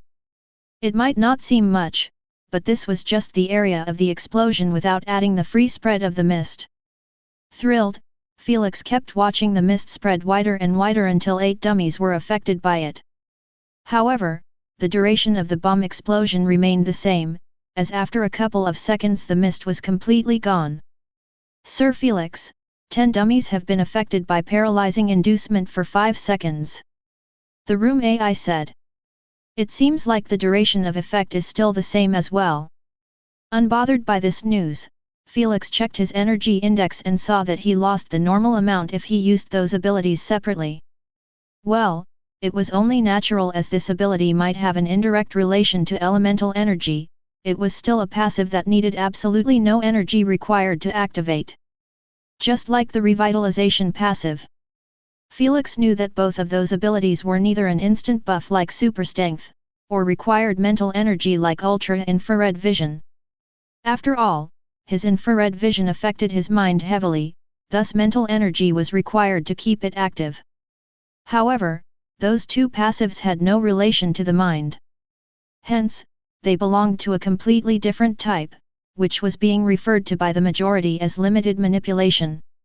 It was called as such in the sense that passives like those manipulate the elemental energy released from the abilities in a specific and limited manner. Free manipulation meant that Felix could literally control the released elemental energy to his own pleasure. If he wanted his abilities to absorb the energy, he could do so. If he wanted to change the shape of the released abilities to something else, he could totally do so. On the other hand, limited manipulation only gives control based on that specific passive, which was unlocked. In this case, it was making his active abilities be able to absorb the poison and get strengthened by it. Let's switch things up. Felix said while creating 2 bombs again and letting out his aura, moving on to the next experiment. Find authorized novels in, faster updates, better experience, please click number S destructiveness, _50425565882143582 for visiting. This time, he left the aura as it is and used his passive on the bombs instead, making them shrink. Unfortunately, they shrunk until they disappeared but the aura remained unchanged. Felix discerned that the content absorbed was too small for the aura to show a difference. He had no plans to create bombs after bombs until he spots a difference. That wasn't a viable strategy during battles. However, he soon found a better way to go around it. How about this? He swiftly created 2 more bombs and made them absorb the aura. After their size turned into resembling gym balls, Felix let his aura out again and made it absorb those newly created bombs. Whoosh! The aura's radius, which was always limited to 8 meters, was finally increased to 9 meters after completely absorbing those bombs. But Felix wasn't finished yet, as he created 2 bombs and let them absorb this newly created aura. As he expected, their size was increased yet again. Haha, let's do some limit testing. Intoxicated by the feeling, Felix grinned widely as he kept repeating the same sequence from bombs to aura and from aura to bombs, trying to see how long would he last until his energy dry up. Whoosh! After a couple of absorption attempts, the paralyzed aura's radius reached a whopping 14 meters, encasing 14 dummies all at once. That's what I like to see. Felix couldn't help but grin at this sight. Though, his happiness was short-lived as exhaustion started to kick in after using everything he had to make the aura this big. AI, fill my energy tank please, he requested. The moment he felt that his energy was coming back, Felix decided to do one last absorption. He created bombs again and made them absorb the 14-meter radius aura. Whoosh! Exhilarated and awed by the sight of his bombs continuing to grow bigger and bigger without signs of stopping, Felix kept his eyes fixated on them without a single blink. The bombs already surpassed gym bombs' size and fast approaching, resembling inflated beach balls. Felix quickly lifted his hands above his head, holding the bombs high up. They kept revolving on his hands as the mist was being absorbed in a whirling motion. Though, the speed of absorption was getting slower and slower due to the shrinking aura, which was about to snuff out completely. A few seconds later, Felix saw that nothing left from his aura. However, instead of creating another one, he actually ordered one bomb to absorb the other. Excited to see the end result, he lifted his head and kept spectating one bomb getting smaller while the other getting larger. By the time they finished, Felix was holding only one humongous bomb, making him resemble an ant carrying a spherical lollipop. The sight would scare anyone who saw it, as Felix's bomb surpassed Solar Mist's sun by 3 folds at least. "Throw it already!" Impatient, Asna yelled at him after seeing that he had his eyes closed shut in a content manner like he was holding the world on top of his hands. "Wait, I put 100 dummies 20 meters away from me," Felix requested as he snapped his eyes open. The AI obliged, manifesting 100 dummies all CLU.S. tiered together akin to an organized army platoon. After seeing them, Felix stopped holding back and hurled the humongous bomb towards them with a thrilling expression. Poof! The bomb exploded right within the ranks of the dummies akin to a nuclear explosion, rising a light yellow mushroom high in the sky. Whoosh! The wind carried with mist rushed in every direction, spreading the mist everywhere. Not a single dummy in the room was spared by the poisonous mist as it reached every one of them. Ha ha ha! This is what I want to see! Uncaring about the blowing wind and mist in his face, Felix kept his hands widespread as he laughed to his heart content. His clothes and hair kept flailing by the raging mist, which engulfed a whopping 20-meter radius and was still spreading way behind Felix's back. By the time it stopped, the entire offensive area was touched one way or another by the bomb explosion. Nothing was sparred, no one was spared. This was the doing of one offensive passive. Chapter 195, Upgrading the AP Bracelet. After seeing this sight, Felix didn't even care anymore that he unlocked just one passive instead of 2. He would take poison absorption any day and any time instead of 2 other passives. Phew, that was intense. Extremely pleased, Felix kept looking at the mist around him that was getting dissipated slowly until nothing was left behind. "Sir Felix, 120 dummies were affected by paralyzing inducement for 5 seconds. The AI reported faithfully. Tisk, all of that fanfare and the duration was still 5 seconds. Asna clicked her tongue in criticism. Ignoring this party pooper, Felix requested the AI to fill his energy tank back up. Although the attack was too dashing, the energy required to pull it off wasn't really affordable by Felix. After all, he cheated by refilling during the preparation. Regardless, Felix wasn't planning or recreating the same humongous bomb during battles as that was overtop and simply a waste of energy. He could only do so in those centers to have fun and test the limits of it. Currently, it seemed like the absorption was infinite. He could make a bomb or his aura grow as big as his energy allowed him to. Let's do one final test with the poison pillars. Felix wasn't planning on leaving the center until he tests everything out. Though, the poison pillars was the last ability that could be affected by the passive. As for his 4th active ability, it had no relation to elements. Just like before, Felix activated his aura first. Then, he snapped his finger and abruptly the same red-colored pillars erupted under the feet of each dummy before him until 15 dummies all were encased inside a red pillar. That's right. Poison pillars was limited only by range, which was 15 meters radius. As for the amount, Felix could pop it under the feet of everyone inside that range. Though, each pillar cost at least triple the amount of using one bomb. But still, it was clear that it was stronger than his first abilities, which was pretty understandable as the higher a bloodliner goes up in his integration, the higher chances he would have in unlocking stronger abilities. Felix guessed that the reason he unlocked only one passive at 75% had a relation to this. This made one wonder if he was going to unlock only the ultimate ability of the J. Ramongandra at 99% or 2 abilities. Absorb it. Felix swiftly gave the order for the nearest pillar to absorb the aura. The pillar, which reached 5 meters in height before, received a 3-meter bump while getting slightly wider. Absorbing one aura is not really that useful. Felix rested his chin under his hand, pondering on the results. Well, he would be lying if he said he was pleased by them. But it is what it is.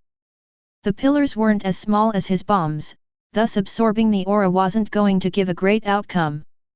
However, if he kept pumping the poison on the pillar, it would reach a towering height. Not that it mattered, as the pillar's main use was to ambush clueless enemies. So, there was no point in wasting energy to make them grow as tall as a tree. Still, more experiments should be carried out. After all, the ability's name was poison absorption, which meant it could absorb all types of poisons and in probably every state. Plus, it never said that it could absorb only Felix's poison. Next. 2 hours later, back in real life. Felix was sitting on the bed while having the glamorous box, which was given by Mr. Jones, in his hand. He opened it up and found a silver AP bracelet that was exactly the same as the one he wore, gleaming by the evening sunlight. "Queen, scan it please," he requested. A moment later, a hologram, showing all of its details, were displayed before him. Felix was trying to see if the bracelet rewarded was better than the one he was wearing. After all, the one he had was gifted by the family, and of course, it wasn't going to be from a good generation. If the bracelet rewarded by the organization was better, Felix wouldn't mind replacing his for now, until he goes out shopping for a better one. For now, he was totally broke to afford the latest 12th generation released by the metal race, as their prices reached a whopping 50 million SC per piece. That's right, AP bracelets ain't cheap in the slightest, as the oldest and worst bracelet was currently getting sold for 10k SC. If it wasn't for so, the World Council would have bought 1 million pieces or so and sold them to the commoners, giving some of them access to the UVR as well. Sadly, even with the 60% discount given by the Alliance, the World Council still found them too expensive to carry out that plan. Not bad. After reading its details, Felix smiled faintly. He found out that it was a 5th generation bracelet, which was better than his 4th generation bracelet by a few grades. For once, the scanning feature was enhanced from 50 meters radius around Felix to 100 meters. This was all that Felix wanted to see. He quickly wore the bracelet next to the old one while requesting, "Queen, please transfer all my data to this new bracelet." "Are you certain?" she asked for a second confirmation. "Yes." The moment the Queen heard so, she activated the second bracelet and transferred everything to it, from emails, account information, videos, and such. Ring. It didn't take even a split second before the transfer finished. After Felix heard the notification sound, he gave his second request, "Please disconnect my mind with my bracelet." "Are you certain?" she clarified monotonously, "The moment your consciousness disconnect with the bracelet, all of your data will be erased." She added, "If you signed any contract, which involved your consciousness as a term, you need to reconnect your consciousness with another bracelet in 2 hours. If you..." "Yes, I understand." Felix interrupted her, not wanting to hear about what was going to happen to him if he didn't listen to her warning. He already knew that he would be hunted down and killed by a special task force, belonging to the Alliance. They only have one job, and that was hunting down individuals, who removed the AP bracelet, or in other terms had their consciousness split up from the Queen while having a life and death contract signed. You see, the majority of life and death contracts were having the Queen as the one enforcing the death penalty in case the signer failed to respect the conditions of the contracts. The Queen was the perfect executioner, as everyone with an AP bracelet had their consciousness bound with her. This meant, for those without AP bracelet, she had absolutely no connection to them.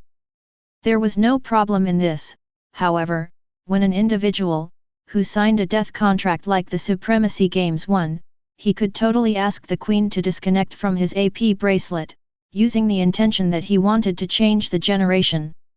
The Queen of course could only oblige and disconnect him from her control. Doing so would mean that the individual was set free from the binds of all death contracts he signed. Obviously, the alliance couldn't have that, as it would harm the integrity of the contract's trustworthiness in the UVR. God knows that the only reason the UVR was still operating successfully was due to those contracts. Thus, they set an unquestionable rule of connecting with the Queen in 2 hours maximum. Otherwise, a task force would be sent to hunt the offender down. Till now, no one managed to escape the clutches of anyone targeted by that task force. Felix had no plans to check if the rumor was true or not, as he swiftly activated the new bracelet by calling in his mind Queen AI. Just like the first time, he entered his white room and got informed by the Queen that his consciousness was now bound with this bracelet. Find authorized novels in, faster updates, better experience, please click number, _504409439957677722 for visiting. After hearing so, he logged out and removed the old bracelet from his wrist. He pressed for 10 seconds on the spatial card back until it pulled back, akin to a memory card getting removed from a phone. He quickly installed in his new bracelet, finalizing the entire transfer. Now the old bracelet appeared the same as it just came from the factory. Felix looked at it with a thoughtful expression. I should probably gift it to Leela. She really needs one to facilitate her management of the island.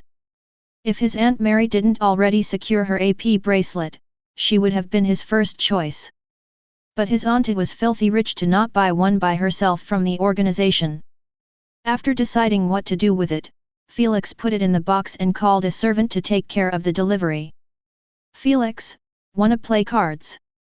Utterly bored, Asna immediately asked when she saw that Felix wasn't busy with anything. Felix thought for a couple of seconds and realized that he didn't visit Asna in a while now. He closed his eyes while asking, the same bet? Same bet. Asna smiled charmingly while changing her entire outfit to a more alluring one. It was clear that she planned on cheating. Bring it on, Felix said, smirking. Chapter 196, Lucky for you, I am not a regular awakener. 3 days later, 7 a.m. In front of the hotel's entrance, Felix was standing with his teammates, each having a suitcase placed beside them. All of them were wearing thick clothes as the morning wind was too much to handle even for them. The elders were also waiting with them for the bus to arrive. They were already informed that it would arrive in 2 minutes or so. Is that the Maxwell team? A passerby murmured to himself after spotting Felix and the rest. Just as he wanted to approach them and ask for a signature, he received an impolite glare from one of the 10 burly bodyguards, who were circling the team in a protective formation. So scary. The passerby lowered his head and increased his walking speed, completely removing any thoughts about approaching them. Thankfully, the time chosen by the US organization was early in the morning, where the traffic was still not heavy in the city, and not a lot of pedestrians in the streets. Otherwise, Felix and the rest would have been stormed by fans, not giving a shit about the bodyguards. Specifically, Felix after his latest display in the final. His popularity already exploded on the internet during those 3 days, making him a shooting star. The national team battle hype might have faded a bit, but the hype for Felix was just starting. His pictures, videos, and highlights about him were all being shared on the internet in a noticeable manner. Especially, when he snapped his finger, making the Hiltons faint within an instant. His finger snap was already turned into an iconic GIF and a meme, getting used widely as a template for everything. If Felix had a social account or bothered to create one, he would have gotten 10 million followers in a heartbeat. Unfortunately for them, Felix had no interest in social media even when Earth was still in the modern era. Vroom. Vroom. After waiting for 3 minutes, Felix lifted his head after hearing the loud engine sound of the bus getting closer and closer. They really sent armored vehicles. Speechless, he looked at 2 armored army jeeps, which were packed with soldiers, surrounded the bus from the back and the front. Shortly after, the bus stopped right in front of the team. Felix lifted his head and saw that Amelia, Walton, and Lena were looking at them from the window. Adam still didn't come. Felix raised an eyebrow in surprise. He didn't think that Adam was still actively avoiding him even after 3 days had passed. It was a bit weird in his eyes. TSSHSHS. Whatever. The moment Felix saw that the bus door opened up, he stopped bothering about the matter and focused on the soldiers, who were getting out of the 2 vehicles in an organized manner. All of them were carrying firearms, making the few pedestrians take out their phones and start recording instead of leaving. Good morning. I am Charles, the captain of the squad responsible for the team's safety on the road, said a tanned middle-aged man with an orange mustache while offering a handshake to the elders. We appreciate the effort. Abraham smiled as he shook his hand. Charles nodded his head and gestured with his hand for the team to ride the bus. Please get it, the instructor is waiting for you in the camp. After hearing so, Felix picked up his suitcase and went inside the bus. The moment he stepped inside, he knitted his eyebrows in confusion at the sight of the driver. The driver was wearing a hat and had his head lowered, making Felix only see the side of his face. However, he felt like he saw him before, he just couldn't remember. Asnakan. Forget it. She said lazily. Tisk. Felix clicked his tongue in annoyance and moved on, letting the rest of his team enter as well. He looked around and saw that there were 2 soldiers sitting at the back of the bus. As for Amelia and the rest, they were sitting next to each other in the right seating area. Felix sat in the opposite area from them after storing his suitcase in the overhead bin. Felix, little help? Olivia requested with a smile while holding a grey suitcase in her arms. She was too short to reach the bin. Felix took it from her hands and stored it next to his. He then reseated himself next to the window. Thank you, Olivia said while removing her scarf. She folded it and held it in her arms while sitting next to him. After a while, the silent bus regained a bit of vigor after everyone seated themselves. The door of the bus closed shut, leaving Charles and the elders outside.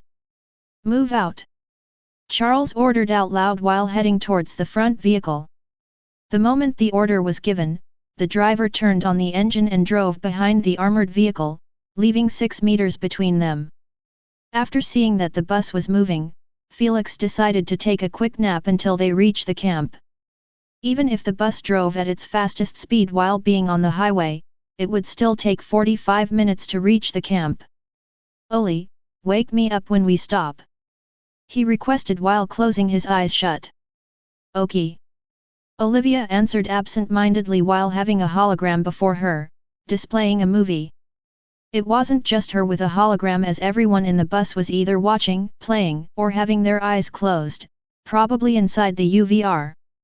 The craze for getting an AP bracelet was still raging in everyone's heart, especially those 4 commoners, who never had a chance to get one this early if it wasn't for Felix picking them up in his team. They really got carried throughout the entire tournament, and they were grateful to Felix for it. The driver gazed at the laid-back attitude Felix and the rest had, with a hint of disappointment. Soon, he sighed and refocused on the road, merging with the few cars on the highway. 25 minutes later, the peaceful atmosphere in the bus was destroyed by the loud noise of gunfire. One of the 2 soldiers shouted loudly, "Everyone wake up! We are under attack!" The moment Felix's ears picked the word attack, his eyes were snapped open, as he gazed at everything around him with his vigilance raised to the peak. Soon, he found out that Olivia had her hand on his shoulder, planning to wake him up. What happened? Bewildered, he asked her while looking at the soldiers, pointing their guns from a small opening at 3 dark armored vehicles approaching the bus rapidly. He couldn't see everything as the soldiers were blocking the back windows of the bus. However, the sound of the gunfire traded between the army vehicle and those 3 dark vehicles were loud enough to let him understand that it wasn't a drill or joke. Boom! Before Olivia could answer, the army vehicle, which was sandwiched in the middle of the assailants, exploded into a fire mushroom, killing all the soldiers within it. Pa pa pa! Boiling mad, the soldiers in the bus immediately opened fire, making Olivia and the rest close their ears by the loud sound of the gunfire in such a closed-up space. After all, not a single window was opened in fear of a member of the team getting sniped. As for the glass strength, it was of course bulletproof, as Mr. Jones wasn't stupid to send them in a normal civilian bus. Keep your head low at all the time. Felix stood up while ordering Olivia with a stern expression. Where are you going? Worried, she asked after seeing him walking towards the front of the bus. I will be back, he answered. Felix didn't have a single ounce of belief that there was a country dumb enough to target the entire team in broad daylight instead of picking them out one by one. Assassinating one bloodliner from a team was all fine and dandy, as the countries could easily replace him with another, but assassinating an entire team? No one would be able to handle the outrage that would rise after. Thus, Felix understood that this attack must be either from a country that had its leader going nuts or a personal attack aiming at him by the Hiltons. He didn't reach this conclusion just by the sight of the three dark vehicles but by the fact, Adam wasn't with them on the bus. He knew that his absence was strange, as he was certain that Adam wouldn't keep avoiding him even after 3 days. He was too proud to do so. However, Felix still had some doubts about his conclusion that could only be solved by asking the assailants directly. Was this attack proposed by the Gamma organization after finding out that he had a legendary bloodline, or it was the doing of the Hiltons due to the way he humiliated their juniors under the world's eyes? He had to know, as the implication differs from one to the other. Get down right now! Riled up, the bus driver shouted, as he saw Felix standing right next to the bus's door. Open the door please. Felix asked politely, unbothered by the approaching armored dark jeep from the right. Felix looked to his left and saw that the last army vehicle was slowing down its speed, so it could engage in the fight. However, that would secure only the left side. As for the right, it was completely exposed to the gunfire of the dark vehicle. Speak of the devil and he shall appear, as the moment the 5 assailants in the jeep saw Felix standing at the door, they all pointed their guns at him. Pa pa pa! Without hesitation, they immediately started firing at the door glass, emptying an entire mag on it yet still only leaving a few scratches on the glass. Don't be a fool and get in your goddamn seat! The driver ordered sternly after seeing that the assailants pulled back from the windows into their vehicle, probably wanting to reload their guns. I don't like repeating myself. Felix looked at him frigidly and said, Open the door or I will break it. After seeing his serious gaze, the driver knew that Felix wasn't messing around. He swiftly opened the door while saying, Be careful of the bullets, awakeners or commoners, we are all equals against the... Pang! Pang! 2 bullets from a handgun immediately collided with Felix's shoulder and thigh before the driver could even finish his warning. The driver of the assailant's jeep was the one shouting Felix, as the rest were reloading their guns. Felix staggered 1 step behind A&D. That was it. He simply massaged his shoulder while moving near the edge of the door. Lucky for you, I am not a regular awakener, Felix said calmly with his back facing the dumbfounded driver. Chapter 197, Fuchsia Eagle Wings Substance. Before the driver could even comprehend his words, Felix jumped from the bus into the dark armored jeep, landing on its roof. Just as one of the assailants wanted to shot at the ceiling of the jeep, hoping to land a lucky shot on Felix, his gun was pulled down by his ally. It's too risky. We need him alive to complete the mission. Hold tight. The driver's yell was muffled by his gas mask, which he was wearing. Not bothering if his allies heard him, he pushed the acceleration pedal to the limit while turning the wheel left and right, zigzagging in the road, aiming to throw Felix away. They only need him alive, not fully intact. This was the reason the driver aimed at Felix's non-vitals before. Unfortunately for the driver, his method bore no fruit as Felix's fingers were too strong, they dug holes in the alloy, making his grip tighter than he had during his battle against Absolute Vision. Shatter! Not wasting time, Felix used his free hand to smash the jeep's window like it wasn't made to be bulletproof. What the F***ck? Arg! Before the assailant, who was close to the window, could even exclaim, his head was clutched by Felix's hand, making him groan in pain. If only he knew that Felix was using just 5% of his strength to not explode his head and dirty himself, he would have felt grateful about that bit of pain. Let him go. The assailant, sitting at the back, pointed his gun at the ceiling while threatening, or else, I will start shooting. Fine. I will let him go, just don't shoot me. I don't want my clothes ruined. Felix's annoyed voice resounded in the car as he hurled the man from the window into the road's asphalt, making him roll over and over akin to a broken doll. Happy? Shocked, the assailants turned their heads, looking at the motionless body of their squad mate from the back window. Whoosh! Hello boys! Felix greeted the moment he entered through the broken window, making the assailants snap out of their shock. Speechless, they gazed at him sitting comfortably with one leg above the other next to them. I will only ask this once. Felix smiled warmly while hugging the assailant's shoulder. Who sent you? Sadly, the only response Felix got was 3 M4 guns aiming at his head. Ladies, if you wanna play that way. Felix's warm smile was wiped off his face, as he tightened his arm, snapping the assailant's neck, killing him in an instant. F***ck the mission. Blow this monster's head up. The driver yelled furiously as he pulled the trigger. Pay up.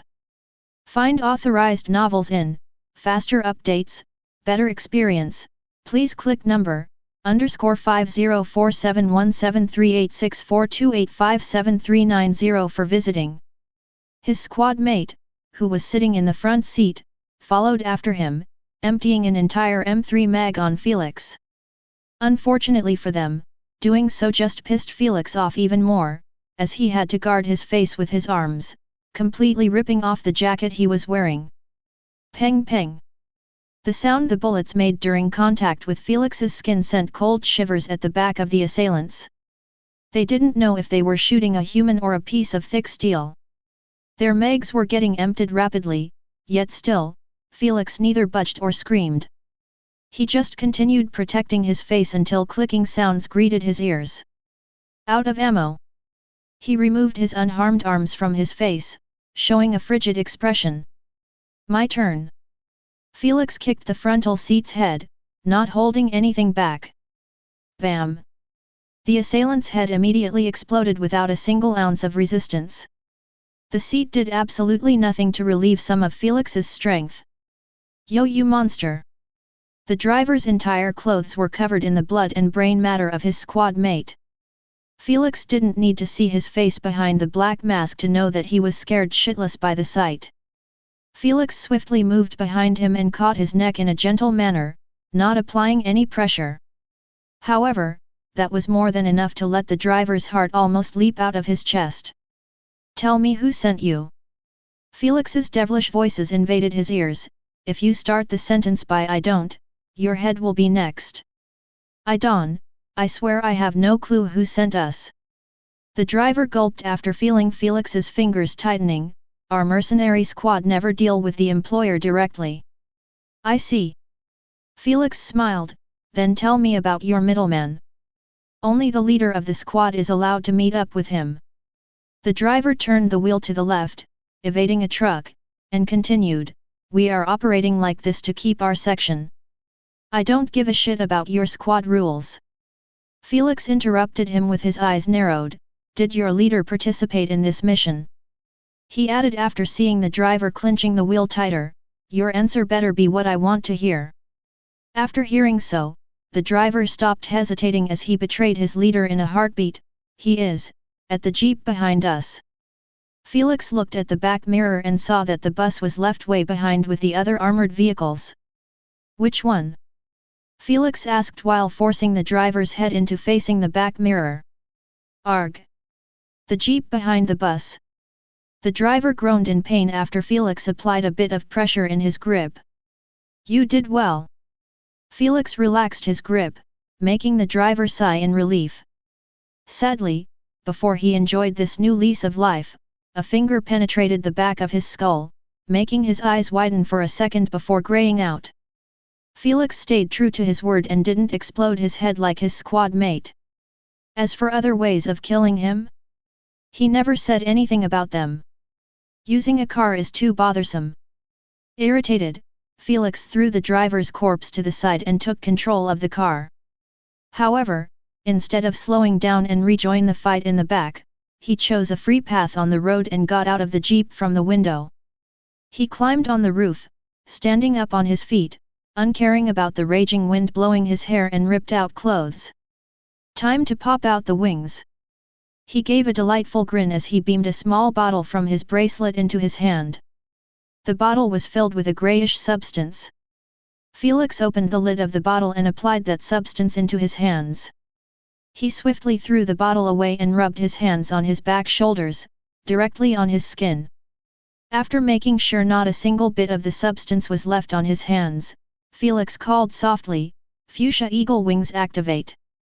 Immediately after laying down the order, the grayish substance on his back started glowing brightly for a split second before it started to morph and stretch into two wide wings. The transformation didn't take even a second before it finished, making Felix appear akin to a fallen angel with those gloomy grayish wings protruding from his back. Without further ado, Felix bent his legs on the roof until the alloy got bent, then abruptly he erupted into the air, jumping 7 meters or so at once. The moment he got into that height, Felix started flapping his wings a bit awkwardly at first, making him drop and raise continuously. Whoosh! Whoosh! However, he soon got used to it and started rising higher and higher speedily until the cars on the highway appeared like ants. Totally worth the price. Satisfied by the cool air blowing on his face, Felix smiled pleasantly as he kept flapping his wings periodically. During the first shopping spree he had in the UVR, Felix purchased Fuchsia Eagle Wings substance with 20KSC from Mr. Piggy's shop. He bought also some invisibility potions, as he knew that those kinds of potions and substances were extremely important in the real world. Though, he didn't buy many as he knew that he was going to spend most of the time in the UVR and SG. And in those platforms potions and substances were useless. After all, using them for a virtual body makes no sense. However, in the real world, that was another story entirely. Potions and substances reign supreme in battles and confrontations. Some of them could even be a life-saving item or hidden card used as the last attack. Felix bought those wings early in time, not for fighting, but just in case the plane or the helicopter he was riding had accident mid-air forcing it to crash. His parents' helicopter accident in his childhood made him a bit dramatic. After staying in the air for a couple of seconds, Felix decided to drop down and continue where he left, as the wings were temporary, lasting 15 minutes at most. Chapter 198, Dealing with the Ambush. Inside the bus, Olivia and the rest were peeking behind their seats at the two soldiers, finishing a mag after another at the dark jeep behind them. However, it seemed like the assailants in the dark jeep weren't interested in firing back at them, as they merely kept chasing after the bus, leaving a fixed distance. Meanwhile, at the far right of the highway, further from the bus, the armored army jeep was still trading gunfire with the other dark jeep. So far, it looked like the battle was in their favor as the assailants were having difficulty firing their guns from the window. They were completely pressured into defending. "Try to aim at their tires," Charles shouted while having his head slightly outside of the window, trying his best to hit the tires. Cluck! Cluck! A shower of bullets, landing next to his window, forced him into pulling his head back inside the car. Too bad, he shouldn't have done so, as he completely missed the sight of Felix dropping down on the assailant car's hood akin to a meteor. Boom! The jeep's engine exploded, setting the hood on fire while the car's rear was wholly lifted in the air.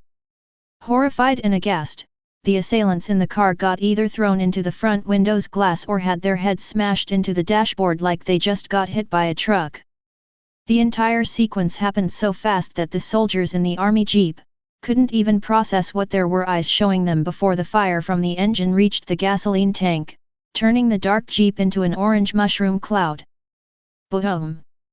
By the time the explosion sound reached their ears, Felix was already back in the air, rushing towards the last dark jeep, which had their leader on. Charles swiftly lifted his head at the sound of the explosion, looking behind him at the rebels of what left of the dark jeep. Ha ha ha! Well done! Well done! Overjoyed, Charles laughed thunderously as he praised the stunned silly soldiers in the car, who were still having difficulty processing what they had just witnessed. Captain Charles, it wasn't us. A soldier sitting at the back finally couldn't handle but exclaim out loud, it was **ing huge bird.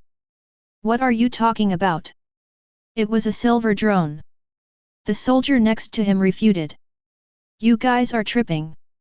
The last soldier, who was the nearest to the action, swore with an excited expression, it was a winged man. Hearing their claims, Charles just kept staring at his squad mates, totally at loss for words. From their brightened-up expressions, he knew that not one of them was messing with him. Winged man! He murmured while gazing at the sky for a second before his focus switched to the bus, which was still being chased.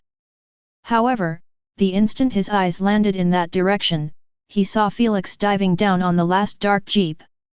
Slack-jawed, he watched Felix land on the hood softly, then kick the frontal window of the jeep, shattering it with one kick.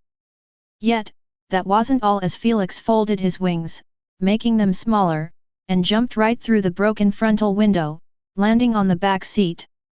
Charles switched his vision to look at the back window and saw Felix sitting in the middle of two soldiers with his arms around their shoulders. He didn't know why they were sitting obediently instead of killing Felix. The hell! Startled, he exclaimed at the sight of the dark jeep slowing down its speed until it stopped at the side of the highway.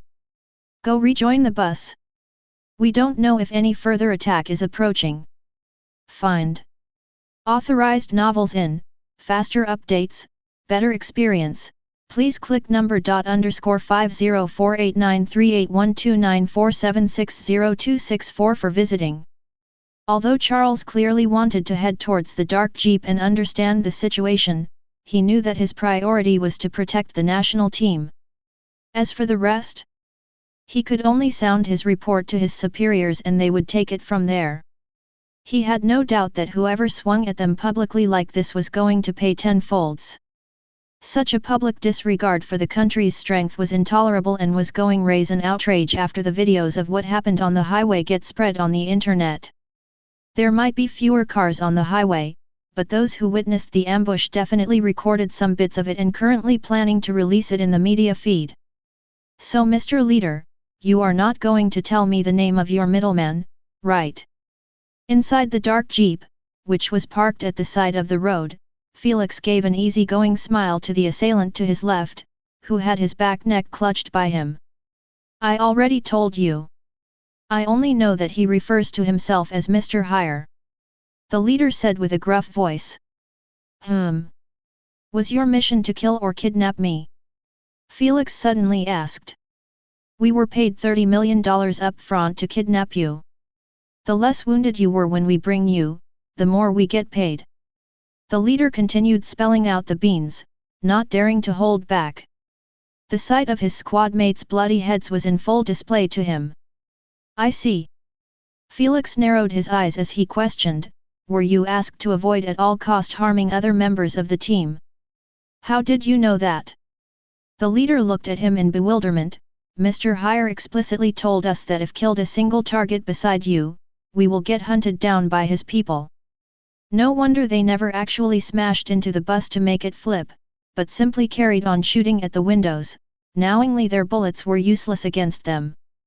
Felix figured that if he didn't come by himself, they would have taken care of the two army jeeps first before forcing the bus into stopping. By then, they could easily raid inside and force Felix to come with them. Slap! Felix gave him a light slap in the back of his head, making him feel like he was hit by a hammer. Keep your inquiries to yourself. Felix rested his chin under his hand and asked, was this your first Awakener kidnapping mission by Mr. Hire? No, this is the 6th one. The leader answered fearfully while rubbing his head. Not surprised by his answer, Felix laid out another one. When did you exactly start those operations? 7 months or so. The leader replied, a bit uncertain. Did you receive any different missions from Mr. Hire? Felix clarified, missions unrelated to Awakeners. No. The leader shook his head. All right, that's all I need to know. Felix smiled warmly as he used his index finger to penetrate the leader's temple at the speed of light. Before the leader could even process his words, Felix was already wiping his bloody finger with the leader's clothes. As for the driver and the rest, they were already taken down by Felix the moment the jeep pulled over. The only reason the leader was so cooperative with Felix was because he understood that his life was no longer in his hands. He only had 2 options, die or give Felix what he wanted, hoping to be spared after seeing that they were merely mercenary squad, who bore no enmity to him. Unfortunately for him, Felix had 0 tolerance for those who aim at his neck. It seems like this was the doing of just the Hiltons. Felix pondered to himself while getting outside of the jeep. Felix was already pretty certain that the Hiltons were the ones behind this kidnapping attempt by the fact Adam didn't ride the bus with them.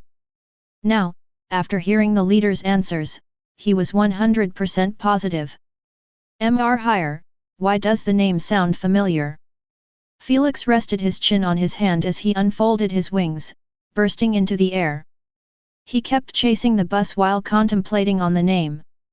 He felt like he heard it vaguely in his previous life but he couldn't pinpoint exactly when. Asna, can you please reread carefully the same memories about next year? Felix specified, exactly, when I got kidnapped and almost sold. He might not pinpoint the period, but he could narrow it to the things Mr. Hire had a relation with him. Felix getting kidnapped was one of them. Leave it to me. It seemed like Asna's boredom reached a new level when she started to get excited about rewardless labor. Surprisingly, Asna took a while this time before re-emerging from Felix's memories. Felix, the bastard is a hired middleman from the Gamma organization. She swiftly clarified what she saw. When you were handcuffed and drugged in the van, the gang, who kidnapped you was talking about Mr. Hire. They said that he wasn't giving them good deals like the rest of the gangs and groups and if they should change to another middleman to deal with the Gamma organization. That's all they spoke about before the van was raided by the government task force. She shrugged her shoulders, plus, you fainted right after. Though he heard so, his memory of the event was still foggy as he was heavily drugged at that moment. He was barely keeping his consciousness awake, don't even mention focusing on other matters. Though, Mr. Hire's name resounded in his mind during that moment, making him have a sense of déjà vu with it. Thud. Thank you. Felix narrowed his eyes as landed on the bus roof.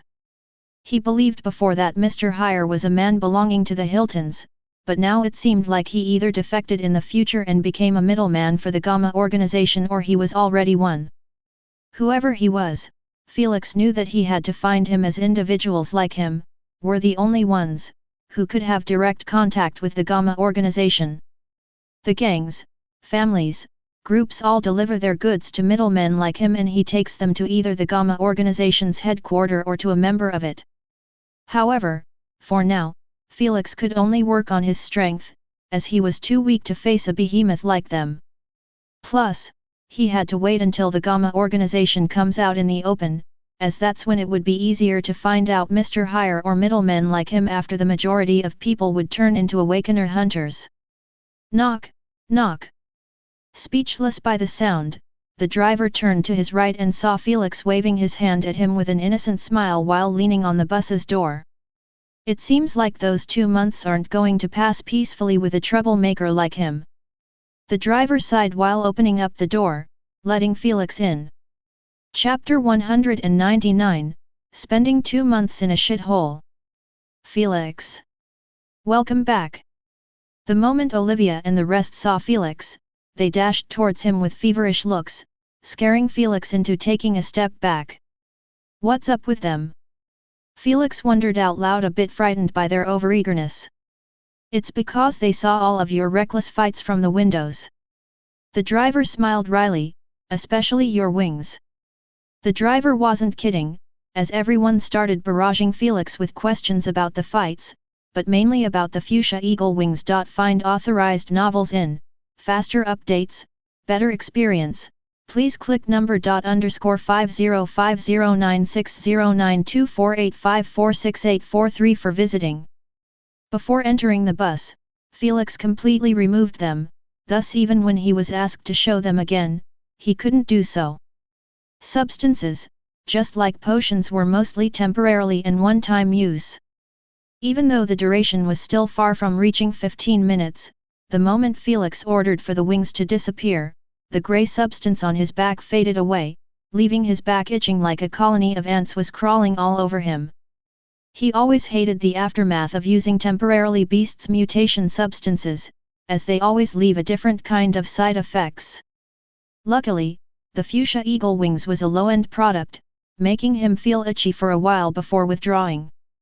Though, Felix could forget about using them again in the next 3 days if he didn't want that itching to turn into a full-blown burning effect, lasting for hours this time. The applied area of the skin needed to recover from the substance's effects.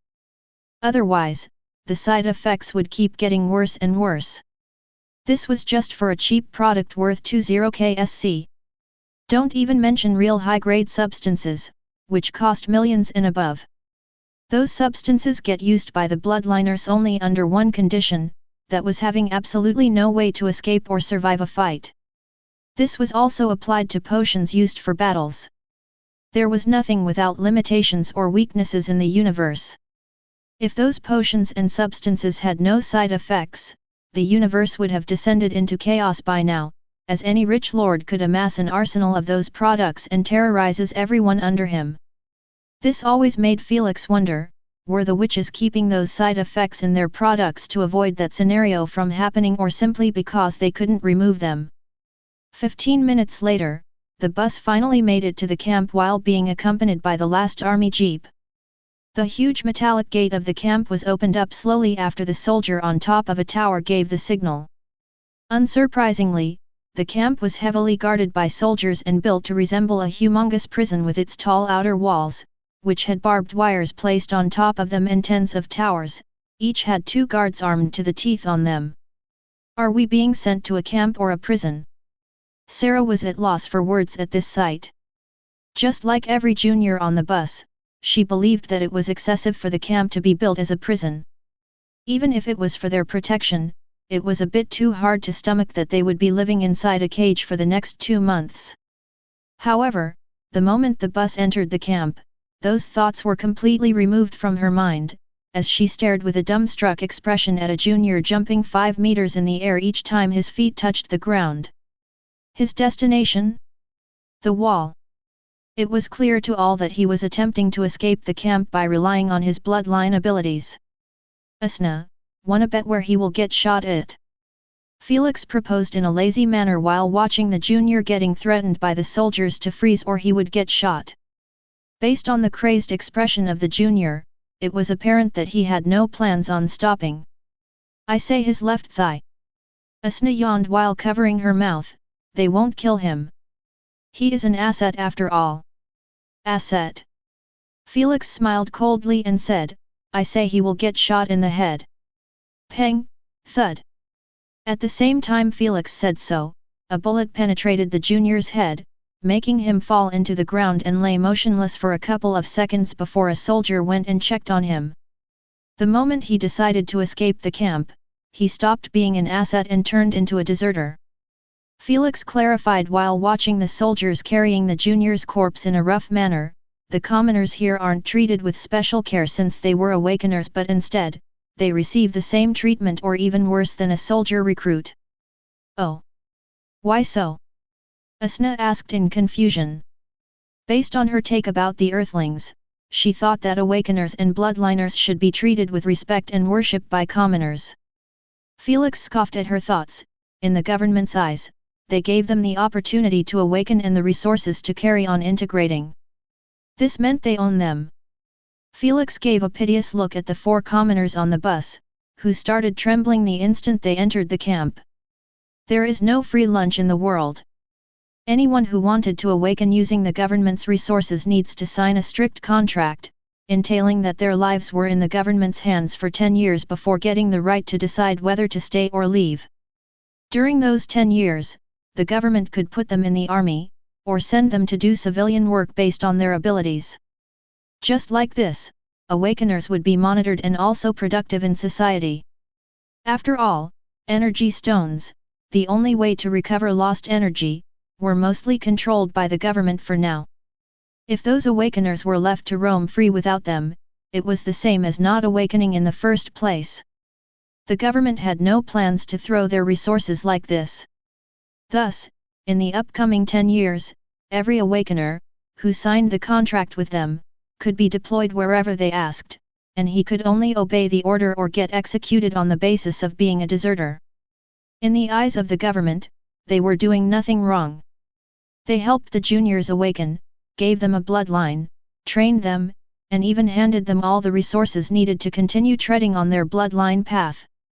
A small price of 10 years from their life in the service of the country was completely justified. Though, it seemed like some juniors didn't feel this way. And the junior, who got shot in the face, was one of them. 30 minutes later, in a small room that had only the basic necessities of comfort, a bed, a closet, and a desk with a chair, Felix was sitting on a rough-looking carpet while leaning against the bed, which seemed broken from the middle. Earlier, Felix broke it after throwing himself on it, completely forgetting that he weighed more than he appeared and that the camp's beds were shit compared to what he was used to sleeping on before. Knock knock. What? He shouted while browsing for a new bed online. Sir Felix, the instructor requested from all team members to wear their sports outfits and gather at the training field in 5 minutes. A soldier saluted in front of the door with a stoic expression. All right, I will be there. After receiving a positive confirmation, the soldier went to knock on the room right next to Felix's one, which had Noah's name written on it. He repeated exactly what he informed Felix and went to other rooms. You see, when the bus stopped inside the camp, no one came to welcome the team or celebrate their arrival and all of that needless fanfare. They were simply guided to a shabby-looking residential area, making everyone doubt whether the camp was newly built from the ground up or they were just using an out-of-service prison. Based on those fences, walls, towers, and especially, the conditions of Felix's room, the latter was more likely to be true. After entering the residential area, they were told to choose an empty room and write their name on the door. Since this was a public camp, existing for almost a year, all the good rooms were already taken by the commoners, who were currently still training here. The only rooms left were ones with shit beds and a bad smell. Nathan, Dale, Lexi, and Isabella swiftly got comfortable in their rooms, as they were living in almost the same ones in their state's camp. Meanwhile, the rest of the team were not adapting well, as they were used to luxury life. Especially the girls, as Amelia vomited in her room the moment her nose picked its nasty smell. Sadly for her, there was no servant to clean up after her mess, as she was forced to dirty her hands by herself with a disgusted expression. It was apparent that they were given those 30 minutes in order to make them understand that in this camp, there were no elders, no family, no servants, and nothing resembling their luxury life from before. They were going to live in this shithole with the commoners for 2 months until a team worthy of representing the country gets born. Whether they like it or not. Hopefully, they accept deliveries here. I can't sleep on the floor for 2 months. Annoyed, Felix scratched his chin while walking downstairs, planning to head towards the training field. Chapter 200, The Driver's Identity.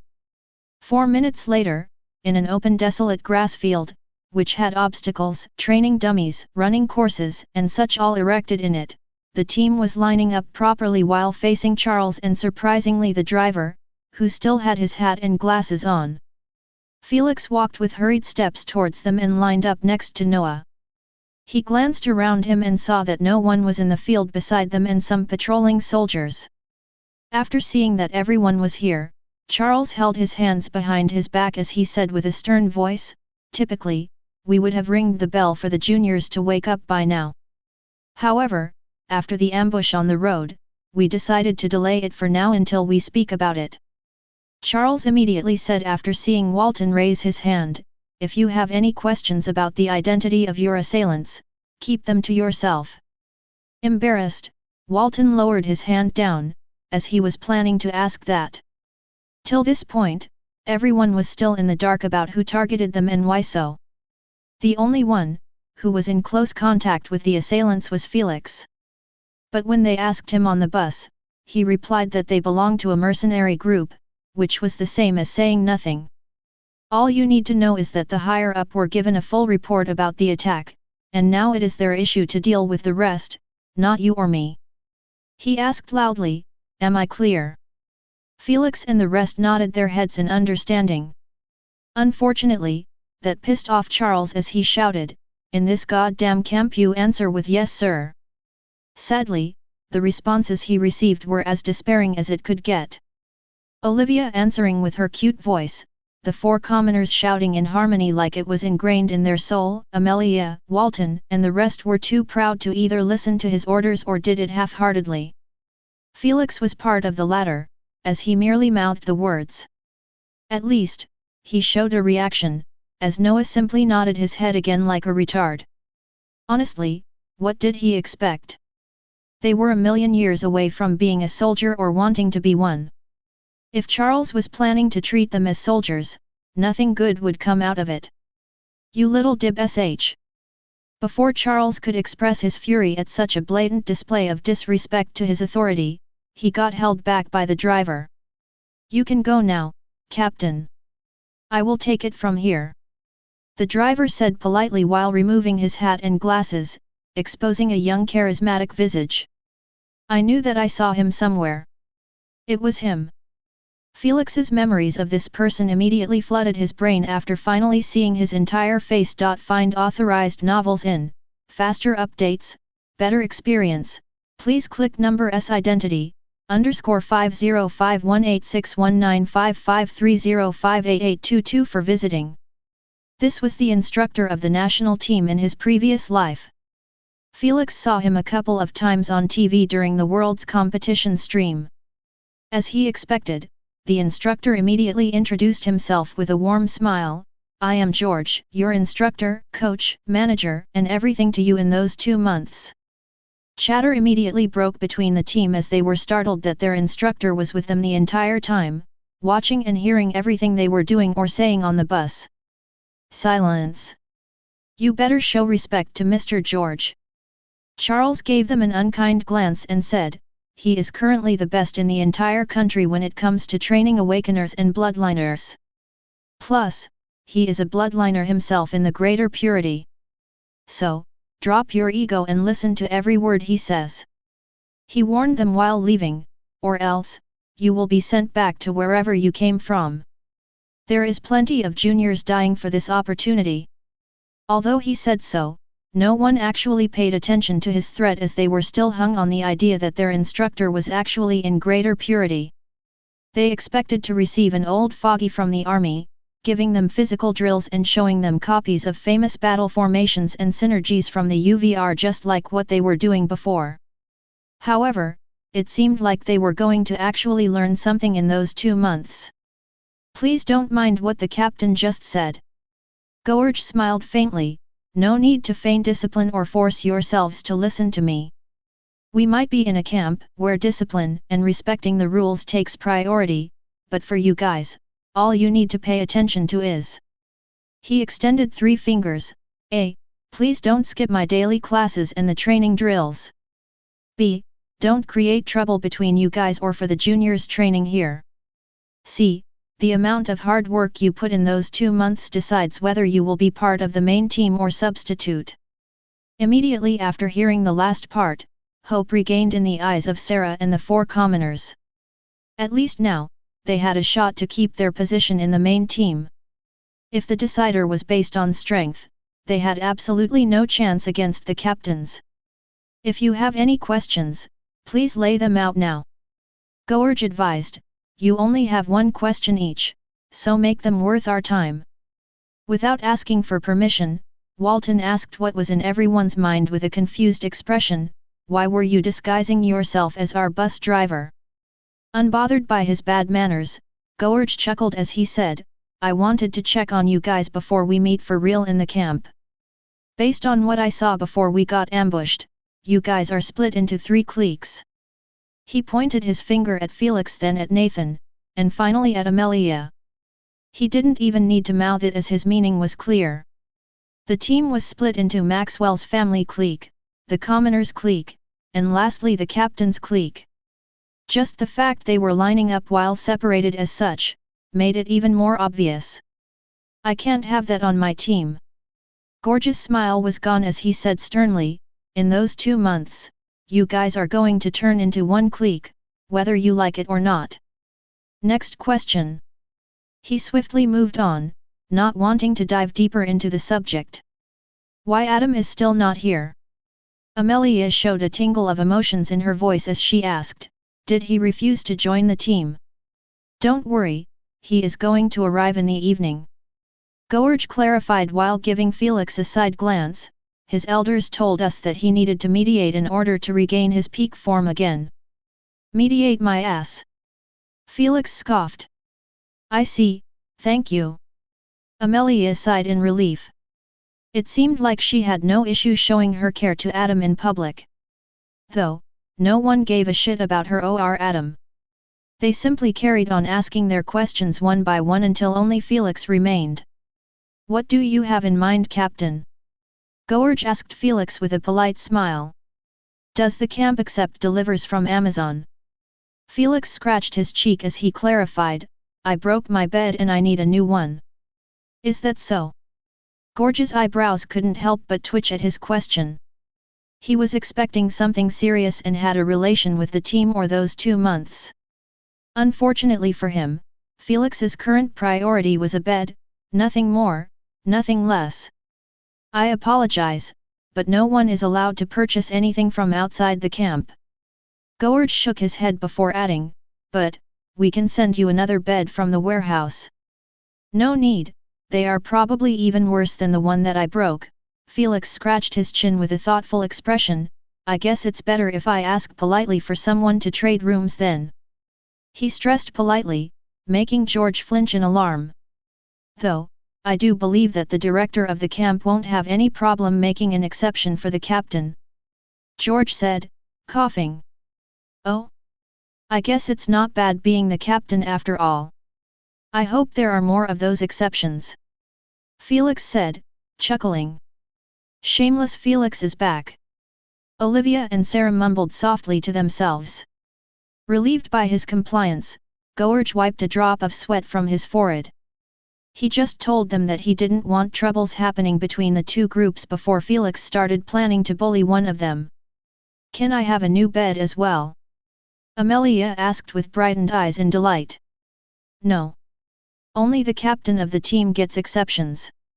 Gorge knew exactly how to offset his biased treatment of Felix as he continued, if you don't like it, challenge Felix for the captainship. As he expected, Amelia didn't let a single peep after hearing so, she just crossed her arms while humping in irritation. All right, no more questions. Gorge clapped his hand twice while ordering, I want you all to make a holographic profile about yourselves and display them only to me. Profile. Olivia tilted her head as she asked.